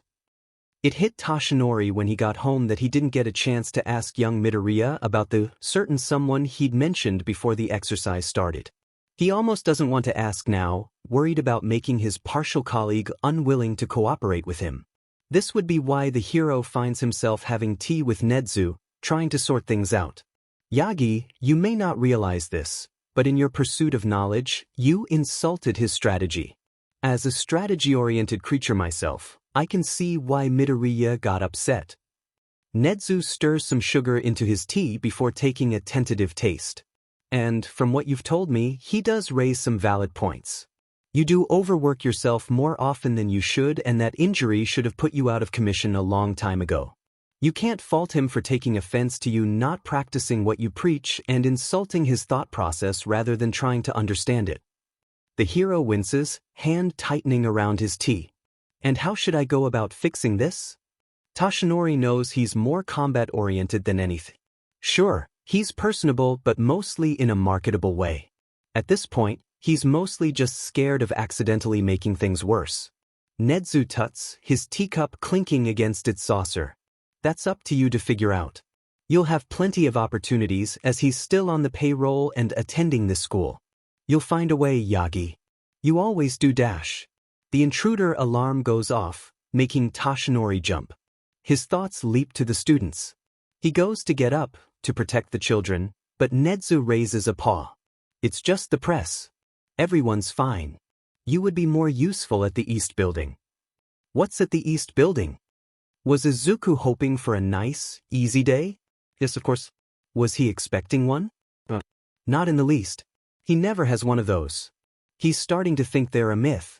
This would be why he is just disappointed rather than surprised when he dangles from the ceiling by a grappling hook he isn't supposed to have on him at the moment, yelling at half the cafeteria that it's just the press who broke in and that they're not in any specific danger while Ida yells at the other half. Honestly? Why are people so apathetic toward their fellow humans? Do the reporters not care about the school of children? The students' day that they're disrupting? The fact that those kids are probably scared? Is all that really worth it for a good story? It was quite the experience when Nedzu popped out of the wall at Izuku while he was washing his hands after using the bathroom. The principal then told Izuku he had to come to a staff meeting after school today because he is, somehow, part of the UA staff. He also neglected to tell the boy where it was. Which leads to this enchanting situation. The rest of the class files from the room when the school day ends, but Izuku hangs back, feeling awkward as all hell. Aizawa should know, right? Aizawa is part of the staff. He should know. Midoriya, you do realize you can leave now, right? The teacher looks up from his desk, locking eyes with the teen and increasing Izuku's anxiety tenfold. Where's the staff meeting? Izuku asks quickly, voice almost but not quite cracking. That gets Aizawa's attention, making the man narrow his eyes. Why do you need to know? And here comes the anxiety. Nedzu told me to come and I should be going and I just need to know. So please, sir, where is the staff meeting? His words blend together as he fidgets frantically, pulling at the hem of his blazer. Whether it's the anxiety in his voice and posture or the knowledge of the fact that Nedzu would and has done wilder things than hire a child, Aizawa seems convinced. He sighs, rubbing his brow before getting up. Follow me. As soon as he enters the conference room, Izuku pulls out his notebook and sits in the empty seat between Midnight and Vlad King. Eraser, why is your kid in here? The blood hero asks, jerking a thumb toward Izuku.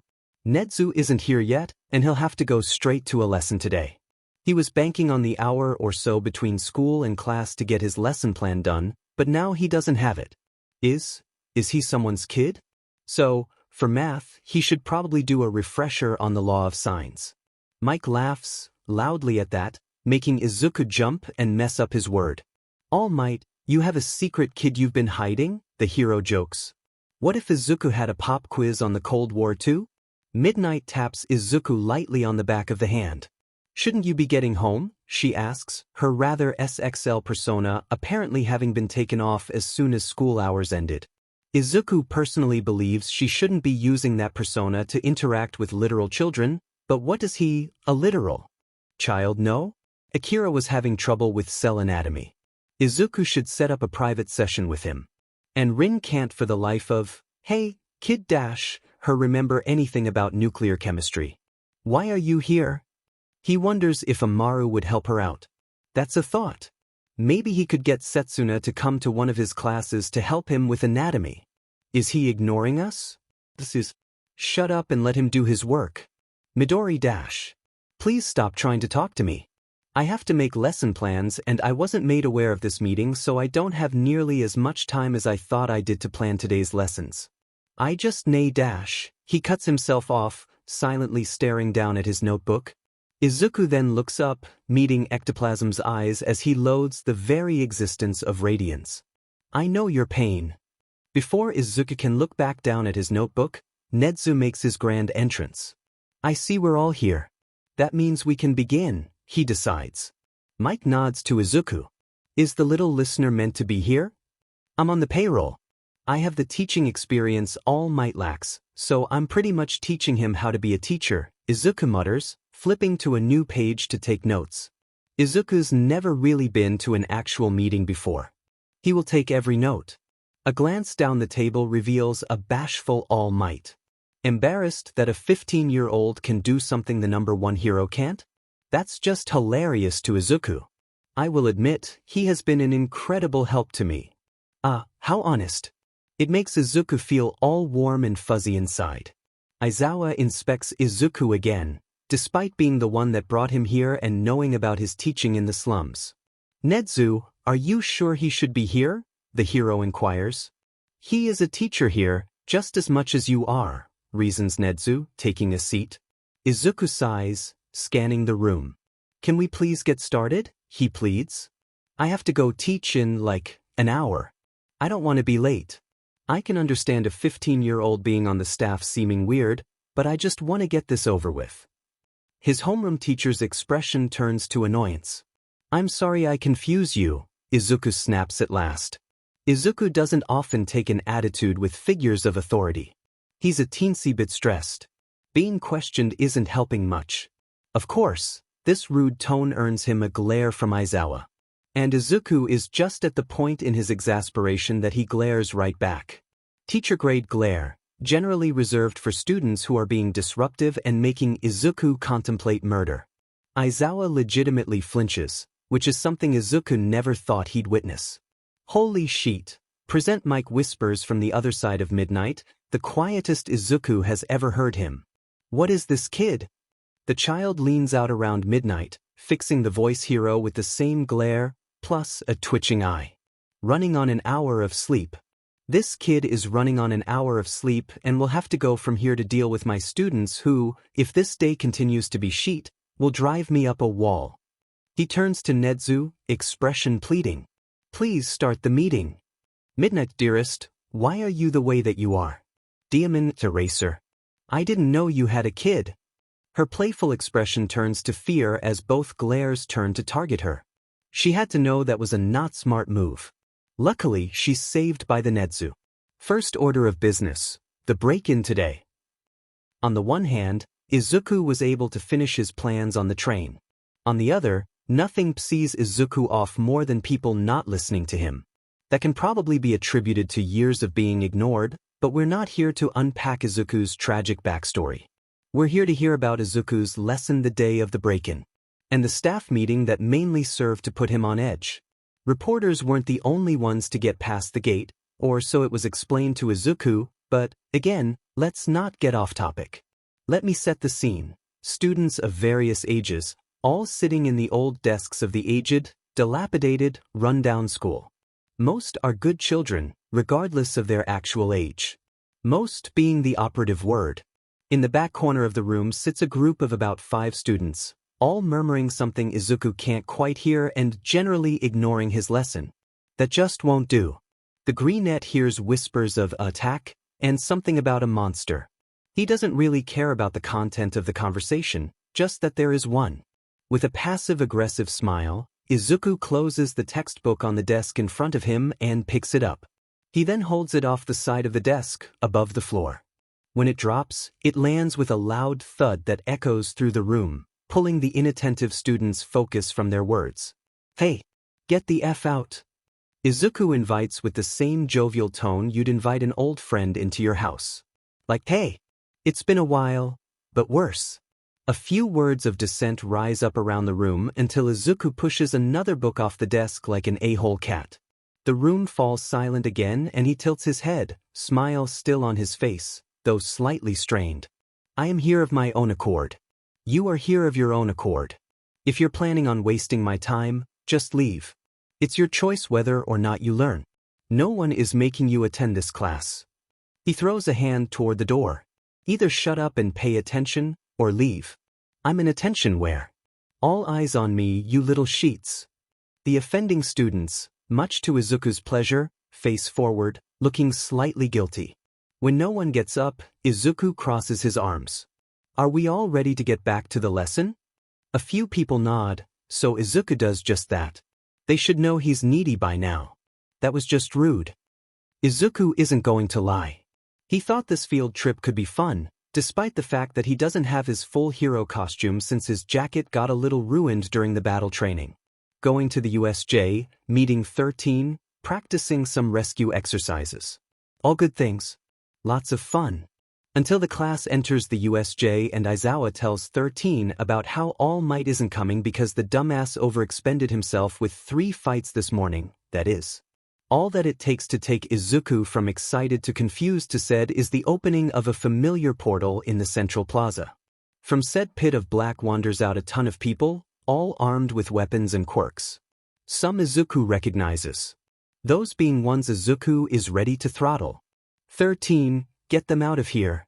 Aizawa orders, pushing to the front of the steps. I'll hold them dash. He doesn't get to finish his sentence before Izuku is standing beside him, yelling. Are you kidding me? He shouts, eyes dancing around the plaza. You 3 all have at least 2 overdue essays. He points to a group toward the front. I know you 6 have some sine-cosine tangent problems that I doubt you've started. Is this really the best way to spend your time? A few murmurs of F dash, and I didn't know he was going to be here, and a weak little, hi Izuku sir, rise out of the sea of intruders. Not that the greenette cares. Aizawa tries to shove him back, but Izuku ducks his arm, walking down the steps.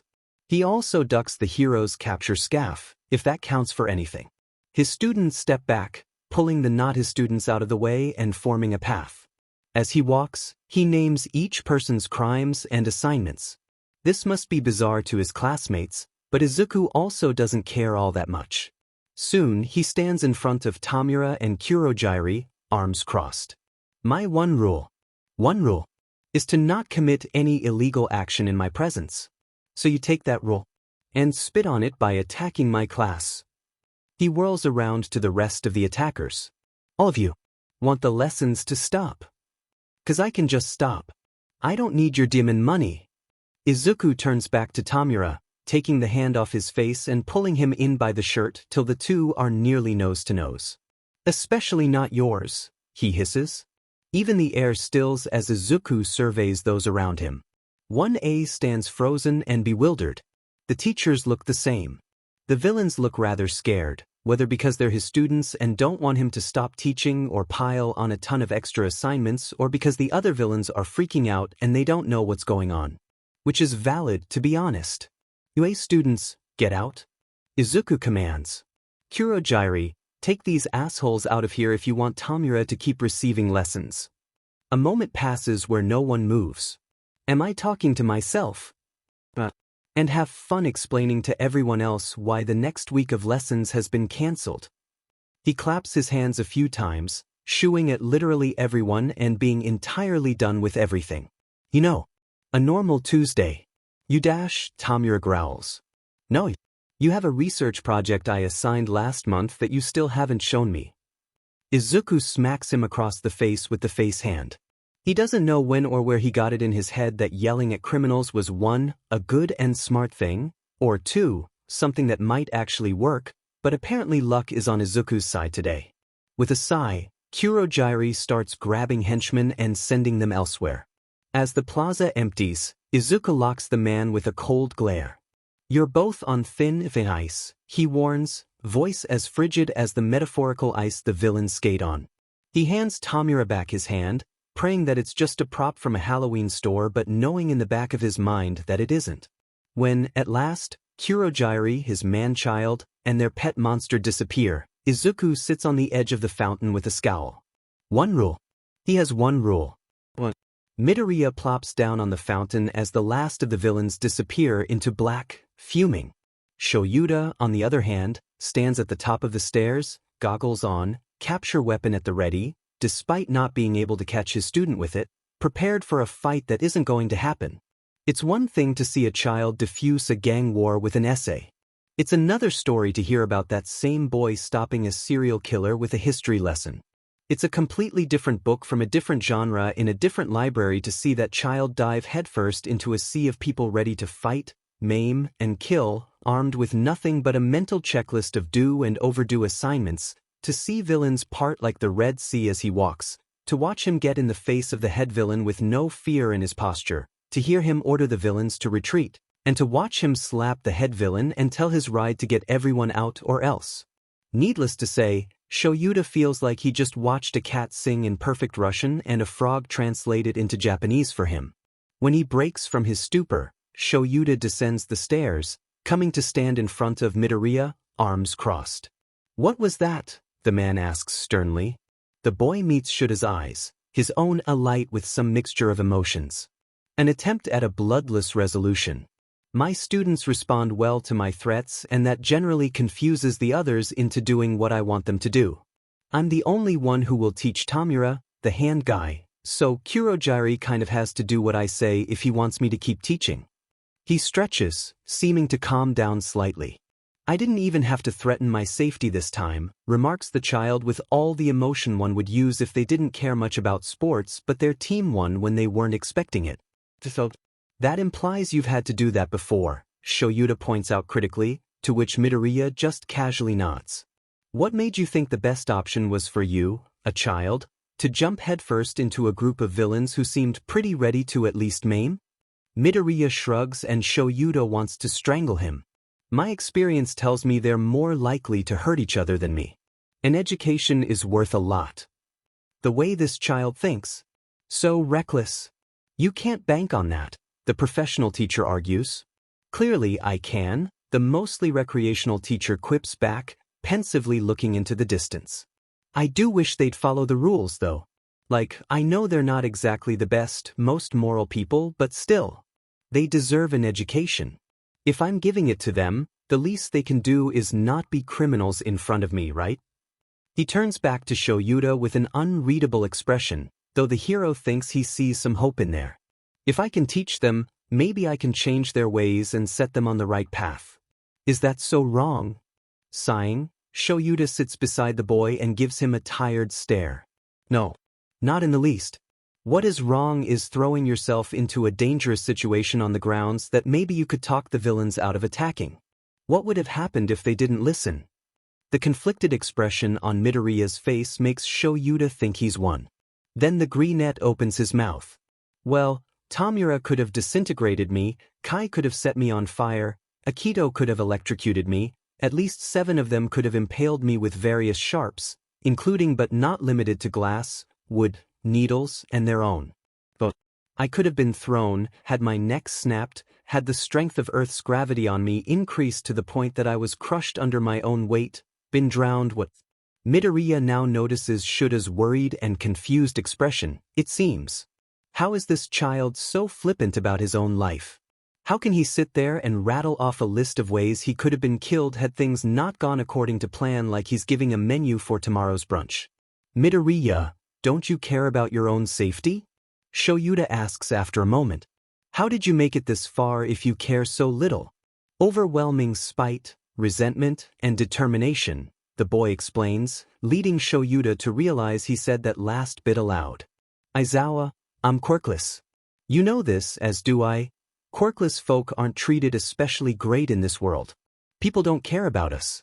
They don't even see us as human till they're digging a human-sized hole in the ground for the 20-something-year-old who was killed in a hate crime, or the 6-year-old who couldn't survive the bully's strong quirk, or the 14-year-old who jumped off the school roof because the one person who may have actually been his friend once told him he was worthless and that he should kill himself, hoping for a better quirk on the next go-around on the carousel of life.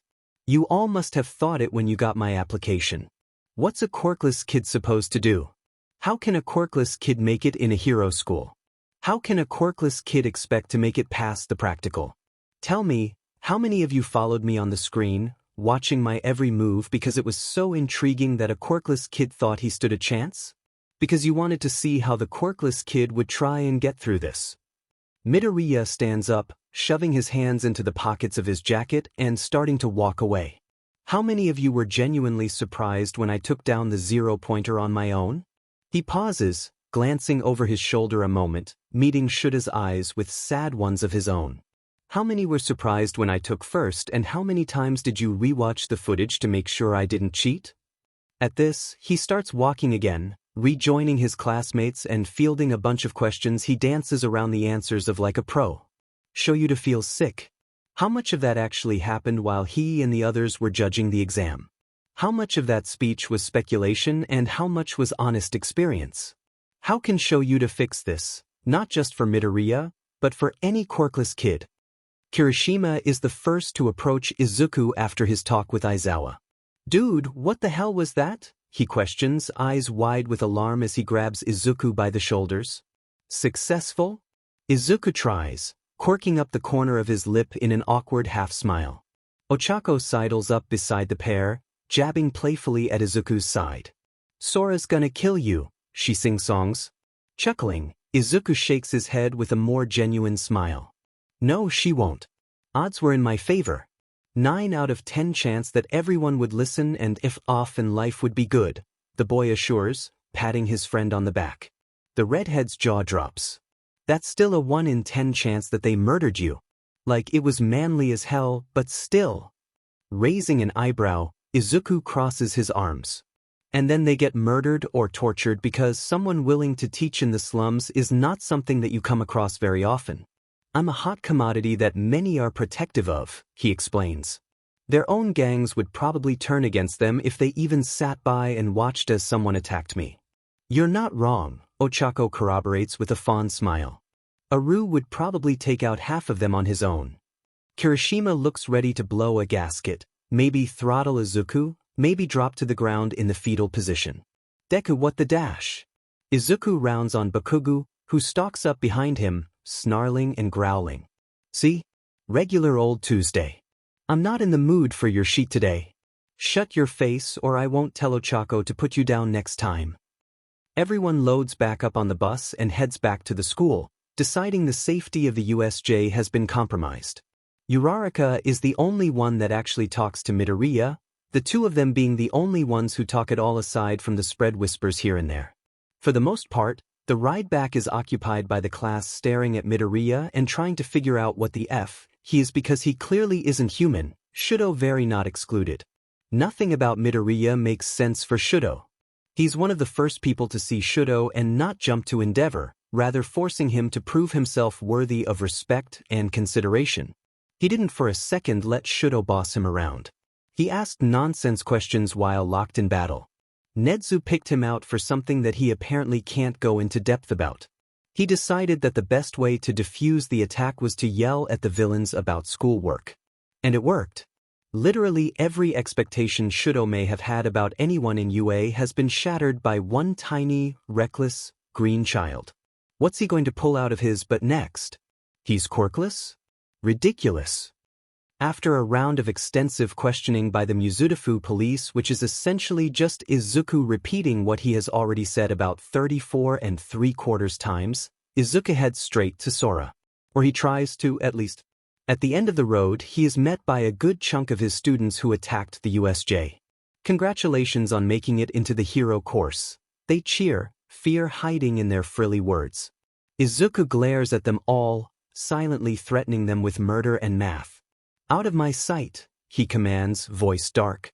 I'll see you all next week, when lessons begin again. That is, unless someone decides they want me to extend the education ban. This gets them scurrying away like spooked crabs, allowing Izuku to continue in peace. That is until Dabi decides to be a nosy little sheet. He's very good at it. Brat, he greets. Dipshit, Izuku replies, not sparing him a glance until the scarred man places a hand on his shoulder. What? Heard you had a bit of fun at school today. Izuku opens his mouth to tell him off. You were on the news. The dumbass kid that stopped an attack by doing pretty much nothing. The press got footage but couldn't get audio. Wanna tell me what you did? Fing leeches. Story-hungry leeches that don't give a shit about others. I reminded everyone there of my one rule, Izuku snipes. Feel free to blame them for the lack of lessons this week. He forcibly removes Dobby's hand from his shoulder, deliberately dropping it in disgust. If you're going to be in but, do it elsewhere, Freddy. Fuck her, Dobby grumbles. I was just trying to make sure you were okay. The last part is so quiet Izuku almost doesn't hear it. Almost. He turns around with a sarcastic smile. Would you look at that? The Tin Man found his heart. I'm fine. Just generally said. Planning to escort your local damsel in distress to her Prince Sora, or do you just want to get off?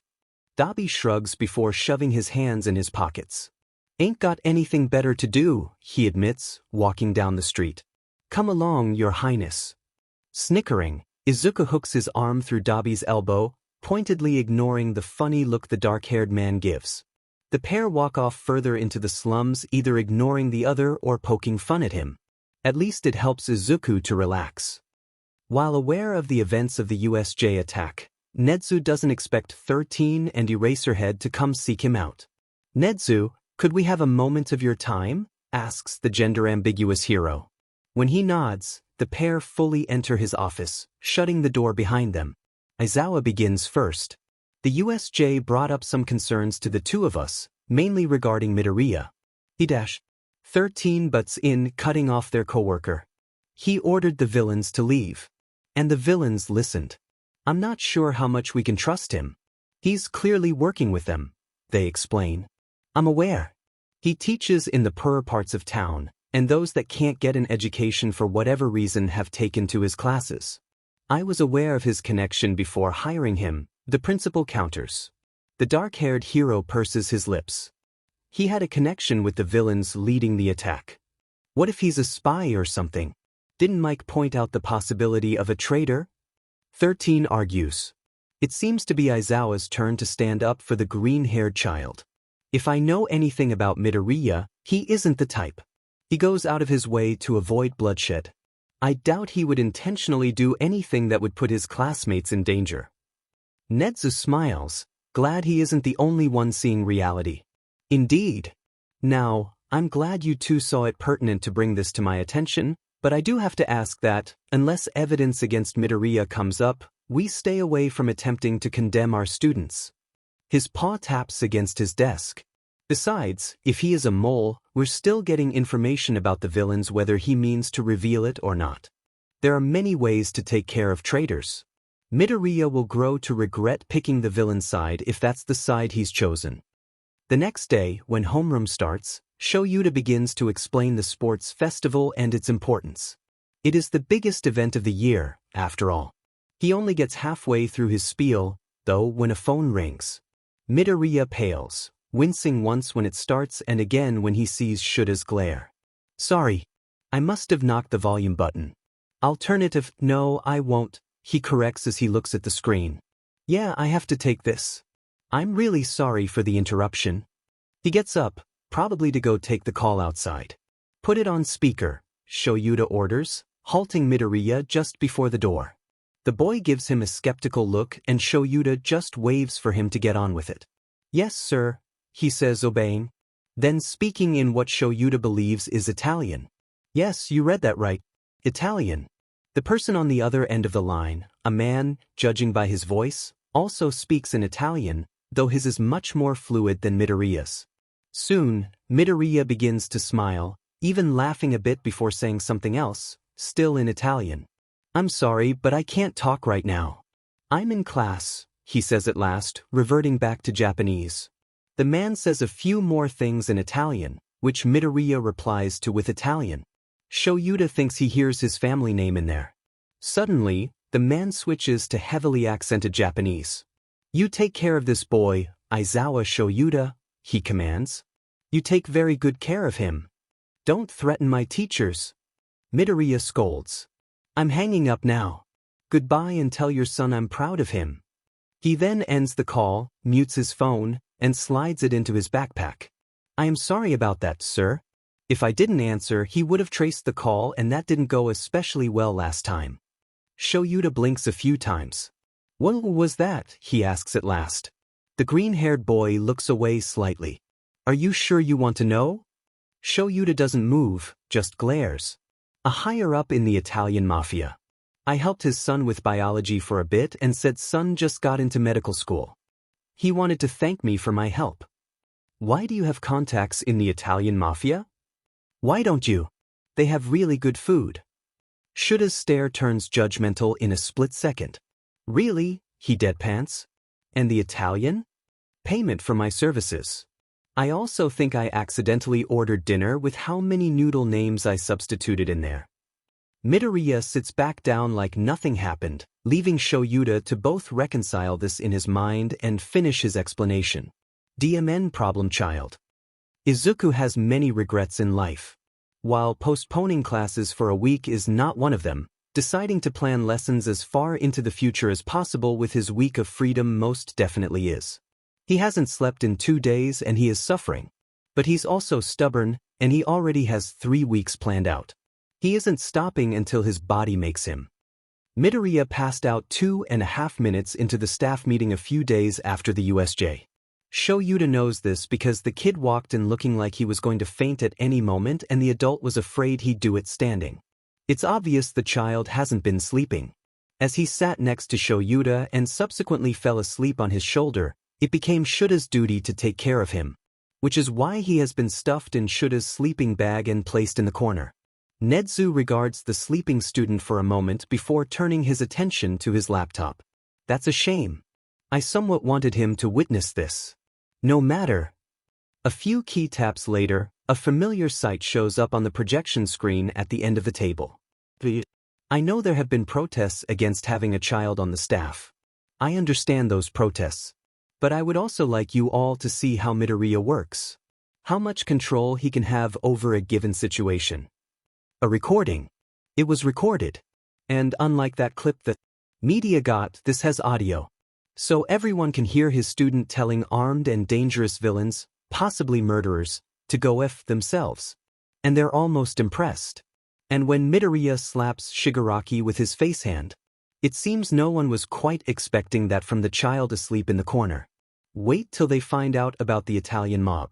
Midnight glances back at Midoriya a few times, trying to reconcile the normally polite boy she has in her classes with the one on screen, telling the man who wanted to attack his class that he's missing an assignment and he won't stand for it.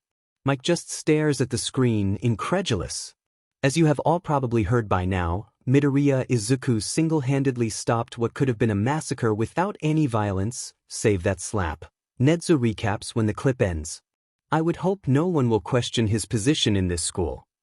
He's 16. Glad tries to reason when he finally drags his eyes away from the still image of Midoriya waving off those who probably would have happily murdered everyone in the building had their teacher not been there.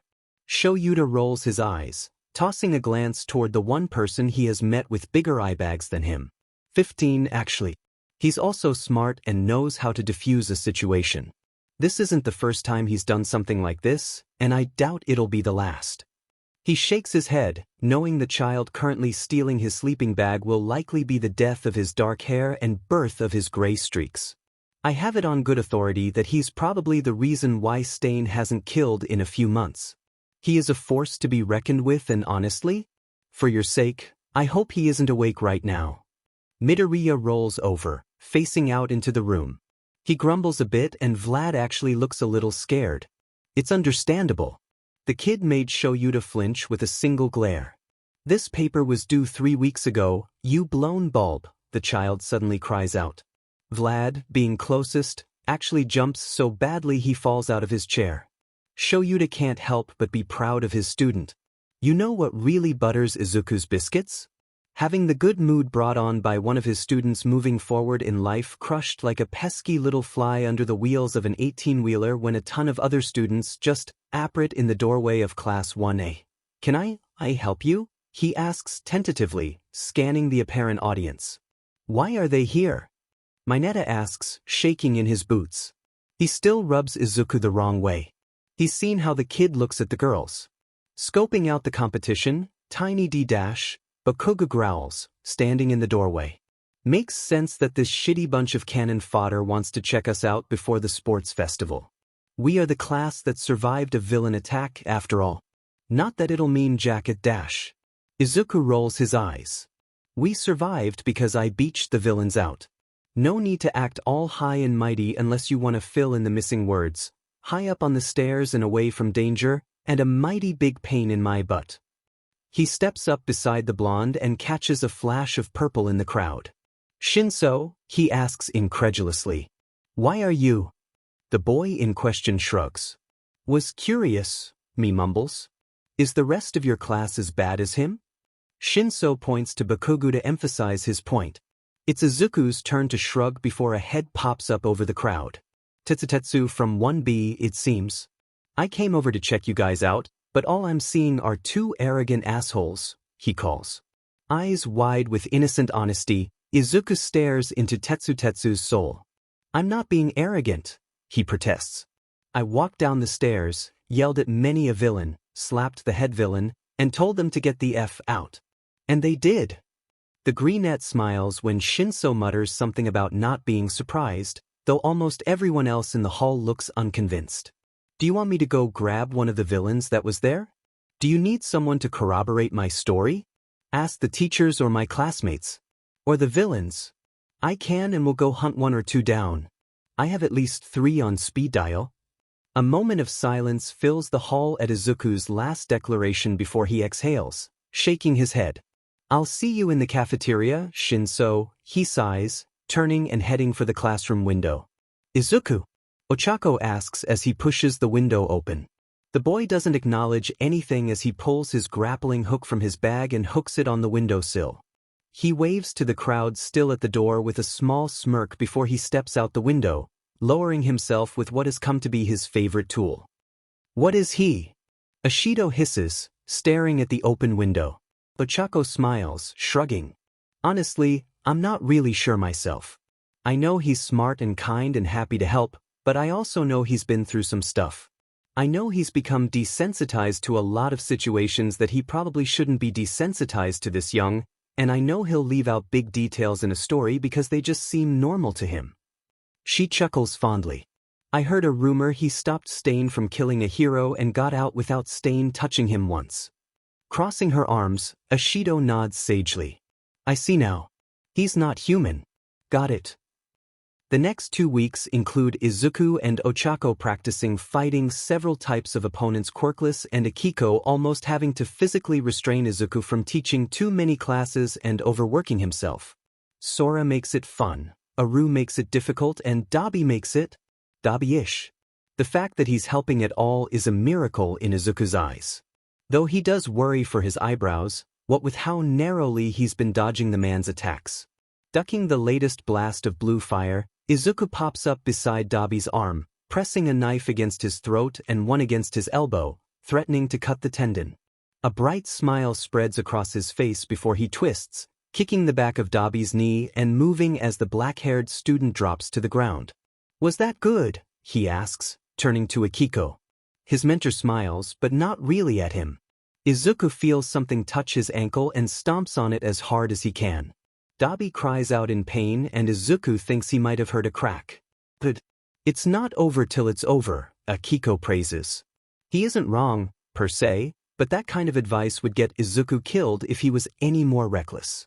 Sora disrupts Izuku's thoughts by flying between him and Akiko, skidding across the floor before lunging back into her fight with Ochako with an excited grin. Not surprising.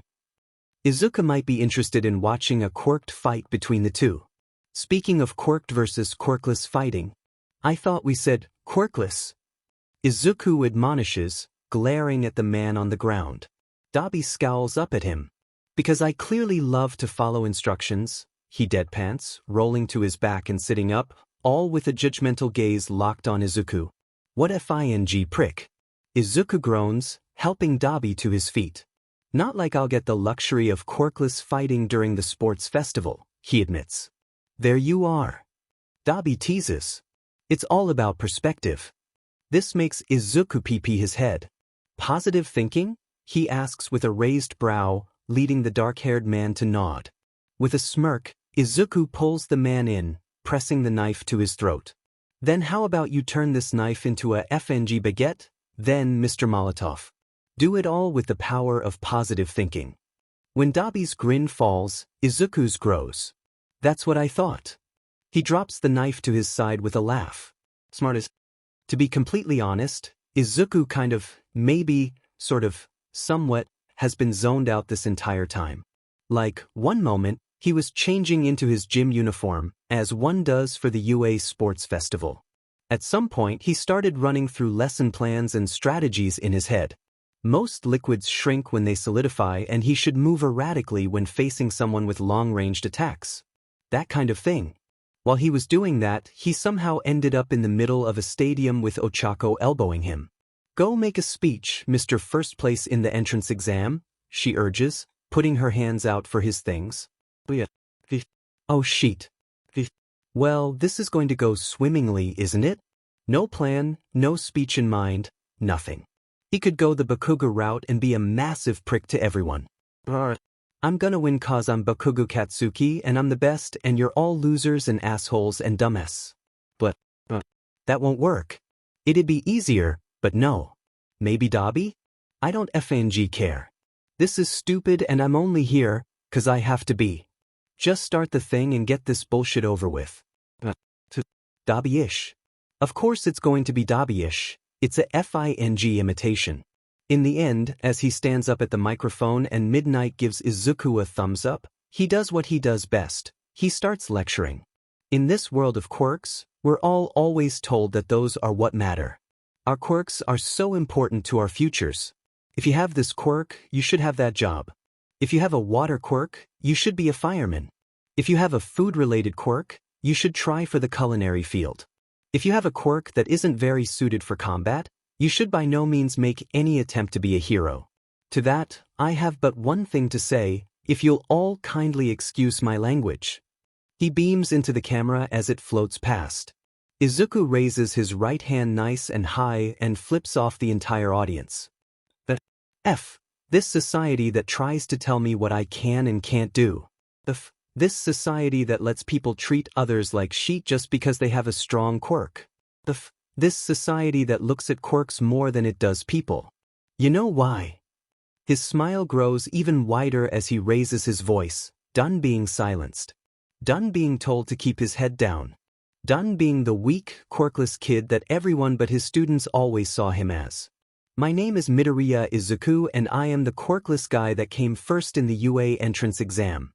He declares to the world as his middle finger drops, swinging lifelessly by his side, all his energy flooding his voice. I am not what I am called. I am not weak. I am not useless. I am what I make myself into. I can be a FNG hero if I demon well wanna be. And so can anyone else. He didn't realize it while he was giving his speech, but he apparently started to tear up a bit somewhere in there. When he turns around to his fellow students, there is only silence. No one claps. No one boos. No one moves. No one breathes. So Izuku raises his fist in the air and shouts the school motto as loud as he can. Go beyond, he prompts. After a moment's pause, a majority of the first years raise their fists as well. Plus ultra. They chorus in return. As Izuku rejoins the pack, a few students slap his back or cheer him on. It's weird to say the least. People who don't try and slap him down when they find out he's quirkless. It's nice. Interesting kid you've got there, Eraser. Present Mike quips over the speakers. He stopped the USJ attack too. Wonder what he'll do next. Aizawa groans and Izuku has to suppress a smile, taking his belongings back from Ochako. Something that will take at least 5 years off my life, I can almost guarantee it. For some reason, Izuku begins to think he'll be the lone reason Aizawa ends up with half his hair turned gray by the end of the school year. True to Izuku's style, he tunes the world out once again, basically skimming Midnight's words. Obstacle course, anything goes, blah blah blah. He's not trying to be rude. He's being efficient. Speaking of efficient and anything goes, Izuku opts to take every second he can, throwing himself through the newly formed opening to the course with the grappling hook in his right hand before the start noise goes off, his crowbar trailing along behind him in his left. Anything goes. Why play fair when you can play smart? The hook flings him forward, making him tuck and roll when he lands and start running on his own. What might the first obstacle be? Classmates. The first obstacle is his own classmates. Specifically, Todoroki Shuto. Reflexes gained through fighting Dabi, who refuses to fight without his quirk because he's a stuck-up toaster, are the only things that keep Izuku from getting frozen to the ground. The crackle of ice behind him makes Izuku to jump, cursing the fact that he'll be landing on ice. Well, he lands. And slips. 'Cause that's what happens when you land on ice. After a bit of fighting with gravity and the distinct lack of traction, Izuku ends up back on his feet just as Todoroki skates by like a pro figure skater. Maybe he should try for that if Disney won't take him back. You know what? Beavis with Izuku, Izuku if with him. When Todoroki looks back in confusion after freezing what appear to be leftover entrance exam robots, he is greeted with Izuku winking and blowing him a kiss, grappling hook caught in the dual quirk user's shirt, connecting the two and forcing him to tug Izuku along. Thanks for the ride. Izuku laughs, flicking the switch on. The grappling hook to wind it in, pulling its owner along faster.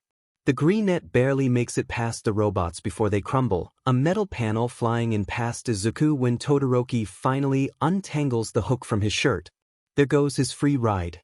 On a whim, Izuku picks up the aforementioned metal robot panel.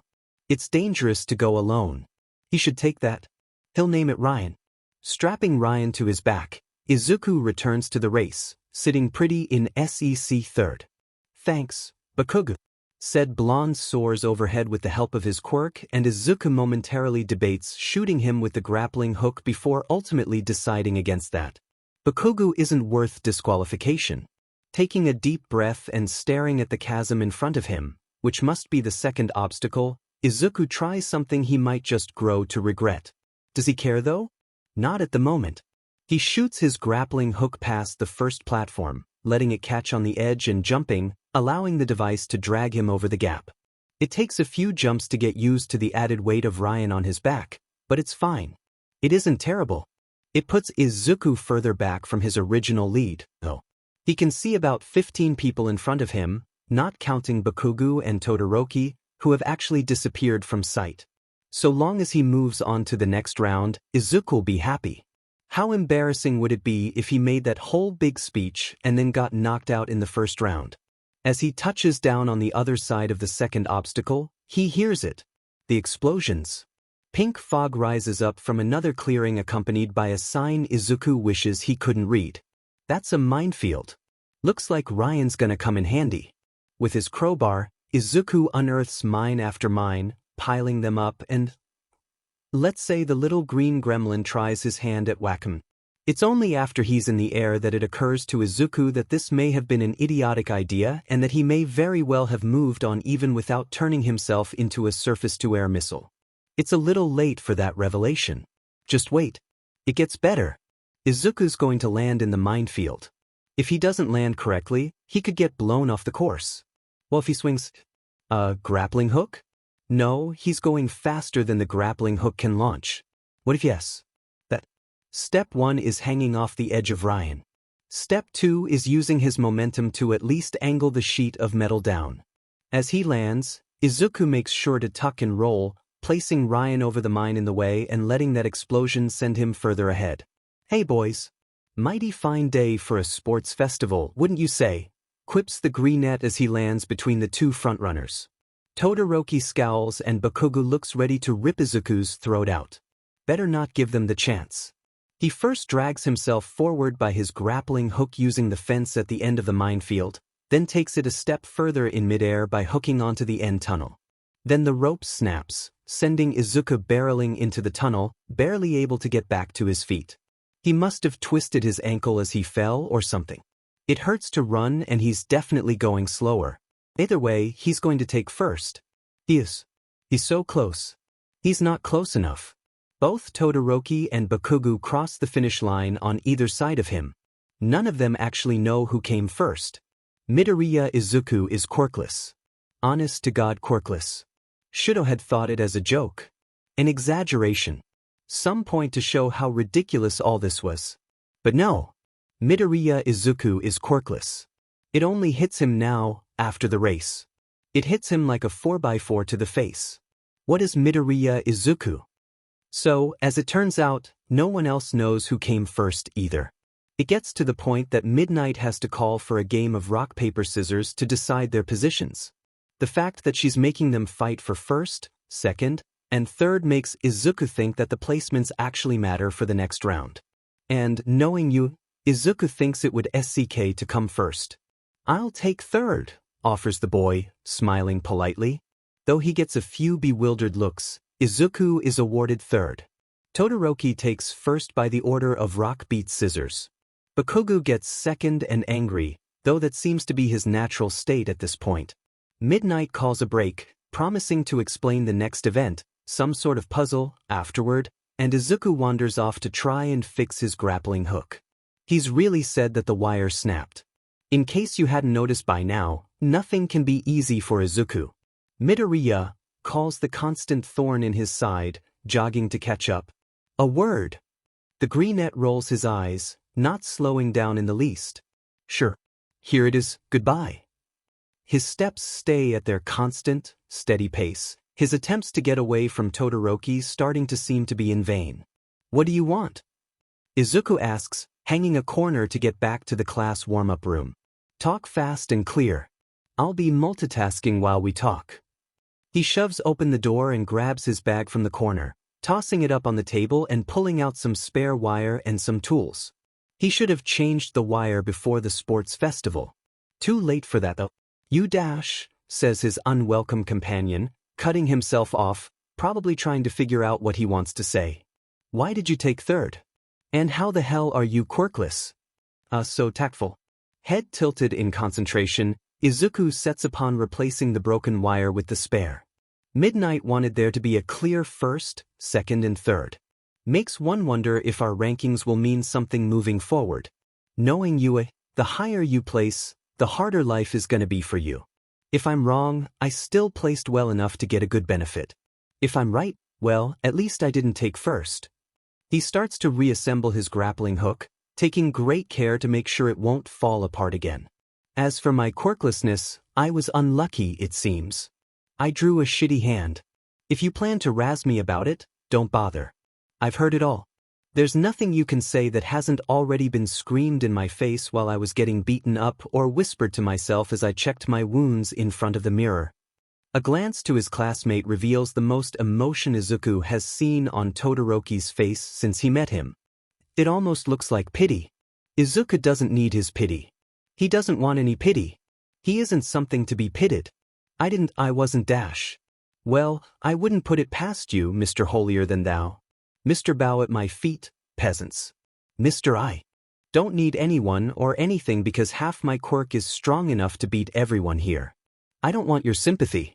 I didn't announce my quirklessness for pity points. I did it to give people hope. Izuku glares at the taller teen, broadcasting his displeasure. He doesn't know why it makes him so mad, but it does. I did it for the people in the same place as I was a few years ago. Beaten down and unable to stand their ground, told they'll never amount to anything more than the dust on their shoes. Told to quit and give up. I never had anything handed to me. Not like Ida or Yaoyorozu with their familial connections, or Bakugo or even you with your quirks and the pedestal that comes with a strong one. I had to build myself up from less than nothing, but I did it. I proved it was possible. That's the hero I want to be. The boy slumps in his chair, staring at the tool in front of him. It isn't just the kind of hero he wants to be. It's the kind of hero he will be. Don't act like you know me. Ice Queen Todoroki is back in action. Now he looks sad. Izuku prefers that to pity. You make it sound like I was. And I wasn't. You act like you're better than everyone else, whether you mean to or not. You act like you're too good to talk to any of us unless you have to. No shit, I don't know you. You don't socialize in the least. You won't let anyone in. He leaves the table, grappling hook and crowbar in hand. I don't have time for pricks like you acting like the world spins because you say it can. Get off your high horse before you fall. With that, Izuku heads back out to the stadium. Let Todoroki do with their conversation what he will. Make groups of 3. Midnight orders when the break ends. Izuku's starting to wonder if he has trust issues, since his first thought is to not group up with anyone he might want to move on. Of course, he should pick people he can trust in the least in case that instinct is wrong. You have 1 minute. Students scramble, 48 bodies rushing to get groups. Izuku ends up with Hagakure and Tsuyu. He thinks it's a good group. On the one hand, he won't be heartbroken if they don't move on, but they also have valuable skill sets that could help them all advance. Izuku doesn't pay much attention to the other groups beyond snickering when he sees that Todoroki and Bakugo were shoved in a group together. For their sakes, Izuku hopes his isn't a cooperative event. Neither are exactly keen on teamwork. Aizawa then begins to explain the next event, both for the students and the audience. The next event will be logic-based. Sure, it isn't exactly flashy, like the other events, but a hero's entire career cannot be just glitz and glam. Izuku could probably name at least 5 heroes that would beg to differ. The groups our students are in now will not be teammates, but opponents. Only one can move on. Called it. The other competitors express their concern or disappointment or surprise in various ways, including but not limited to yelping, going wide-eyed, staring at their group in fear, staring at their group with hostility, and hanging their heads in despair. The placements in the first round will decide the difficulty of your logic puzzles. The better you placed, the harder your puzzle will be. A group that has 10th, 15th, and 38th will have easier problems than one with 1st, 2nd, and 3rd but harder questions than a group with 4th, 28th, and 43rd. All questions in a group will be of the same difficulty. Call that the idea that the better you placed, the more hellish life would be for you going on. That's not all, listeners. Present Mike chimes in. In the individual groups, whoever placed best gets to do 2 puzzles of the same difficulty. Did not call that in the least. Izuku should have gone with Bakugo or Todoroki. Midnight begins to walk around, holding out tablets to each of the students. Select your name, instructs the heroine as she reaches Izuku's group. When everyone is signed in, there'll be a countdown and your question, or questions, will show up on screen. Type your answer and your reasoning. The first one done moves on. She moves on to the next group, leaving Izuku and the girls to scroll through the list and find their names. After signing in, Izuku looks up to his opponents with an apologetic half-smile. Sorry guys. I guess I accidentally made our questions harder. Tsuyu shrugs. Maybe it isn't great, but at least we don't have to do 2 questions. You drew the short straw here, Midoriya. Hagakure, on the other hand, is completely oblivious to the conversation, jumping up and down excitedly. We're on the screen. Sure enough, Izuku glances up at the big screens to see black boxes slowly but surely turning into videos, each labeled with the name of a student. He raises his tablet, staring at his box on screen, deliberately turning the device and watching as the image behind his name changes with his movements. They're projecting their reactions. Interesting. When every box has come to life with a live feed, they get a 5-second countdown before questions appear on screen. A civilian intervenes in a hero fight. They save the hero's life, but it allows the villain to get away. Should the civilian be punished? Why or why not? Answer in 150 words or less. Izuku can't stop the laughter before it spills out, probably making for a great image on the big screen. His mind jumps back to the slime villain incident. Yeah, it's not exactly the same, but it's pretty damn and close. It's also interesting that at least this question seems to be a question of morals and ethics as well as logic. He starts typing his answer quickly. The civilian should not be punished. If the civilian saved the hero's life, that means the hero would have died otherwise. And odds are, what with this hero-saturated society, there was at least one other hero around. Since the civilian had saved the hero, the other hero would have nothing to do besides pursue the villain. The villain's escape should be blamed on the hero rather than the civilian, if blame should be placed at all. A law should not be worth more than a life. And, if the civilian didn't use their quirk, there was no law broken. There was no vigilantism. There is nothing to punish them for. He taps the done button, moving on to his next question. From the looks of things, Tsuyu and Hagakure are still working on their questions. Midoriya looks confident. Present my comments. And plenty of others much less so. Aizawa returns.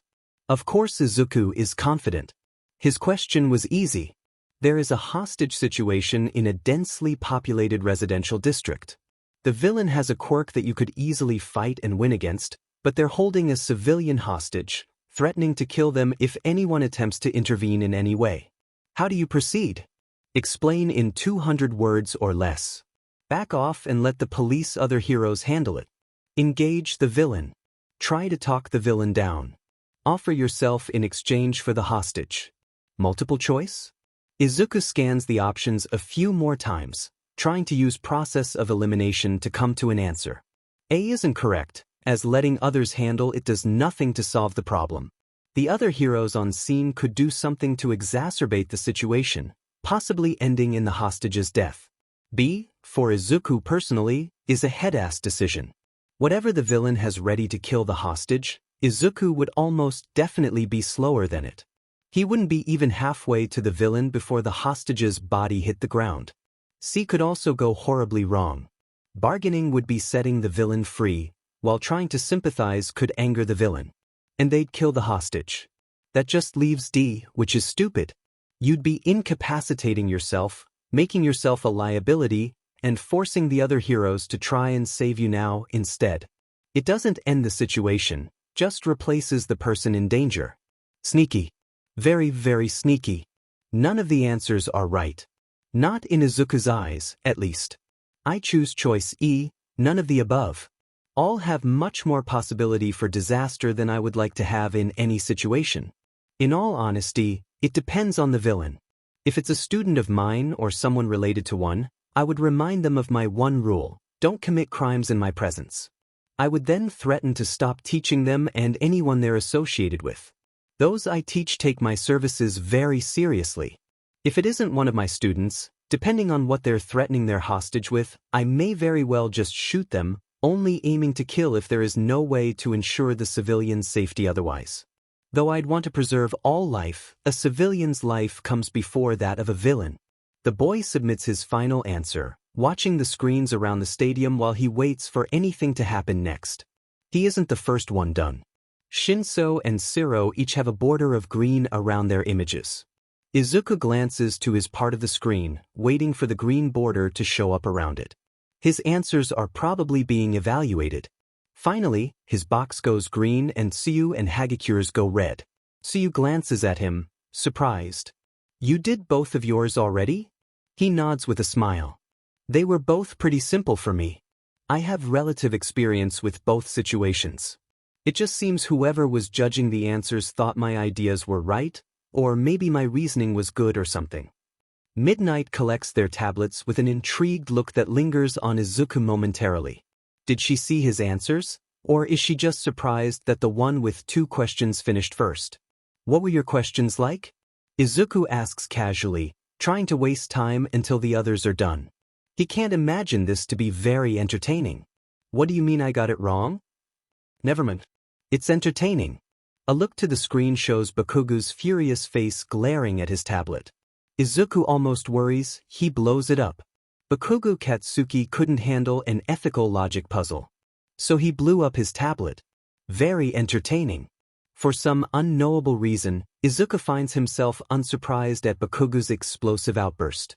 Your mom's gonna be sad if she has to pay for that, he calls, drawing the blonde's murderous intent from the flaming wreckage of his tablet to what might end up the flaming wreckage of a quirkless boy.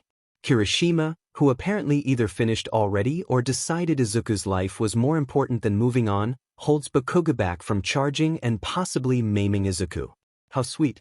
He does, however, wonder what kind of question could cause that kind of reaction in Bakugo. Sure, he doesn't like being wrong, but he's more of the type to try again.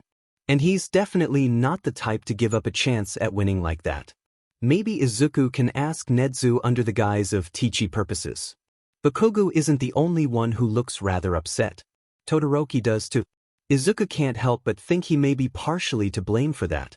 He did kind of rip into the bicolored teen earlier. Like, none of it was a lie, but he probably could have said it better. Gentler or something. Not with annoyance and possibly some anger fueling his words. Maybe he should apologize? Todoroki lets his tablet drop to his side with a more neutral expression than the pure frustration moments ago. A look at the screens adorning the stadium lets Izuku know he's moving on, too. At least that means Izuku going off didn't keep him from advancing. If that was the case, Izuku would not have been happy with himself in the least. Just a few minutes later, the finalists are announced along with the brackets for the 1v1s. When he locks eyes with his first opponent, Izuku can see the fear in his soul. Shinso does not look enthused in the least. So, Todoroki puts Zero into a glacier not 2 seconds into their match. Izuku's going to have to fight that if he beats Shinso and the next guy. And Izuku is going to beat them. No ifs, ands, or buts about it. He will win. 2 students step out into the stage, Izuku swinging his crowbar idly and Shinso walking with his hands in his pocket. They both look much more relaxed than they really should.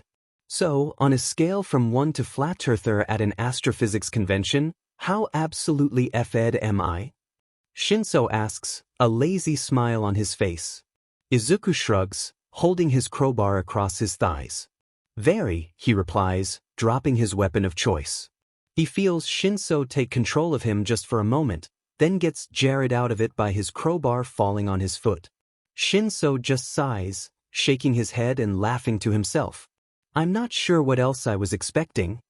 Not wanting to hurt his foot further, Izuku doesn't respond, slowly approaching his friend opponent. Shinso steps back, making Izuku wonder about the purple-themed teen's plan. A dark look passes over Shinsu's face before disappearing, his resolve clearly visible. You know, Midoriya, I know you're here to break down barriers and stuff, but really? What do you think a quirkless F-up like yourself can do? What are you trying to prove? Oh, this motherfucker. Izuku steps forward, clenching his jaw. He's just fishing for a reaction. Izuku will lose if he reacts. You only got this far because you played the system. You have no true merits, and we both know that. Just give up before someone else gets hurt because of you.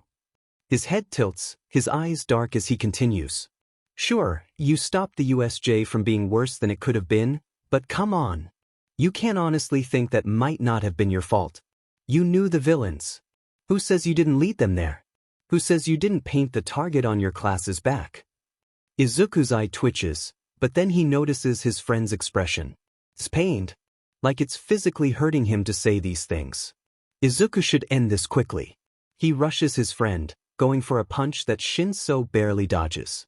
The taller boy seems to be banking on the idea that he can make Izuku react. Everything you're working for will mean nothing. It means something now. Izuku kicks out, refusing to use the crowbar just yet.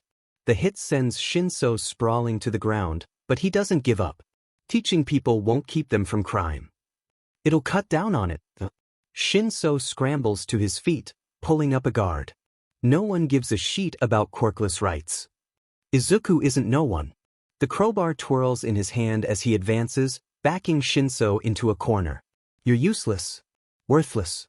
Everything you were called in middle school was true and you know it. But we both know you don't honestly think that. You believed in me even in the moments I didn't. It hurts hearing this stuff from a friend. Even if he clearly doesn't believe a word he's saying. To hear everything he's been fighting come from the mouth of someone Izuku cares about is horrible. But it isn't enough to get Izuku to react. He's heard it all before. Shinso chuckles, a small, somber noise that stops Izuku in his tracks. Wow. I can't even drag a reaction out of you, he mutters, kicking at the concrete. I'm just bad at this, aren't I? Maybe everyone was right. Maybe I'm not cut out to be a hero. Izuku is going to smack him. He actually sounds like he believes it this time. I mean, look at you. You made it into the hero course through the entrance exam without a quirk. How am I supposed to compete with that? Izuku gets chills, his hands shaking by his side. By being the best you can be. By proving to everyone here that you belong in the hero course. By not beating yourself up at every failure. I'm just an idiot.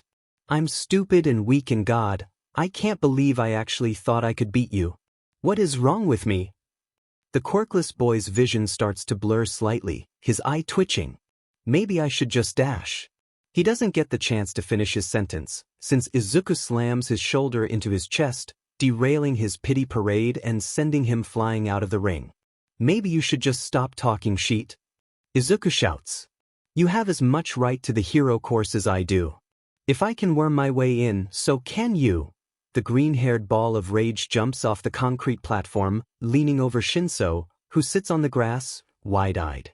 Shinso, you will be a hero, and a damn good one at that. You were the first person to believe in me for nothing in return. You're smart enough to see that insulting my friend would do more than insulting me. You were strong enough to fight as best you could and even fight against the part of your mind telling you not to say what you did. You're not here to compete with me. In a few years, we will be working side by side. We will be the heroes no one thought could do it. And we will be an example, set a precedent, show the world that quirkless doesn't mean worthless and that a so-called villainous quirk doesn't mean villain. He helps Shinso to his feet, pulling him into a hug. I said it in my speech and I'll say it again. We are not what we are called. After a moment of silence that fills the stadium, Midnight cracks her whip. Shinso is out of bounds. Midoriya moves on to the next round, she announces, clear tones splitting the still air. The children head off into one of the tunnels together, their echoing footsteps the only noise until Shinso begins to speak. I'm sorry, he mumbles, eyes on the floor beneath their feet. It was mean and I shall dash. It was strategy, interrupts his companion tersely. And a damn good one at that. I knew about your quirk, so you wouldn't be able to catch me off guard with it. That means you'd have to fight or instigate me into replying. Izuku glances to the side, catching the guilty expression plain on his friend's face.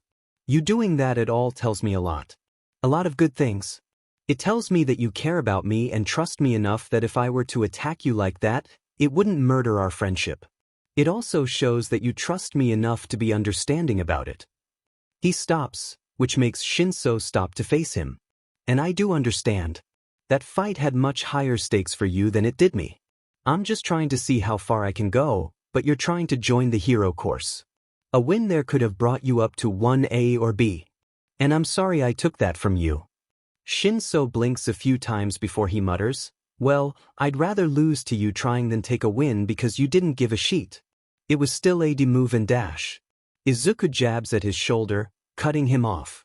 If you really feel so shitty about it, get me something from concessions. That'll more than make up for it. Fine. Well, Izuku will happily hand it to him. Todoroki is as persistent as that rash you should really see your doctor about, and just as annoying. He snags Izuku on his way back to his seat after Shinso buys him a slushie as reparation for his unkind words. We'll be fighting in the semi-final round. Perceptive, Todoroki.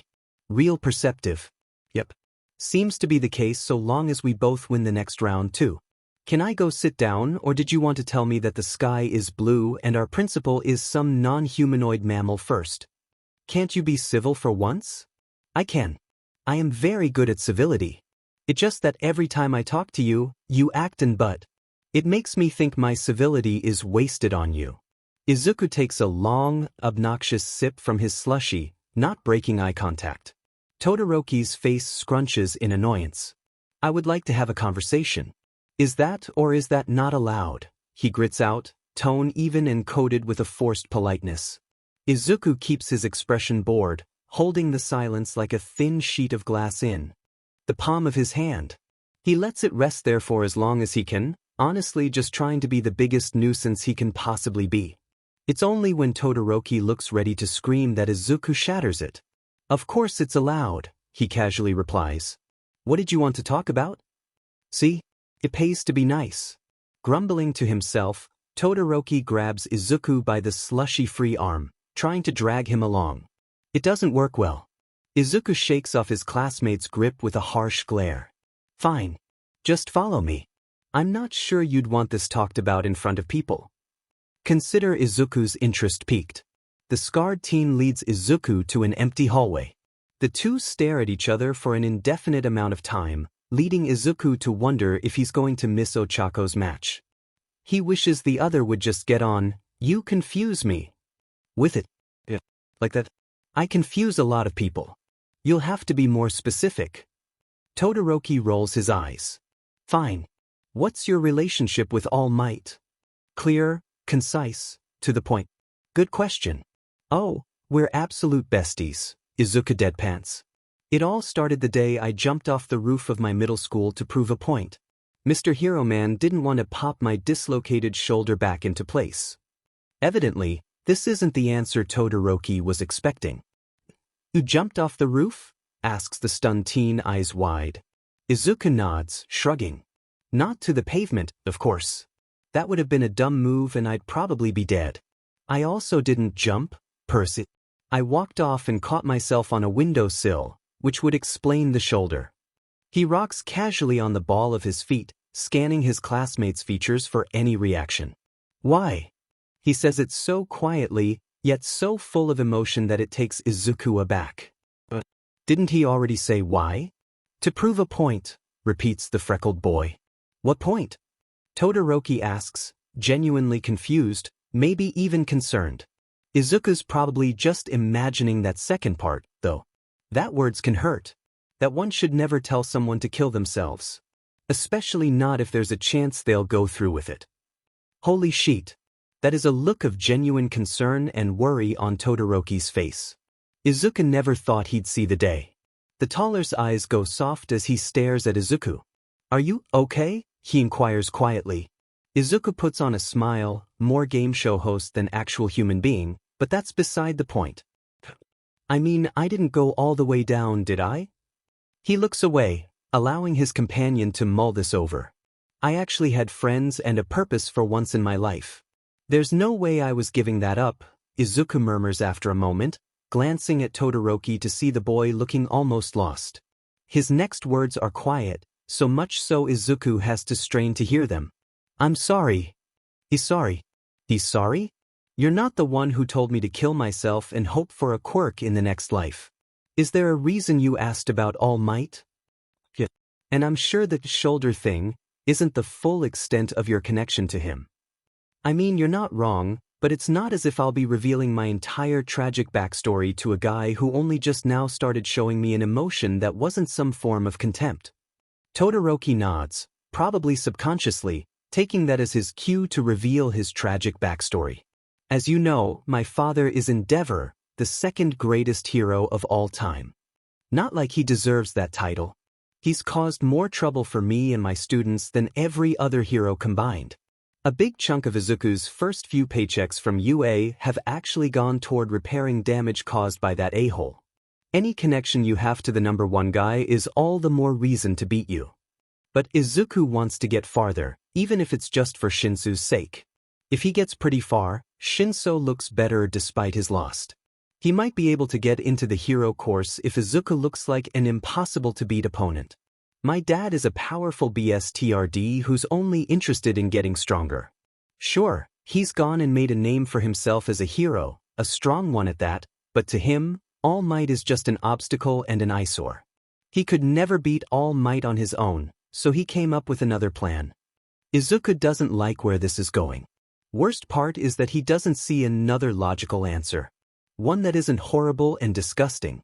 Where are you going with this? Asks the greenette, a suspicious look in his eye. Have you heard of quirk marriages? And it seems Izuku's bad feeling has just been confirmed. Most prevalent in the second and third generations of quirks, strong quirk users would force those with favorable quirks into marriage just to pass on a stronger version of their own quirk to their offspring. It's vaguely illegal now, though no one ever does anything about it, Izuku recites, as if reading from a textbook. He just did a lesson on these with Dabi's group. Dabi looked kind of uncomfortable the whole time, but clammed up when Izuku tried to ask him about it. So, are you saying? Izuku's fingers twitch and a broiling anger bubbles up from his stomach. Yeah. With his influence and money, he was easily able to convince my mother's family to marry her off. All this just to raise me to be a hero that could do what he never could, surpass All Might. Well, raise is a strong word. I prefer train, you know, like a fighting dog. I hate it. I hate being a tool for that piece of shit. The greenette winces at the way the taller boy's voice breaks as he raises in volume, the emotion spilling out of his words. I remember. Todoroki's fingers come up to brush his scar. I remember that my mother always cried. I hate that left side of yours, she'd said before throwing scalding water on my face. Those words make Izuku's rage go cold, icicles scratching through his veins and frost wrapping around his heart. It's why I won't use my left side. If I rise to the top without using his quirk, I'll have denied him everything. He scans Izuku's face, but he finds nothing. There's nothing to find. In anger this cold leaves the face neutral. Anyway, I should dash. That is some stupid logic. The words stop Todoroki from leaving, the ball of his foot grinding into the floor as he stalls. He looks back with an incredulous look backed by some slight anger. Welcome to the FANG club. If he groomed you to surpass All Might, he won't care if you do it with your full quirk or with the power of song or some faith, trust, and a bit of pixie dust. Izuku stares into Todoroki's eyes, understanding the story behind that scar and his reasons for not using half his quirk for the first time. This doesn't excuse your behavior. I still think you're AD-. But at least I can understand it now. Endeavor doesn't deserve to be called a hero. He barely deserves to be called a person. I kind of want to ruin that scumbag. Drop the kind of and replace it with a really. Todoroki chokes on his own tongue before breaking out in a he'll kill you. Not necessarily. I mean, if you think about it, Izuku holds a lot of standing. A lot of influence. Despite his age, people listen to him. Take the USJ, for example. He ended it without any bloodshed. If he really wanted to, he could probably raise a small army against Endeavor. Or he could go to the info brokers and take him down quietly, using that network to make him crumble. Or he could ruin his reputation badly enough that he has to step down unless he wants to be crushed under the weight of his crimes. Izuku thinks he remembers the story on Endeavor's wife getting sent to a mental ward after burning Todoroki.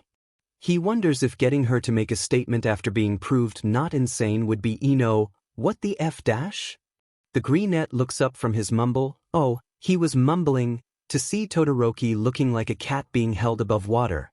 Whoops. How why dash? Izuku tilts his head curiously, eyes wide and honest. Your father has continually caused issues for me, and has generally been a bad person. Sadly, it isn't hard for me to believe he is what you say he is. How much did I say? The look in Todoroki's eye says he heard the part about the small army. I'm a problem solver by nature and my mind works pretty fast, which would be where the mumbling comes in and I'm doing it again. I should slow down. Anyway, I get a problem and my mind automatically goes, how to fix. So yeah. When Todoroki gets over the initial shock that his classmate has the mind of a highly decorated general, he squares his shoulders and narrows his gaze in an attempt to look confident and intimidating. Given he was just scared shitless a few moments ago, this isn't very effective. I've got it handled, he insists. There is no need for you to take any action. The shorter of the pair mimics his stance, actually pulling off the desired look because he didn't just look like a deer in the headlights of an oncoming tractor trailer. I honestly don't care. I won't go out of my way to do anything to him, but I make no promises about what will happen if my hand is forced. Izuku has looked a serial killer in the eye and told him off so badly he stopped killing. Endeavor places no fear in Izuku's heart. Let him kill me. He'll just be putting a hit out on himself. One that a good amount of people will answer the call of. With that, he makes his leave. He's really going to be upset if he missed Ochako's match. He missed Ochako's match. Katsuki did not follow Deku and half. That much is a fact. Believe him or don't. He doesn't give a flying F-faced sheet about your opinion. After a minute of Deku being his normal pain-in-the-butt self, Icy Hot finally gets to what he wants from the nerd. Shouldn't he be done with him by now? Deku already announced that he was quirkless. What could that BSRD possibly gain from associating with a worthless, quirkless piece of shit like Deku? Watch what you're saying. Remember what happened last time you said the wrong thing? Even if it kills him, Katsuki will find a way to silence that stupid voice of doubt once and for all. What's your relationship to All Might? That's all he wanted to ask? What a waste of a question. Even Katsuki knows Deku wouldn't, we're absolute besties. Have any connection to all God FANG, damn it. Always need to make Katsuki wrong, don't you, Deku? It all started the day I jumped off the roof of my middle school to prove a point. Mr. Hero Man didn't want to pop my dislocated shoulder back into place. He doesn't want to hear about this. Katsuki doesn't want to listen. He doesn't. So why won't his feet move? Stop talking about it, Stop telling the story. Icy Hot doesn't need to know about it. Katsuki doesn't want to remember it. You jumped off the roof? Yeah. And forced Katsuki to watch. Because Deku's a self-serving dickhead that doesn't know when to stand aside, to give up, to stop chasing after something clearly not meant for him and let someone who actually deserves to succeed. Maybe you're the one who isn't supposed to succeed. Could you maybe shut the F up for once in your stupid, pitiful, wasted life? It's your life too, Katsuki. I am you. What point? Candy Cane asks when Katsuki comes out of his head. That words can hurt. That one should never tell someone to kill themselves. Especially not if there's a chance they'll go through with it. Katsuki feels sick. There wasn't a chance, right? Deku wouldn't have. That nerd is stubborn as all hell. He wouldn't. Hi, Bakugo. You didn't kill me yet. But you could have, had I not had the support I have currently. Had this happened just a year ago. He remembers what Deku said that day. But you could have. There was a chance. There was definitely a chance. Katsuki walks away, quickly yet silently. Nothing infuriates him more than Deku. Izuku walks out onto the fighting platform, not even carrying the crowbar anymore. He doesn't think he could bring himself to use it on anyone. His opponent is Monoma Nito, but he doesn't really put the pieces together till he sees the blonde's face. Oh hey, I know you. Your quirk is copy, right? Ever since Izuku got his hands on the Hero Corps students' files, he's wanted to ask Monoma about his quirk. How does it work? Is there a time limit? Is it always active? Is it just people you touch with your hands or is it any skin contact? How many can you have at once? His questions come rapid fire, shooting from his mouth like a machine gun. Oh, it must SCK to be going against me right now, huh? Since I don't have a quirk and all. Whatever. Poor Monoma looks like he's been shot with a glitter gun. A dash. He makes a confused noise that literally cannot be translated into the written language. Oh shit. Guess it's a good thing you didn't copy Shinsu's quirk. That could have been bad. Oops. Anyway, what happens if you try to copy mutation quirks? Izuku realizes he doesn't actually know what quirk Monoma has copied right now. Better to keep talking and keep him from using it than to try and find out. Do you automatically get any form of mastery with whatever quirk you copy, or are you starting out from square? What's your favorite type of quirk to copy? Are some easier to copy than others? The quirkless boy starts inching forward, trying to get within reach so he can get Monoma out of the ring. What happens if you copy two at once? Can you copy from hair? What's it like being able to use so many quirks? Monoma actually looks a little scared. It's understandable. One should not be able to talk this much without taking a breath. Izuku gets within a yard of the blonde before he even knows what's happened. He takes a step back, whether out of shock, surprise, or fear, Izuku will never know. Do you think you could switch quirks quickly enough to make a move out of it? Like blow something up with Bakugo's quirk and make the bits float with Ochako's. With that, Izuku grabs his opponent by the collar and the front of his shirt, shoving him out of bounds and off the platform. Sorry, I'm just naturally curious. Monoma stares up at the sky from his position laying in the grass. What the hell just happened? Izuku laughs, hopping down and helping him up. I get that question a lot. It's better to just roll with it, I hear. What even are you? A grin jumps to Izuku's face, probably making him look like he has a sugar high. Hyper and full of energy. I actually got 3 full hours of sleep last night. Can you believe that? That's so much sleep. He bounces on the ball of his feet excitedly. Come on, dude. Let's get out of here so they can do the next match. That one. The one with the pink hair. The one leading Ida around by his nose after kicking but in her last fight. The one with all the machines and the microphone she apparently wired into the speaker system. The one currently advertising herself to the entire world. Izuku wants her. He needs to befriend her. Watch where you're going, child. Okay, we all know Izuku preaches to not commit crimes in his presence, but he really wants to commit a crime right now. Specifically aggravated assault. Sir, you are the one that bumped into me, the child explains, voice polite in a strained way. Endeavor glowers down at him and Izuku counts the hero lucky the boy got more than an hour of sleep, otherwise he'd have been met with a teacher glare. You're the one going against Shudo next, right? The quirkless boy. I am, sir. W-. I know you're weak, but at least try to give my masterpiece a good showing, won't you? Izuku takes a deep breath. And another. And another. And can't seem to quell the rage in his chest. Did you just call a human being a masterpiece, sir? As in a commodity? Something to be bought or sold and hung up on a wall to collect dust? Did you just compare a living, breathing, sapient creature to an object? Do you not understand that is the same line of thought SLV traders and owners used to justify slavery? And that slavery has been illegal for centuries. The so-called hero bristles. Now who do you think you are? Please note the lack of denial that just spikes Izuku's blood pressure. The teacher of those poor BS artists in the slums whose stores and homes you consistently destroy and the poor BSRD that gets to pay for the repairs. I'll tell you right now, I have a pretty good salary, especially for someone my age. I actually get to keep maybe 1.3% of it because I'm too busy spending my own money to make up for your utter incompetence. And who do you think you are? Izuku's fists ball and he's glad he doesn't have his crowbar. To run into me and claim it was my fault? To ruin countless lives daily while saving so few? To push your family to the point that your wife had a breakdown, one son bolted, and another hates your effing guts? Endeavor's flames flash in his outrage. You know dash. Izuku's face finally contorts into an expression of fury. If you say, nothing, I will not hesitate to break your effing face. I don't care if I'm expelled, he hisses. I know that you put 3 families out of a home last week.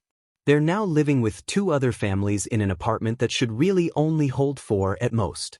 And I know that damage will likely take up my next 2 paychecks at least. I also know you alone have killed 87 innocent people in the 2 years that I've been teaching down there. It's for the greater good dash. Tell that to the newly orphaned children. To the mother who lost her significant other and both her kids in the same attack. To the 4-year-old boy who lost his sister, the only family he had left. To the guy who lost his arm to your flames trying to save a group of innocent children only to have 2/3 of them die, either to extensive burns or smoke inhalation. To me, who has had to watch these people I've grown attached to drop like leaves in autumn because you have no self-control. To me, who has watched you murder far too many people. To me, who ends up being the one to tell the mother her son is dead or the husband his wife lost her legs or the girl her mama might not make it through the night and she should go say goodbye while she can. Tears rest on Izuku's lower lid, not daring to drop. Flames only growing higher, Endeavor steps forward, towering over the teen. You should learn some respect, boy, he spits, raising his arm as if to backhand him. And Izuku smiles. He puts his arms out to the sides invitingly and tilts his head back. Then teach me. Hit me. Hurt me. Make me bleed. Cover me with burns. Kill me. See where it gets you. I can see the headlines now. Number 2 hero brutally murders quirkless slum tutor. Wouldn't that look nice, scrawled across every newspaper and scrolling along the bottom of every news report? So do it. His posture open and his neck exposed. Izuku smiles even wider. He's completely undefended, ready and accepting. He doesn't close his eyes, though. To do that would be to allow Endeavor a chance to forget that Izuku is alive. A person. He laughs at the hero with his eyes. Not because of any comedy to be found, but because of how absolutely pathetic he is. I am a child. I have done nothing wrong and haven't broken a single law. I am quirkless and weaponless.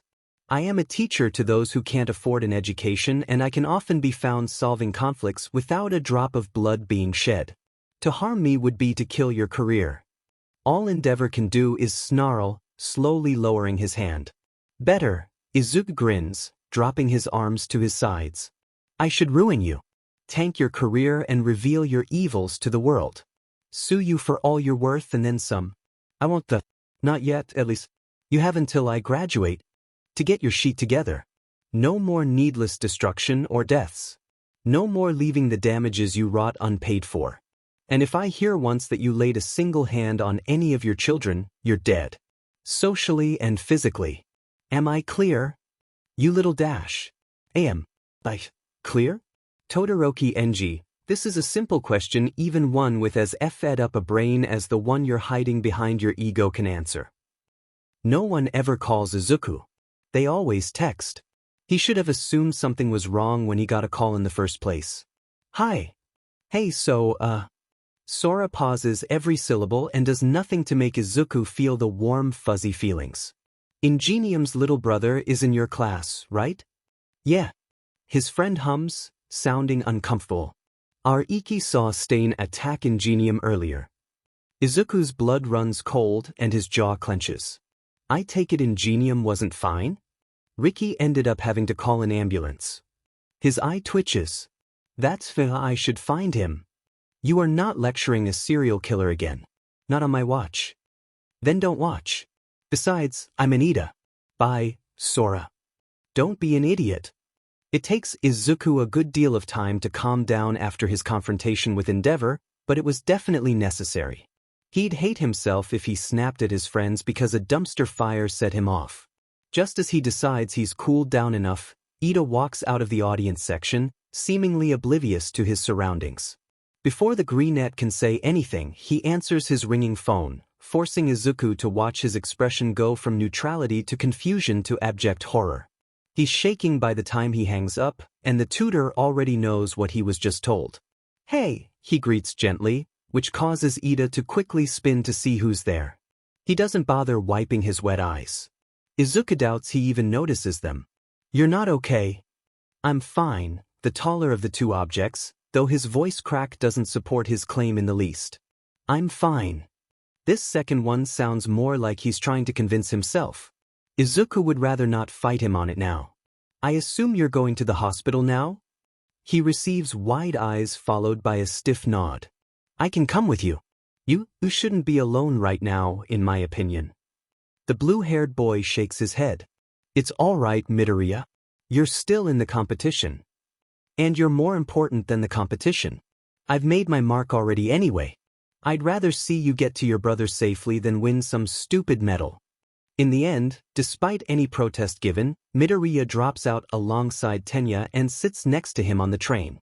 For the most part, the green-haired teen keeps his nose in a book on anatomy, but peeks up at his companion with what appears to be concern every once in a while. Tenya doesn't trust him. No, he's not being ridiculous. It isn't far-fetched to think that maybe, just maybe, Midoriya had something to do with the attack on his brother. Think about it. Midoriya clearly has ins with villains, clearly terrible people who bend to his every whim, and he also knew what happened to Tensei without Tenya telling him. Sure, he claims it was one of his students who found Tensei, and that student just decided to call Midoriya to, what, warn him? Tell him the job got flubbed? So yeah, Midoriya came along with Tenya to go see Tensei. And yeah, it was partially because Tenya didn't want to be alone right now. But it's also because agreeing to let him come along was the safer choice. Don't disagree. Don't give him a reason to put Tenya in a bed next to his brother. Midoriya and Tenya accidentally meet eyes. Midoriya gives him a small smile. Despite the distrust roiling in his gut, Tenya forces himself to return the gesture. From the moment they enter the hospital, Izuku keeps his mouth shut as much as possible, only really speaking so Ida doesn't have to. We're here to see Ida Tensei, he tells the receptionist, letting his classmate hang back. Relation to the patient? The woman behind the counter asks. He points behind himself at Ida. His little brother. I only came to make sure he got here okay. The lady gives an understanding nod. Room 236. Thank you, Izuku replies with a relieved smile before motioning for his classmate to follow him. He's going to be okay, he tells the taller student as they walk. Ida swallows and nods. Of course he will. My brother. He's strong. If he's anything like you, of course he is. When they reach Ingenium's room, Izuku hangs out in the hall outside, a little unsure of what to do with himself.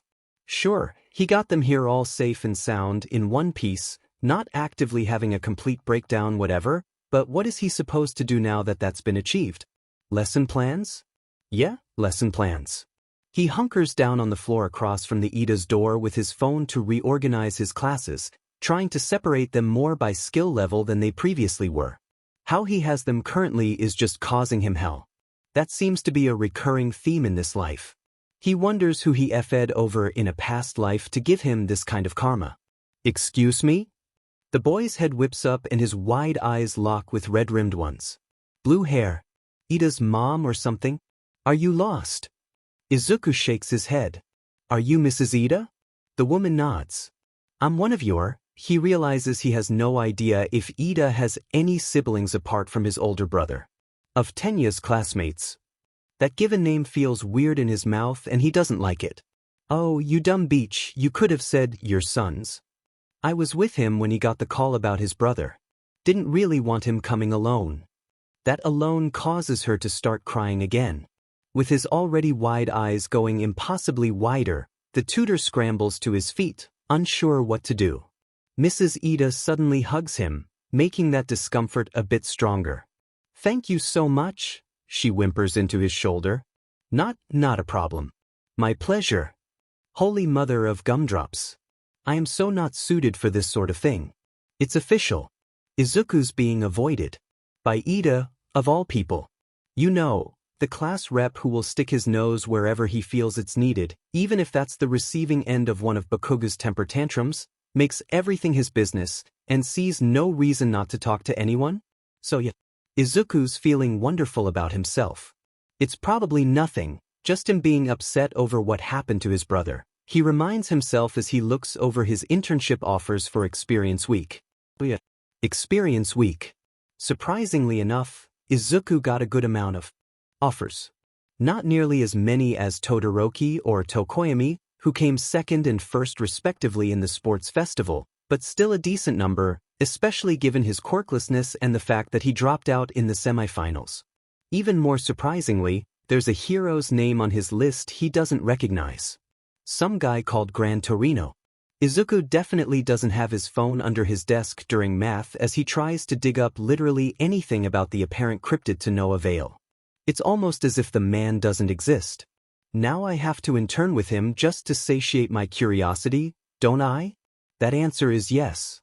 No matter what Izuku's doing for the next 24 hours, he's got half his brain trying to find any information on this mysterious hero. On the train? He's Googling Gran Torino. Doing homework? Making a list of reasons why he might not have heard of him. Finishing up teaching plans? Erasing where he accidentally started writing about enigmas and replacing it with evolution. Hell, the only time he can really get it off his mind is when he shoots Nedzu an email at around 2 in the morning, and that's only because it's that important to him.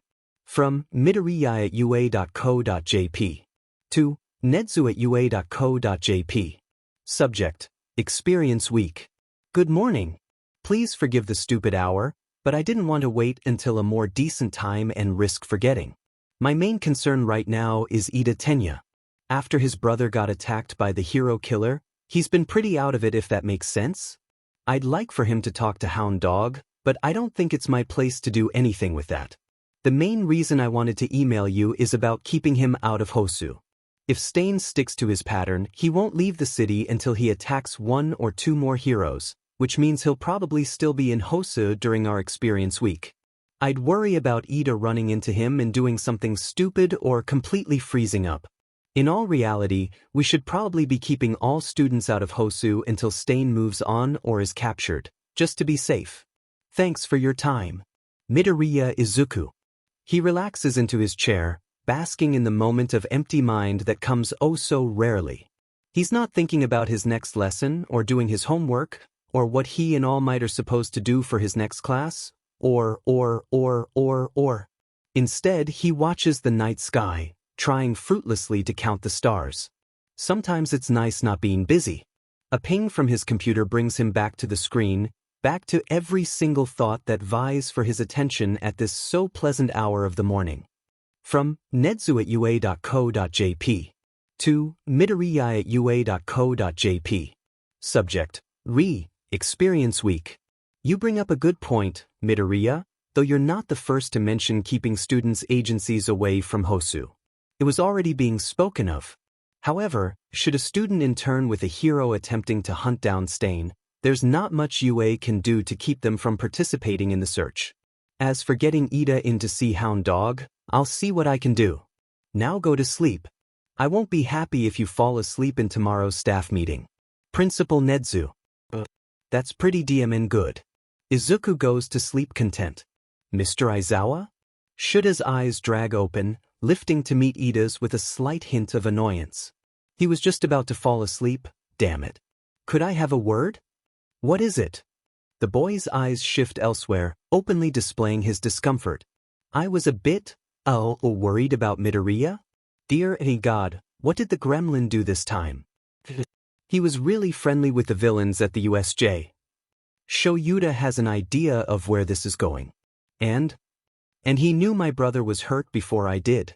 I was just concerned he was secretly working for or commanding the villains? The teacher offers skeptically, to which he receives a nod. I really hate my job sometimes. A good number of the villains at the USJ are people he teaches. Outside of UA, he acts as a teacher/tutor for those who need it. This seems to sufficiently confuse the student. Teacher? His head tilts and his eyes narrow almost suspiciously. Yes, Ida. Teacher. I completely understand where your worries are coming from, but he's not.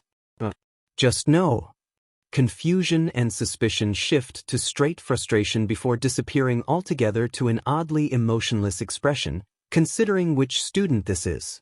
If it were Shuji, Todoroki, Tokoyami, or someone like that, it wouldn't be so curious, but this is Ida, robot arms and undying passion for what he believes, Tenya. Thank you for your time. And Ida walks out the door. Something's wrong with him. Something's very wrong. Midoriya's words during the sports festival really forced Shudo to look at things a little differently. Honestly, no matter how much the guy bothers him, he made some valid points. Why would Dad care how he gets to the top so long as he gets there? He's never been the type to care about the means so long as the ends meet his standards. He still can't believe Midoriya's quirkless.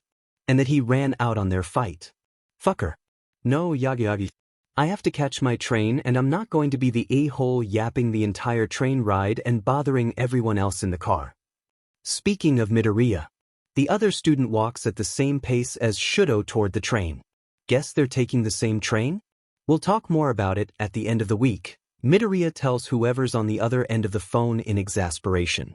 One of these days, you'll have to come up with your own ideas for this type of thing. You're the one who took the job. I'm hanging up now. He jabs his phone screen and stuffs the device into his pocket with a small sigh.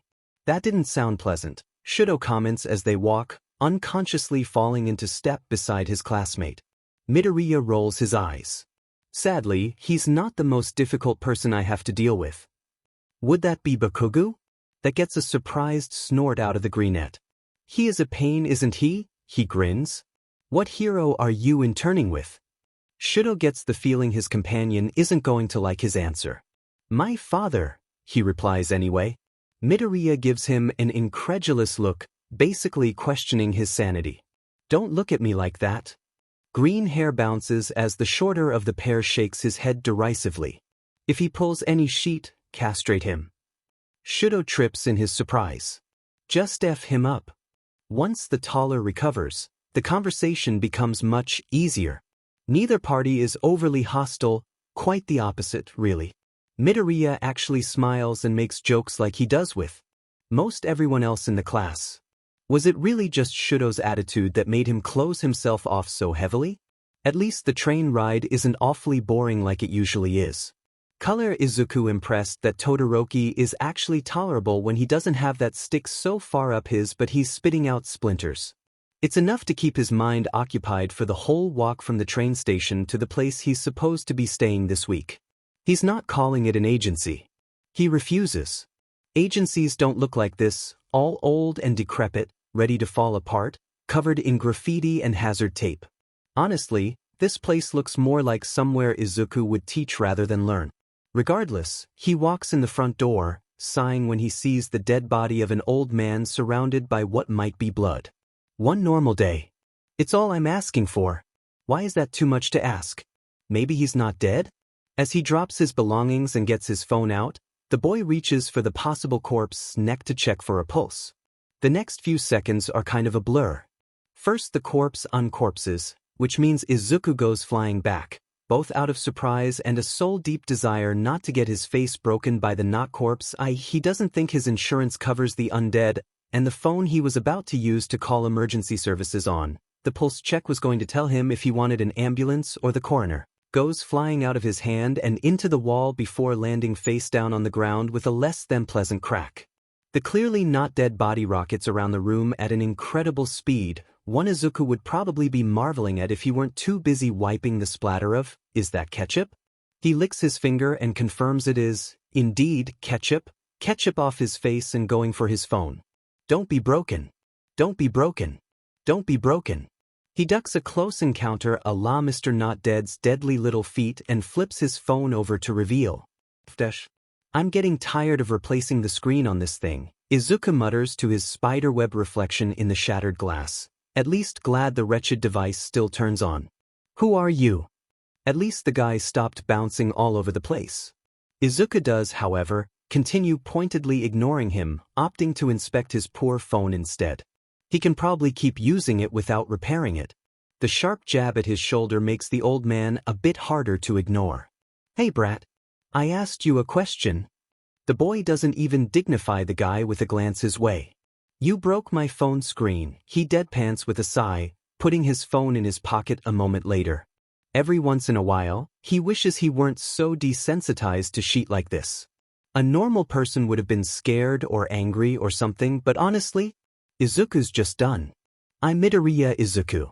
And you're Gran Torino, I assume, the boy asks, vocally embodying just how done he is. Confusion overtakes the man's features. What did you say? How'd you get into my house? Wonderful. Either Izuku's got the wrong place or he's stuck with a senile old man for the week. Just lovely. Curiosity really does kill the cat, huh?